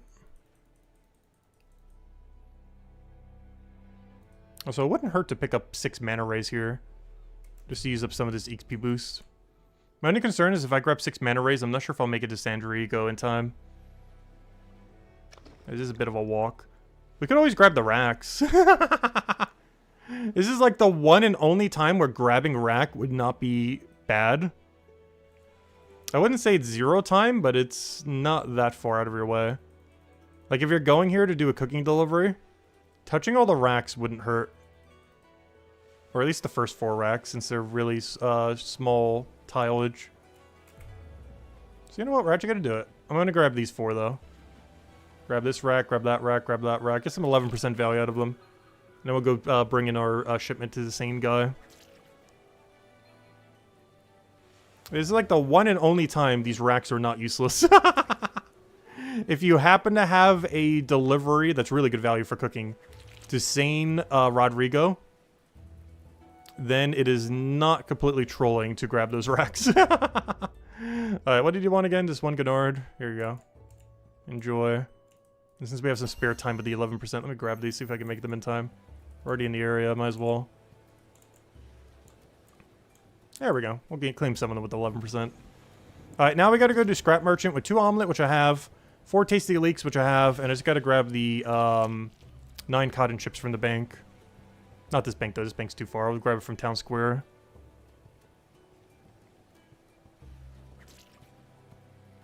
Oh, there we go. And then we teleport to Town Square. And... oh, wait. Did I not use... wait. You gained that much knowledge?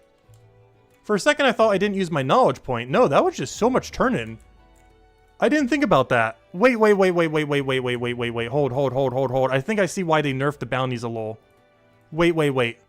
Are the bounties giving 2 times, 3 times, and 4 times as much knowledge as well? Wait. I never noticed that. That's the only way we could have gotten that much knowledge points. Is that what's actually happening? Because if so, that is broken. I see why they nerfed the potions a little then. I think they're giving 2 times, 3 times, and 4 times knowledge for bounties. Oh no, I need to go look at the number when we go turn this in this time.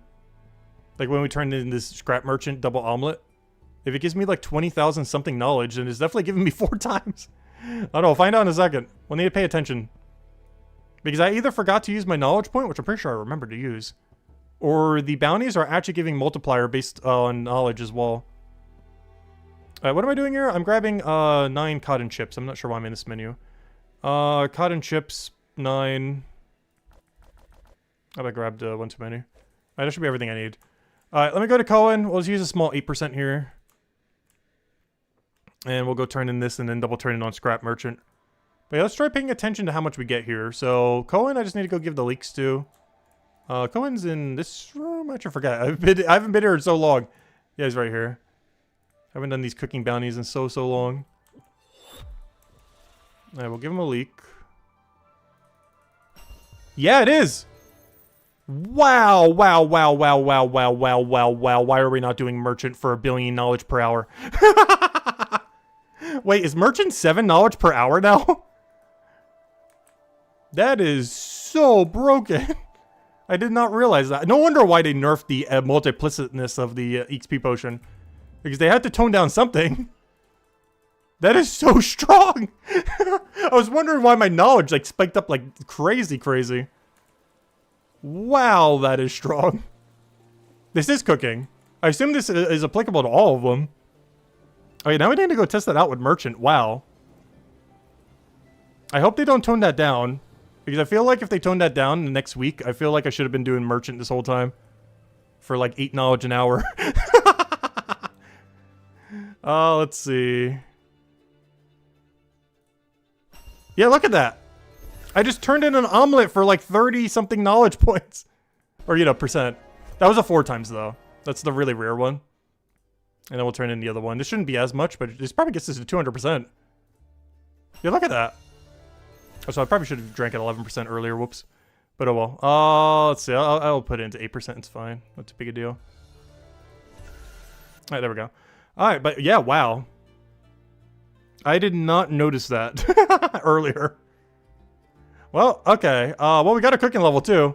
So 2 levels to go. Let's go get a merchant and let's go get detective. And now that we know that they have multiple extra knowledge, that means any second that we're not doing merchant before they nerf it, we're just trolling. Unless they're just never going to nerf it. Maybe they want bounties to be that strong. Because, wow, that is mega good. Alright, nothing good here. Let me grab the top and then grab a double refresh in a minute. Get like a really good turn in. The other reason we want to see more boards is so we can obviously get more multiplier too. So we got candle. That's kind of out of my way, but we can make this work, I guess. I gotta go to candle first, though. So whatever happened to the images that normally show up here? Oh, there it goes. I made it smaller. No wonder why I wasn't showing images. Okay, we got our images back. I fixed it. We got our images back. Apparently you can make it smaller now. There we go. Oh, so I'm not sure why. The left panel can go smaller than the right panel as well. Alright, so we're just going to get a go to middle, teleport to top left synergy, I think is the angle here. Where I go immediately to the candle shop, then teleport top left, then go turn in Mega onto candle shop. Because both of these turn in on candle. Or turn in on soap, I mean. And then go from there. Which means we're going to get a gigantic amount of knowledge as soon as we go turn in on candle. But yeah, bounties are so good. I didn't realize they multiplied the knowledge. I thought they only multiplied the... oh, this one's kind of out of route. Actually, no. I can take it at the beginning. It's fine. Normally, I wouldn't take this one for 2 times knowledge and for 2 times XP and 2 times everything. It's worth. Normally, I wouldn't take it, but this is one situation where it's not horrible. It's also on route, so it's not like we're going that far out of our way. This one, however, is not worth. It's really low value, and it's out of the way, so I can't take that one, unfortunately. It's one of the few that we can see a multiplier on. Is probably not going to be worth it unless this is like 4 times. At least for the route I want to do right now. As my current routing doesn't go in that direction. So we grab this. We then turn this in the middle. I don't think I use XP pot here though. As all my other turn-ins are on middle or top. And this is going to be too early of a turn-in. So I turn this in on middle. We then go south to buy candle. I then teleport to northwest. Then we buy our bananas on our way there. Then we mega turn in on soap and then turn in the one soap and then teleport back. Also, I should probably get a bounty at some point during all this. Oh, perfect. I can actually do that now. What kind of? Oh, I gotta walk out of my way slightly. Well, let me go get a merchant bounty on that one slot. Since I have one slot open now. Still gotta go buy my candle though. Which is a little bit out of the way for getting a bounty right now. But, gotta buy the candle. Then we're gonna go get our bounty. As I do want to go try to synergize a bounty into these. Ideally a multiplier one. Oh, sorry, wrong shop. I forgot, they added 3 leather shops now. Okay, there we go. That threw me off for a second. But no, they added 3 leather shops. They divided the leathers into 3 categories, and now there's 3 shops. One right there, one right in the middle, and one is where it's always been in the other room. I mentioned that during the beta, but I'm not sure if I by the fact that there's still question marks. I don't think I did that in the main game yet. Based on the fact that guy's just all question marks. Yeah, we did that during the beta, but I forgot to do that during the main game. That's kind of funny. Just because we haven't really been messing with Leatherworker. Or Chapter 4 in general since the patch. Alright, let me just grab a bounty here. Hopefully it's 2 times or higher. That's not ideal. Office, Guardhouse, Fortune Hold Farm, Goose, Kynet's Garden, Guards Archive. Yeah, let me do this one. This one's really free. Guards Archive. Who we are archiving for? View details, blah, blah, blah, blah, blah, blah, blah, blah. Name. Give me name. Why aren't you highlighted? Marina. That's not M. Marina, other Marina. Right here.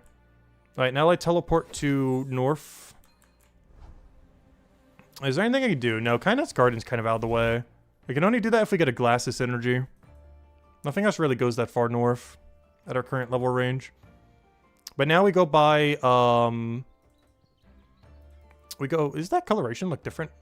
That's weird. I haven't been here so long. But, yeah, we go buy the rhubarb. We then double turn in on... We then use XP pot. We then double turn in on candle shop. I mean, on soap shop. We then buy the soap. We then double turn in banana on middle. And I need to go to Goose Inn and then go all the way north. But I'll probably not go north yet so we can get synergy on the next merchant. But from here, we grab 1 rhubarb. Grab 1 of those. Thank you. But yeah, we're really missing out. If these are giving multiplied knowledge, that is crazy. I hope that's intended. Because I would hate to see that being nerfed and we didn't bother utilizing it for like 2 weeks because we were doing Forager. Because that is really strong. But I think they're doing that deliberately to make bounties actually worth doing. But I didn't realize it also multiplied knowledge. Because that's pretty good. I thought it was just an XP and money multiplier.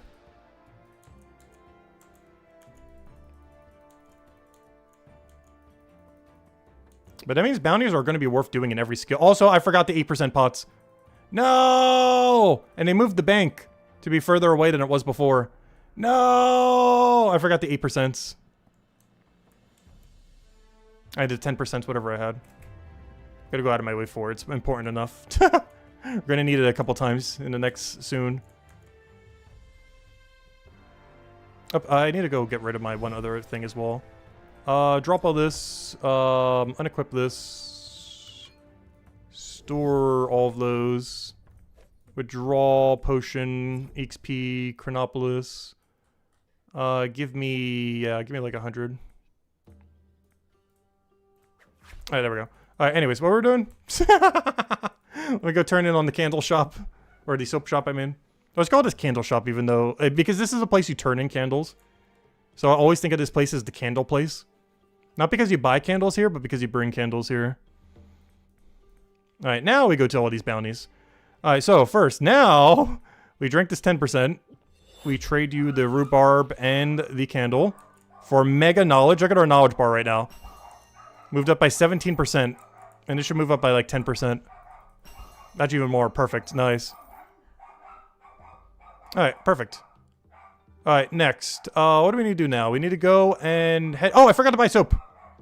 I was also supposed to buy soap and then turn in double banana into everything on middle. I could then take Goose and then I could just walk to the place I need to go. And we should be good. So I'll grab that. Go check out Goose.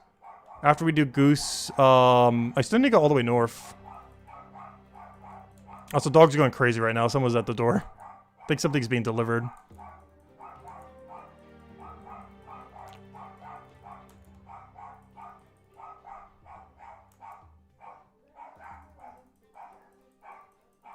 Yeah, the dog will calm down in like a minute or two. I'll say hello, Cariato. Welcome, welcome. The dog's going crazy right now. So if you want KP, basically, if you want KP right now, do Merchant. Not only was it the best KP now, before, but with these new multipliers, if you're good at Merchant, I think it's like 7 or 8 knowledge an hour. If you were doing Merchant only and not trying to synergize it with Detective. Also, I'm pretty sure doing the other thing's still better for Detective, just trying to catch the one guy at our level range. I think these Detective things are a little bit too low of a level if we don't have multiplier on them. So I think we're going to start ignoring them unless they have a multiplier on them. Because they're too low of a level to do at this level range. Because they're like 30, 40 levels below me. So this would be the only one I do right now unless we can get a multiplier on it. Mostly because I'm doing Detective things at like level... Because right now I'm doing Detective for level 8. When I'm level like, you know, like 30 above. Like 33 above. So we're getting pretty bad value right now. Alright, let me go grab our bounties again. We only have 5 slots though since we're still finishing the other thing. I gotta try to route all the way north if I can. Unfortunately that is very much not north. None of this is north. I'm still gonna grab some stuff in case we want it though. Let's see. See if I can get lucky here. So far, none of this has synergy into Kynet's Garden is the problem. Not a single one of these goes even close. None of these go close either. That's really unfortunate. Pearl is somewhat in that direction. I'm not going to take it for one times, though. But I don't know. We might get a synergy for it. We'll see. We'll hold it. This soap is also not awful. We got another Pearl. We got another soap. Okay, I think we're changing up what we want to do here. Cabbage stall, double soap into there. Gonna have to do a little bit of a weird angle here.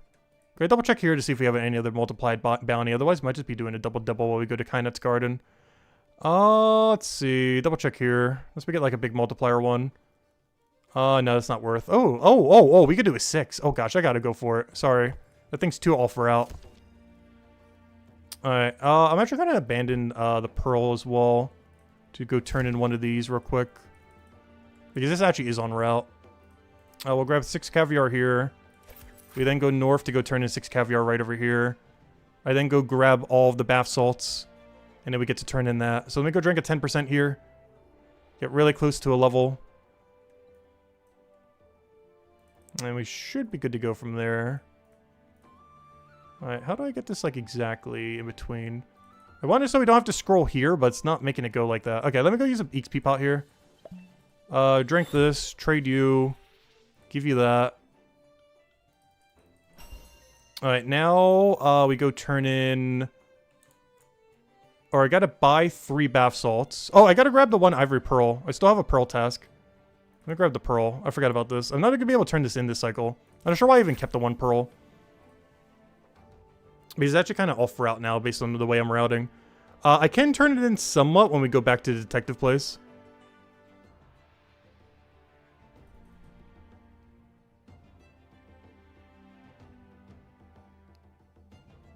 Oh, you're still doing free-to-play? Oh, yeah. The only one that has free-to-play and bounties for right now is Chef, then. But they will be adding it to fishing on Monday. But I've still been paying every single month since launch. It's not that much money. Plus, we do stream it, so we do make some of the money back. Well, it doesn't make that much these days, but compared to, like, the first 2 months of the game. If nothing else, at least it's like canceling each other out some. Alright, let me go turn in all 3 of these. Then I need to go to Kynet's Garden to go finish the other thing. Grab that. Grab that. Grab that. And then I grab the hint from over here. See what I even need to do for these hints. Alright, good. We're good to go. Do I even bother teleporting back? You know I'm going to. The reason I'm teleporting back here is so I can turn in these pearls.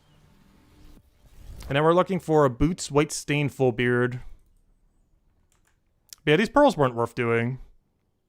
It would have worked kind of with the previous energy, but then I kind of changed midway through. Based on what we got. Which is pretty much Merchant in a nutshell.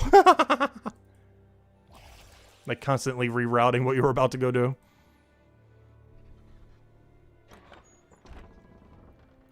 Oh yeah, Curiado. I'm not sure if that game is or not. I haven't personally heard of it. Alright, let's go turn this in. Since we went all the way out of our way for it. Oh, wait, they moved this guy. Wait, where is he? I remember this, but I forgot it. Where did they move the cabbage guy? Cabbage guy, why you're so far away? Okay, we're never doing this one again. They moved my cabbage guy. They gave him his own little alleyway. I remembered the patch mentioning that, but it hasn't been relevant until exactly right now. But yeah, cabbage guy got moved from right here to where we just turned in at. I completely forgot about that. I remember that being in the patch notes, but it's never been relevant until this exact moment in time. Yeah, they moved him slightly. Now we're looking for Boots, White Stain, Full Beard. Boots, White Stain, Full Beard. Boots, White Stain, Full Beard. Oh, sorry, Wine Stain, I mean. Not White Stain. That would be you, right? Boots, White Stain, Full Beard. That would be you. Alright, let's drink an XP pot. Actually, it's not needed for this. Oh no, we're still gonna kill it. Overkill it. Gimme. You! Alright, let's see if I can find a good bounty here. No, I'm not gonna bother doing them then. Alright, let's go do, actually, I'm gonna go check the other thing then, since we're boosted right now. Where is the other detective activity right now? The other detective activity that I can do that's probably better XP than these is spotting thieves in this room. Let me go see what the XP rate is like. Because investigations, if we don't have a multiplier here, are so bad. And this is right near the investigation things are anyways. So I just keep checking when the investigations refresh. Because this is like 2 rooms away anyways. But this is probably our best XP method right now. Because I'm pretty sure crime den raids are so bad right now. So it's kind of like waiting here for thieves to show up. But yeah, it's really unfortunate because when you're in this area, it's so bad to gain XP. At least you have forensics to kind of bypass it, if nothing else.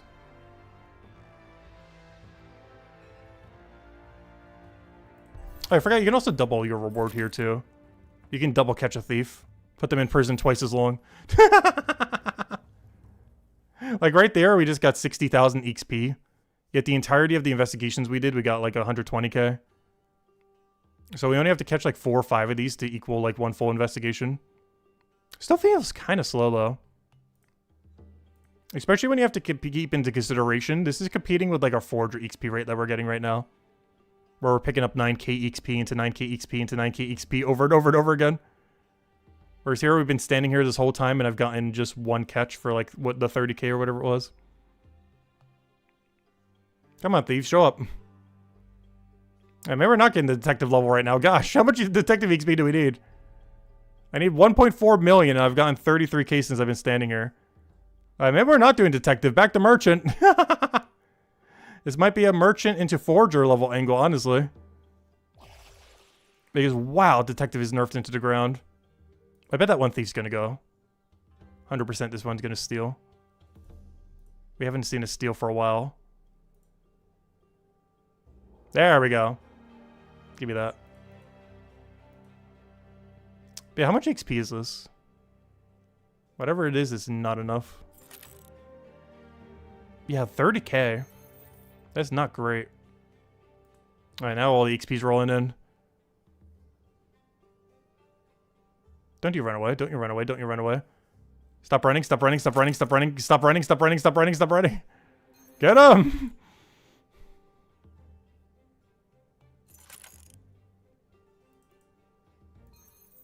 But yeah, it's not great. Oh, this guy's gonna steal as well. Oh no, he's paying. Alright, we're out of here. Yeah, we're just gonna do merchant and forger level, I think. They nerfed detective too much into the ground, like botanist.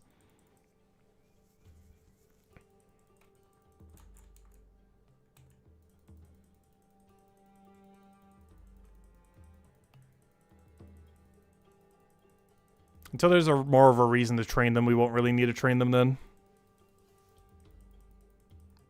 So we'll just do merchant for 1 level and then go back to forager for 1 level. Dumping knowledge all into forager. Just for a little change of pace. Everything here I do not like. And it just reset, so I'm actually going to have to do a quick run. Everything here is... Actually, there's a bit of a synergy here.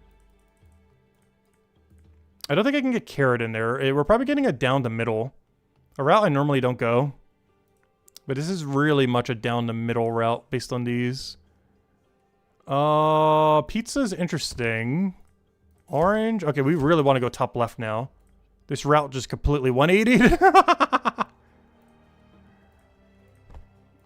It's now like a mega top left turn in angle. And to go bottom.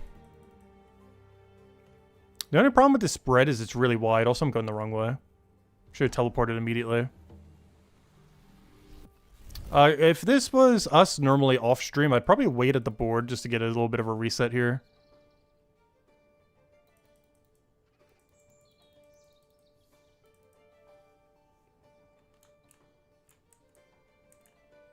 Alright, so what we need to go do... Yeah, I'm not liking this route right now, but we'll make it work. As long as we don't over-encumber, which I don't think we are. Mostly because we're turning in 2 things pretty much immediately. What did I come over here for? I came here for something and I already forgot what it was. Oh yeah, never mind. Did you buy them at the same spot? I thought there was like 2 shops I had to go to. No. Carrot and tomato are the same shop. Gosh, we're losing it. We haven't done merchant in so long. Alright, so now we go to middle to grab pizza. We then go to top left to go mega turn-in. Well, actually, it's not a mega turn-in, but it'll be a small turn-in. The only problem is all my turn-ins are really wide when doing this. So much so I don't even think it's worth XP for tomato here. Well, XP for everything else, though. Well, we'll turn in tomato right here. So we can grab pizza. We then go manually walk up. And then turn in pizza and buy everything. And then we just turn in. We should be able to do that with a 2-minute timer then. And then I think we only have to do like 2 more trips and that should be a merchant level. I do have to pay attention to our knowledge level though. So I can remember to drink 11% to go put it into Hopeport. The only problem with that is we're going to waste it since we're not actively training anything in Hopeport right now. I could always alternatively dump it into Leatherworker. But I kind of want some of those leathers now that it's more aligned with Merchant. Alright, what am I doing here? Not that room. Alright, that's something else. Since we max-skinned Chronopolis, or pretty much max-skinned, every single enemy in this area looks like really elaborate. Alright, now is when we go drink the potion. And it should be exact inventory. Unless I forgot to do something at some point, but it should be fine. So we trade you in order to get the pizza in. From there, I go and grab 1 set of orange, 1 set of banana. I then buy the clock from you, which I don't think I can actually turn in on this set. As is the only thing kind of out of our way. Unless we want to do a weird zigzag. Also, the same way that the merchant bounty board is outside the building, I wish there was one for detective. So that you could grab it while doing a merchant run. Because one thing that's really annoying about detective bounties right now is if I wanted, let's say hypothetically, to go in there and go get a detective bounty, I kind of can't. Because it would waste like a good 30 seconds just to go check the bounty board, and it might not even have a multiplier worth doing. So I can't really go in there. Which is kind of unfortunate, because I kind of want to check to see if there's a good bounty in there. But if the bounty board was outside, we'd 100% check it, because it would take like 3 seconds. Having to walk all the way in there and then have to walk all the way back just kind of isn't worth it. It is if it's a 2 times or higher multiplier, but if it's all double 1 times, it's not worth. It would have just wasted all the time walking in there.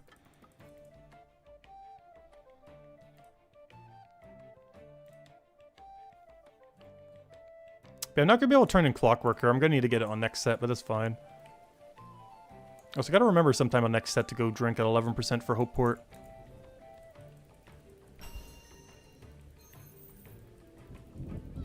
Also, this is a little bit of nice training for when we actually need to go all in on Merchant again.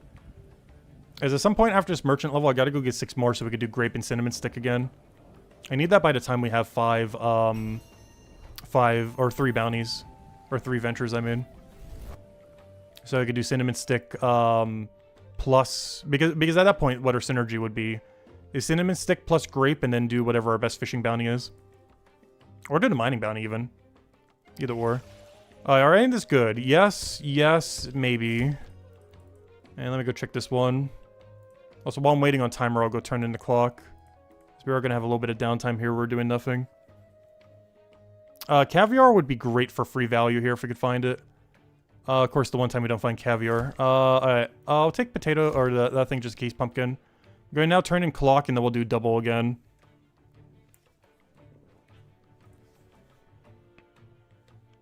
And then by then, the board should be reset. The main ones I want to replace here is mostly pumpkin and carrot, I think.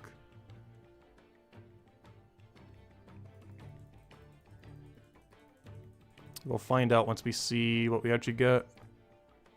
Because the biggest thing we need to try to avoid is to over-encumber in the corner. Because there's so much good value stuff in top left corner. But I gotta make sure we don't grab too many. I'm already grabbing 4 right now, for example. Or, you know, 4 sets of items for full inventory. So pumpkin is the main replacement here. Pumpkin and carrot. But also have to make sure we don't go too heavy. Oh! Gimme, gimme, gimme, gimme, gimme, gimme, gimme, gimme, gimme, gimme. A 4 times epic pocket watch. And a 3 times caviar. Oh, so I probably should have grabbed that one. Just standing right there. That is big. Okay, what do we have on the other one? Silk is too far out of our way.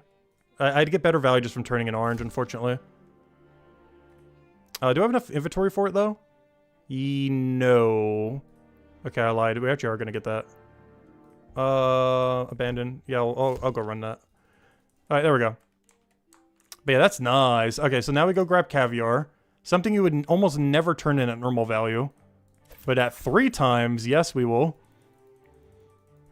And it's already technically on path. I am going to have to go here twice is the only problem with this pathing. That's fine. I was going to double orange turn in, but the problem is I don't have enough inventory for it. So we're going to take the silk instead.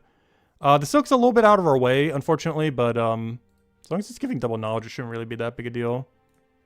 So we'll turn in caviar here. I'm not going to bother boosting it, though. And now we go grab the 4 items we need from corner. Just got to remember to grab the soap shop. Soap would have maybe been worth dropping, actually.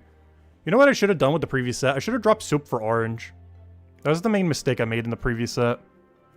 Instead of canceling whatever we did, I should have canceled soap for orange so we could have still had 4 items in corner. We would have had like a 30 key more XP turn in and whatever other the value difference is. It's not that big a difference, but it made it so we wouldn't have to go into soap shop. While also still getting more value on top of it. So like double value. Not just saving time from not having to go to soap, but saving also getting more value from it. It's not too big a deal, though. Alright, now we just grab everything we need from corner. Which at this point is orange, banana, and 1 pocket watch. Orange, banana, pocket watch. And now we just go on a turn-in spree. And I actually will do this in a bit of a weird order. Just because we got cloth, there's a bit of a weirder route I could take than normal. I'm actually going to take clock first. Normally I would take this at the end. But for one, I want to make sure we are boosted for it. But the other reason I want to take it first is so I could go dump both my 2 XP pots. Because I'm about to go from this 4 times bonus hit a knowledge point. And with that knowledge point, I need to go and make sure we could put it into Forager. So we're just going to drink both our potions right now. Drinking the one for Chapter 1 first and the one for Chapter 3. Normally you'd want to boost the thing that you're into Chapter 4, but this is one of the few exceptions since we're focusing so much on Forager right now.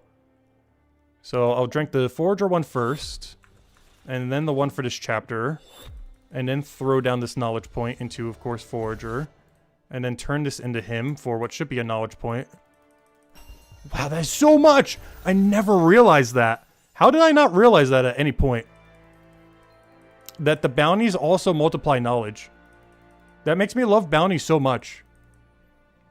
Every skill needs bounties. Go, go, go, quick. I know they're working on that every 2 weeks. We're getting a new bounty thing, but quicker. No, that's still good. We're getting fishing bounties this Monday, or just next Monday. 3 weeks from now is smithing bounties, as well as some minigame kind of thing for it, kind of. And then after that is stonemason bounties in 5 weeks. But yeah, bounties are so strong. 2 times higher bounties. That is so good. We turn this into him. I didn't even grab this. Something I normally wouldn't route, but it's for 2 times bonus, so we got to route it. Oh, nice. We got access to the other pocket watch. This is really good, too.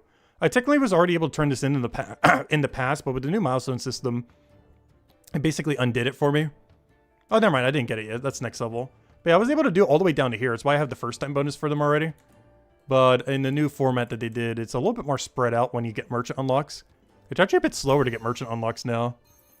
And now I go turn in banana and then try to turn in soap in time. I don't think we're going to make it, though. Banana we will. Soap probably not.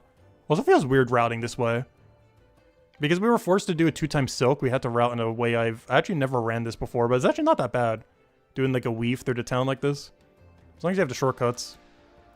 And then we turn in, hopefully soap within 15 seconds. Go, go, go, go, go! You're almost there. Wow, we're actually going to make it, too. Didn't think we would. That means we turned in every item within... Well, not counting the caviar. But not counting caviar, we would have turned everything in within the 2 minute, all 5 of them. Alright, now we just need one more set and we should be good to go. Nice! Barely made it in time. Alright, let me go back to the market. And I think we need one more set for a level. Oh no, we already got a level. Wow, those 4 times are so broken. Oh no, I kind of still want to grab some... Gosh, Merchant is so good. Are they ever going to stop buffing Merchant? I don't mind, though. By the time I finally go train Merchant, you'll get, like, max level Merchant in, like, 1 minute. Okay, I'll grab this for later. I'm just grabbing some for later. I don't actually plan to do these right now. I just want to grab a couple just while we're in the area. And then I need to go get one more level, which at this point, I think we just go back to Forager and train it normally for a level, I guess. That's just some other skill we want to go mess with real quick. Honestly, I almost want to go do Merchant right now. Why couldn't they have put the extra venture slot on Merchant instead of on Forager?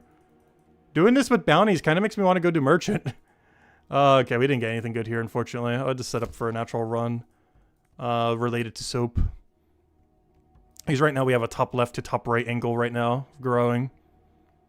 Hopefully we get something over here that synergizes with it. Or any multipliers that are worth doing.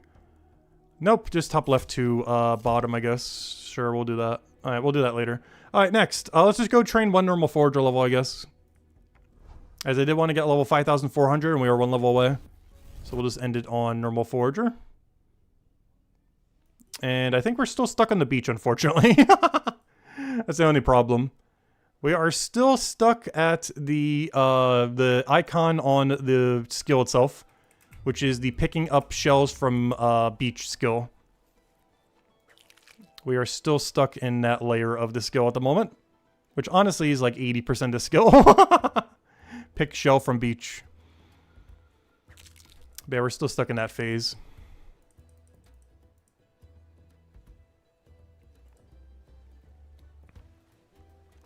But let's go do it. And we'll do that until we get double knowledge point, and that should be level, and then boom, we're done. And then tomorrow's goal is Jade Monument. We're going to go till Jade. We need level 42 Forager plus finish Jade. So off stream, I'll probably try to get a few more Forager levels. Then we'll have to do about a dozen on stream, and as well as the entirety of the Jade Monument. Or, you know, Jade tier.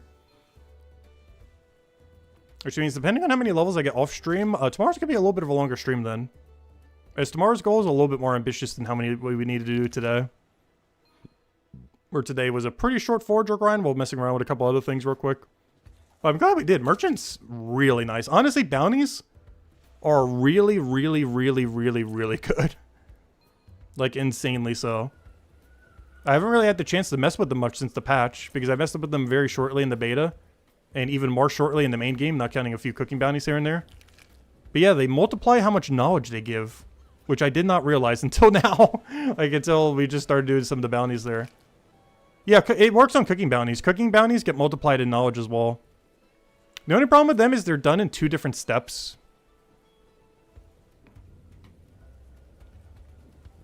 So you can't really boost them as conveniently. You mostly just boost the delivery, you don't really boost the cooking process.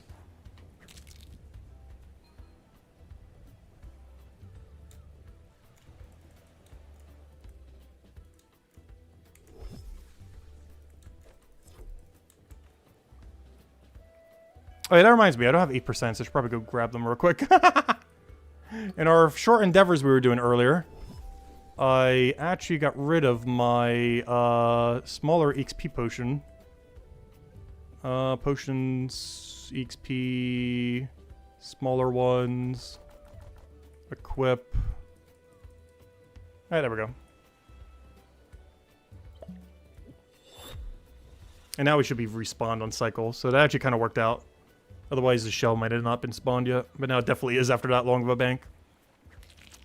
But at this point, we'll go until we get a double knowledge point, dump it all into Forager, and that will be level 3,400. And that means today we would have gotten level 3,400, as well as Stone Monument tier completed. And tomorrow we'll do Jade. We will have a little bit of a different loop for tomorrow, so it won't be the exact same thing, luckily. I'm going to wide loop Water Lily, Starfish, all that. We're going to do, like, wide circle and get all the potatoes and everything. Because now we can get tier 6 potato as well. We're literally unlocking as the last thing we get this stream. But by tomorrow, hopefully I'll get enough level so I could do the whole loop with Starfish, Water Lily, and Potato. And then we're just going to do a bunch of circles over and over again in that area. Since I do want to bank everything. And then we got to do that until we get to 42. And at 42, we spam that until it's completed.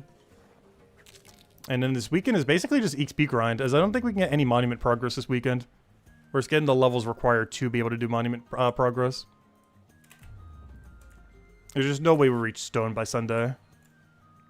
That's going to be a Tuesday goal, probably. Because Monday's going to be fishing bounties. We already know what Monday's goal is going to be. Whatever I don't get from Oyster Ventures, I got to go get my fishing level to say 25 by the end of fishing bounty day on Monday. And I should have hopefully enough time on Monday to do that. I do have limited time, but hopefully enough to get 25. Because we're going to get at least a level or two from Oyster. The only thing I'm going to have to do a little bit weird on Monday is I think I have to go throw all my knowledge points onto fishing while we do it. But I guess that fits the theme of the day. Instead of on Forager. Just to make sure with the time I have for on Monday I can actually get it done. Because we're only going to have like about 3-ish hours probably.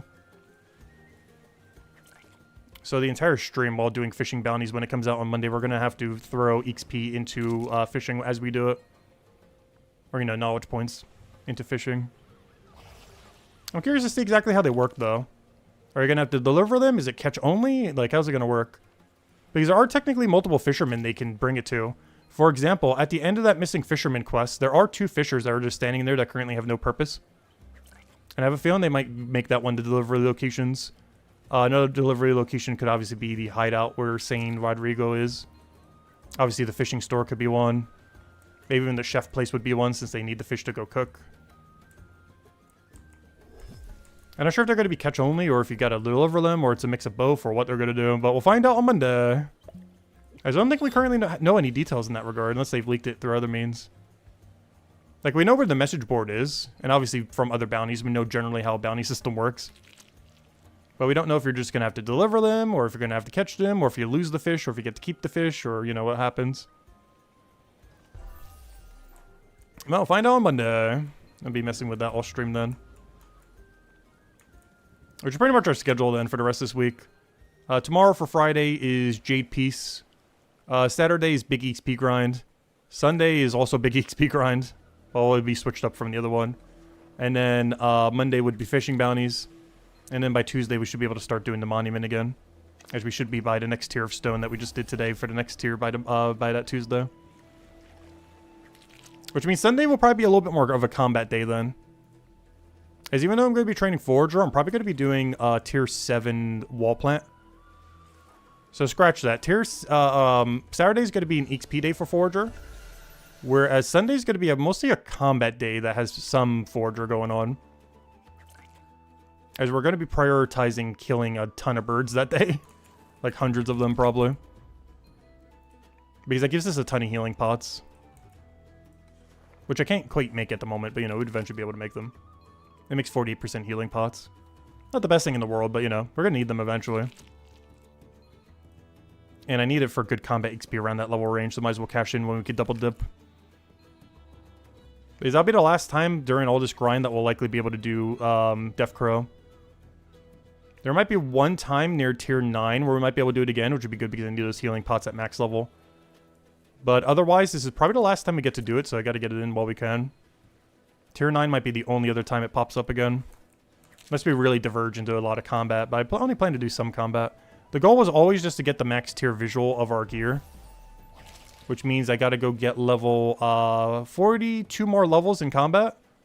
But technically a little bit more than that, so we can kill the Death Crow that's in the following tier. And the main reason for that is so that it drops the more common level 20 plus gear. And as long as it's milestone 20 or higher, we would get the highest visual tier that we can. So we can start rocking that around everywhere. Because I'm still wearing one visual tier below max currently. We're not max till 20. And we need to go at least one enemy above that. Just to make sure that like every drop we get is a level 20 resource. So our end combat grind is basically just to get to Death Crow one more time. At 20 and 6. Or, you know, milestone 20 level 6. 1006 level. Feels so weird saying levels now. Because there's so many ways that you can say what level you are. And I keep using all of them. Which is probably making it more confusing.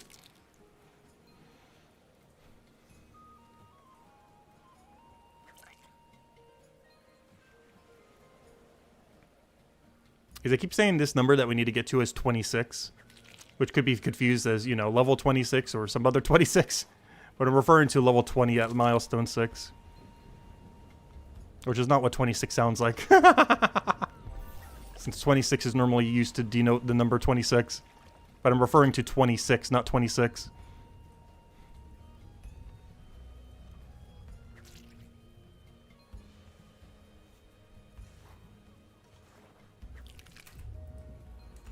Which is not confusing at all. And hopefully it'll change it to some degree in the future.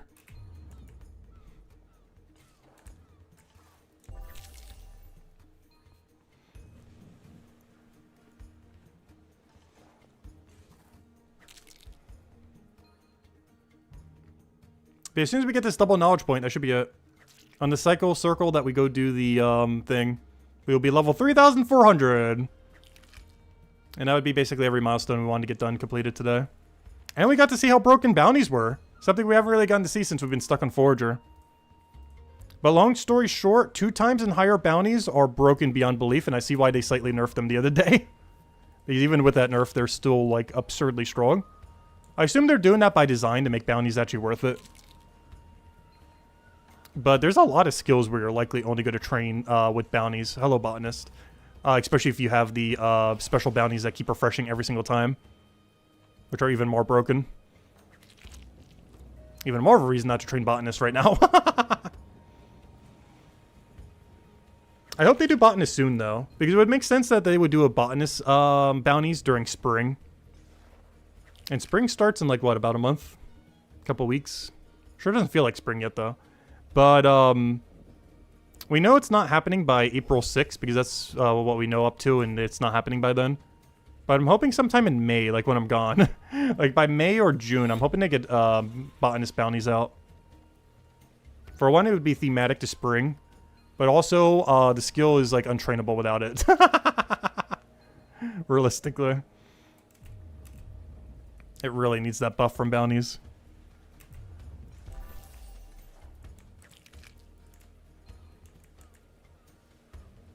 But yeah, we're gonna go crazy with the bounties then every single time a new one comes out.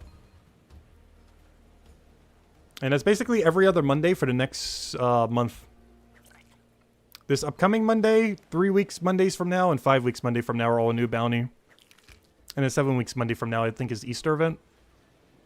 Which is not bounty, but it's kind of like a world event, I guess, depending on how they do it. Hopefully it gives XP again. Because Christmas event gave Forager XP, so hopefully this one will give, you know, something. Who knows? Maybe free botanist XP, could you imagine? Oh, I might actually grind it if you do. Ooh, I didn't even think about that just now. What if they do it for botanist since they did the other one for Forager? Where you grow, like, Easter eggs off of plants. And then turn them in somewheres. The other thing I mentioned earlier is, like, what if you had to, like, cook a bunch of different things? Like, a bunch of different egg dishes? Because currently you can only build, make omelets. Obviously, there's a lot of egg dishes that aren't omelets. So they did an Easter event where you had to go, to, you know, like make a billion different egg dishes out of the special Easter eggs to gain cooking XP instead of forager.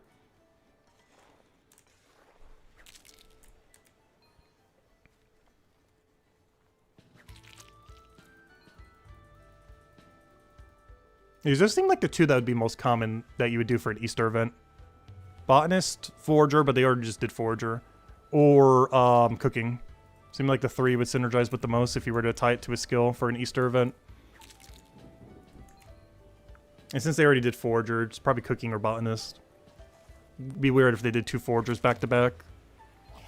That would also be unfortunate because we would be max level forager by then. Also, Valerie's still fishing. That's one thing I've been confused by lately.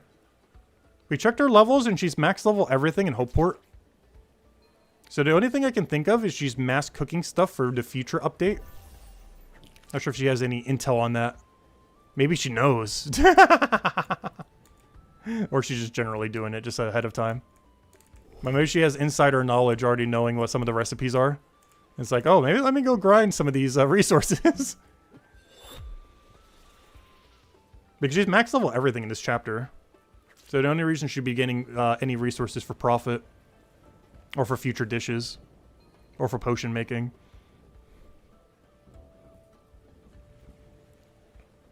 Because there's 0 XP she can gain in the chapter other than throwing her knowledge points into other chapters. Which actually, I guess, is one interesting thing you could do in a chapter after the fact. Is if you are maxing a chapter, you can still kind of do stuff in a chapter. It's just only the knowledge points would matter. Which you would throw into a different chapter's non-max skill. It'd still be worse than just training something that isn't maxed yet. It is an option. But it does mean you'd only be getting like 3 to 4 knowledge points per hour as your total amount of XP, which is not a lot. Unless you're doing like merchant or something. Actually, I could see that being the case. Merchant is so strong that I could see yourself, especially if they had some kind of skill keep perk to it that makes it even better at some point. I could see it between bounties and everything else. Just spamming merchant and then throwing all the knowledge into something else, even though you're already level 500 merchant. Because I'm pretty sure doing merchant at level 500, counting all the bounties, is almost 3 gold an hour. When accounting for 2 times, 3 times, and 4 times bounties, I am pretty sure it is almost 3 gold an hour, or around there. With no resource cost at all, and no tools required or anything.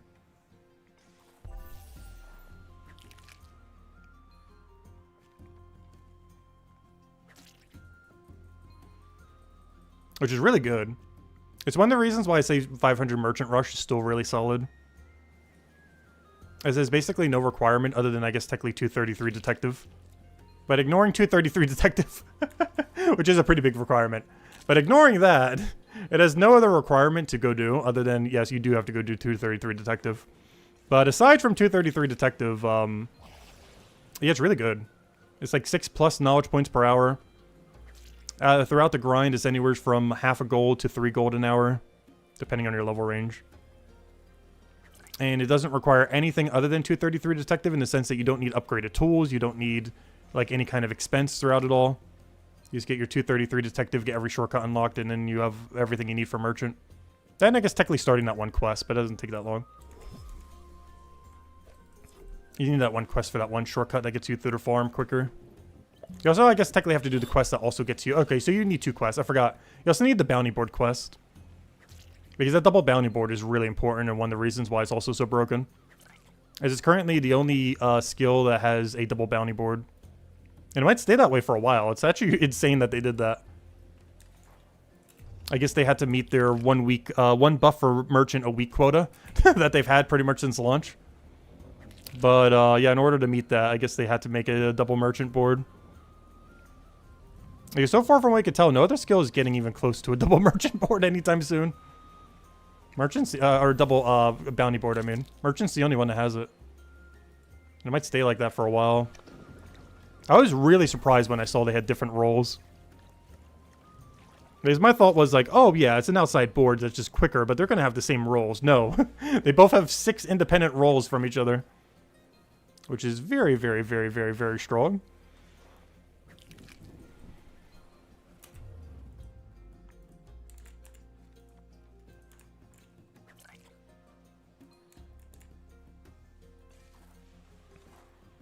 So I'm going to have to waste one of these knowledge points so I don't over-encumber here. But there we go. The nice, clean level 3,000 or 5,400. Nice, clean, 00. All right, we did it. I'll finish this loop and then I guess we head to our AFK for a bit. Which actually, I can loop straight into the AFK. Because, actually no, I'm going to over-encumber if I do that. Because you can actually just queue everything in this room and go straight into it if you wanted to. It's one thing I found really satisfying. But you can actually one-click the AFKs. So I can grab every node in this room, click on the AFK that we have access to, and I can literally just go away now. But anyways, guys, I guess we're done. We will be back tomorrow at, because we're back to normal schedule now, so we will be back every single day till the grind is done. But we will be back tomorrow. Main goal for tomorrow, of course, being to go get the Jade Monument completed. That is the entire goal for tomorrow. Go get to the level that we need to go do Jade, which is currently 15 levels from now, though by next stream should be a little bit less, and by, you know, by the end of the stream we'll obviously have it fully. Also, I don't have enough inventory here, so I won't be able to do that, but you could queue straight into it. But we'll go with a nice full inventory just in case. But anyways, but yeah, we'll do Jade Monument tomorrow. All the levels required, get all the pieces required, and we'll go from there. Saturday will probably be mostly an XP grind day, but on Sunday we'll do a mix of combat and XP, focusing a little bit more on combat. So we hopefully get some more rare drops and everything, though our gear is looking pretty solid right now. And then from there, the plan for Monday obviously is fishing bounties. And then by Tuesday we should be back to pretty much the same loop that we're back at now, which is, you know, back to stone. Very similar to today. And keep doing that until that number says 10. And until we have a monument that gives us one extra adventure slot. But anyways, guys, that'll wrap it up for now. I hope you all have a wonderful, wonderful week. And we'll be back tomorrow around noon Eastern Standard Time and continue to grind until that number says 10. And even then, we'll still keep doing, of course, the Monday updates whenever we can and everything. With the most relevant new upcoming Monday update being a lot of bounties ones. Bounties are this Monday. 3 Mondays from now is... fishing bounties are next Monday. 3 Mondays from now are some kind of smithing minigame, kind of, as well as smithing bounties. And then 5 Mondays from now are stonemason bounties, which is perfect because I need to get both these milestone 8, so maybe we'll start pushing some of those too around that time after our forager grind, but we'll see. Forager is the main focus for now. But anyways, guys, hope you all have a wonderful week, wonderful upcoming weekend, and I'll catch you guys soon. Goodbye, everyone, and thanks for watching. Also, these are not only boosted by 10% because we're using our net, but it is also the XP pot for this area, so we'll be able to make this into XP pot later, which we'll probably be using in some kind of dead zone in this alchemy. So it's actually good that we're gathering these now, so we'll be able to go get that. And the things we're getting priors for this +7 boost, so it works out perfectly. And we'll use that in this little dead area in between where you do the Hope Forest ones then, just to help us get through it. That'll try doing on the Mines of Batubin one, though we need to go do the AFK for that in combat, but that's a later issue. Anyways, guys, catch y'all later. Goodbye, everyone. Thanks for watching.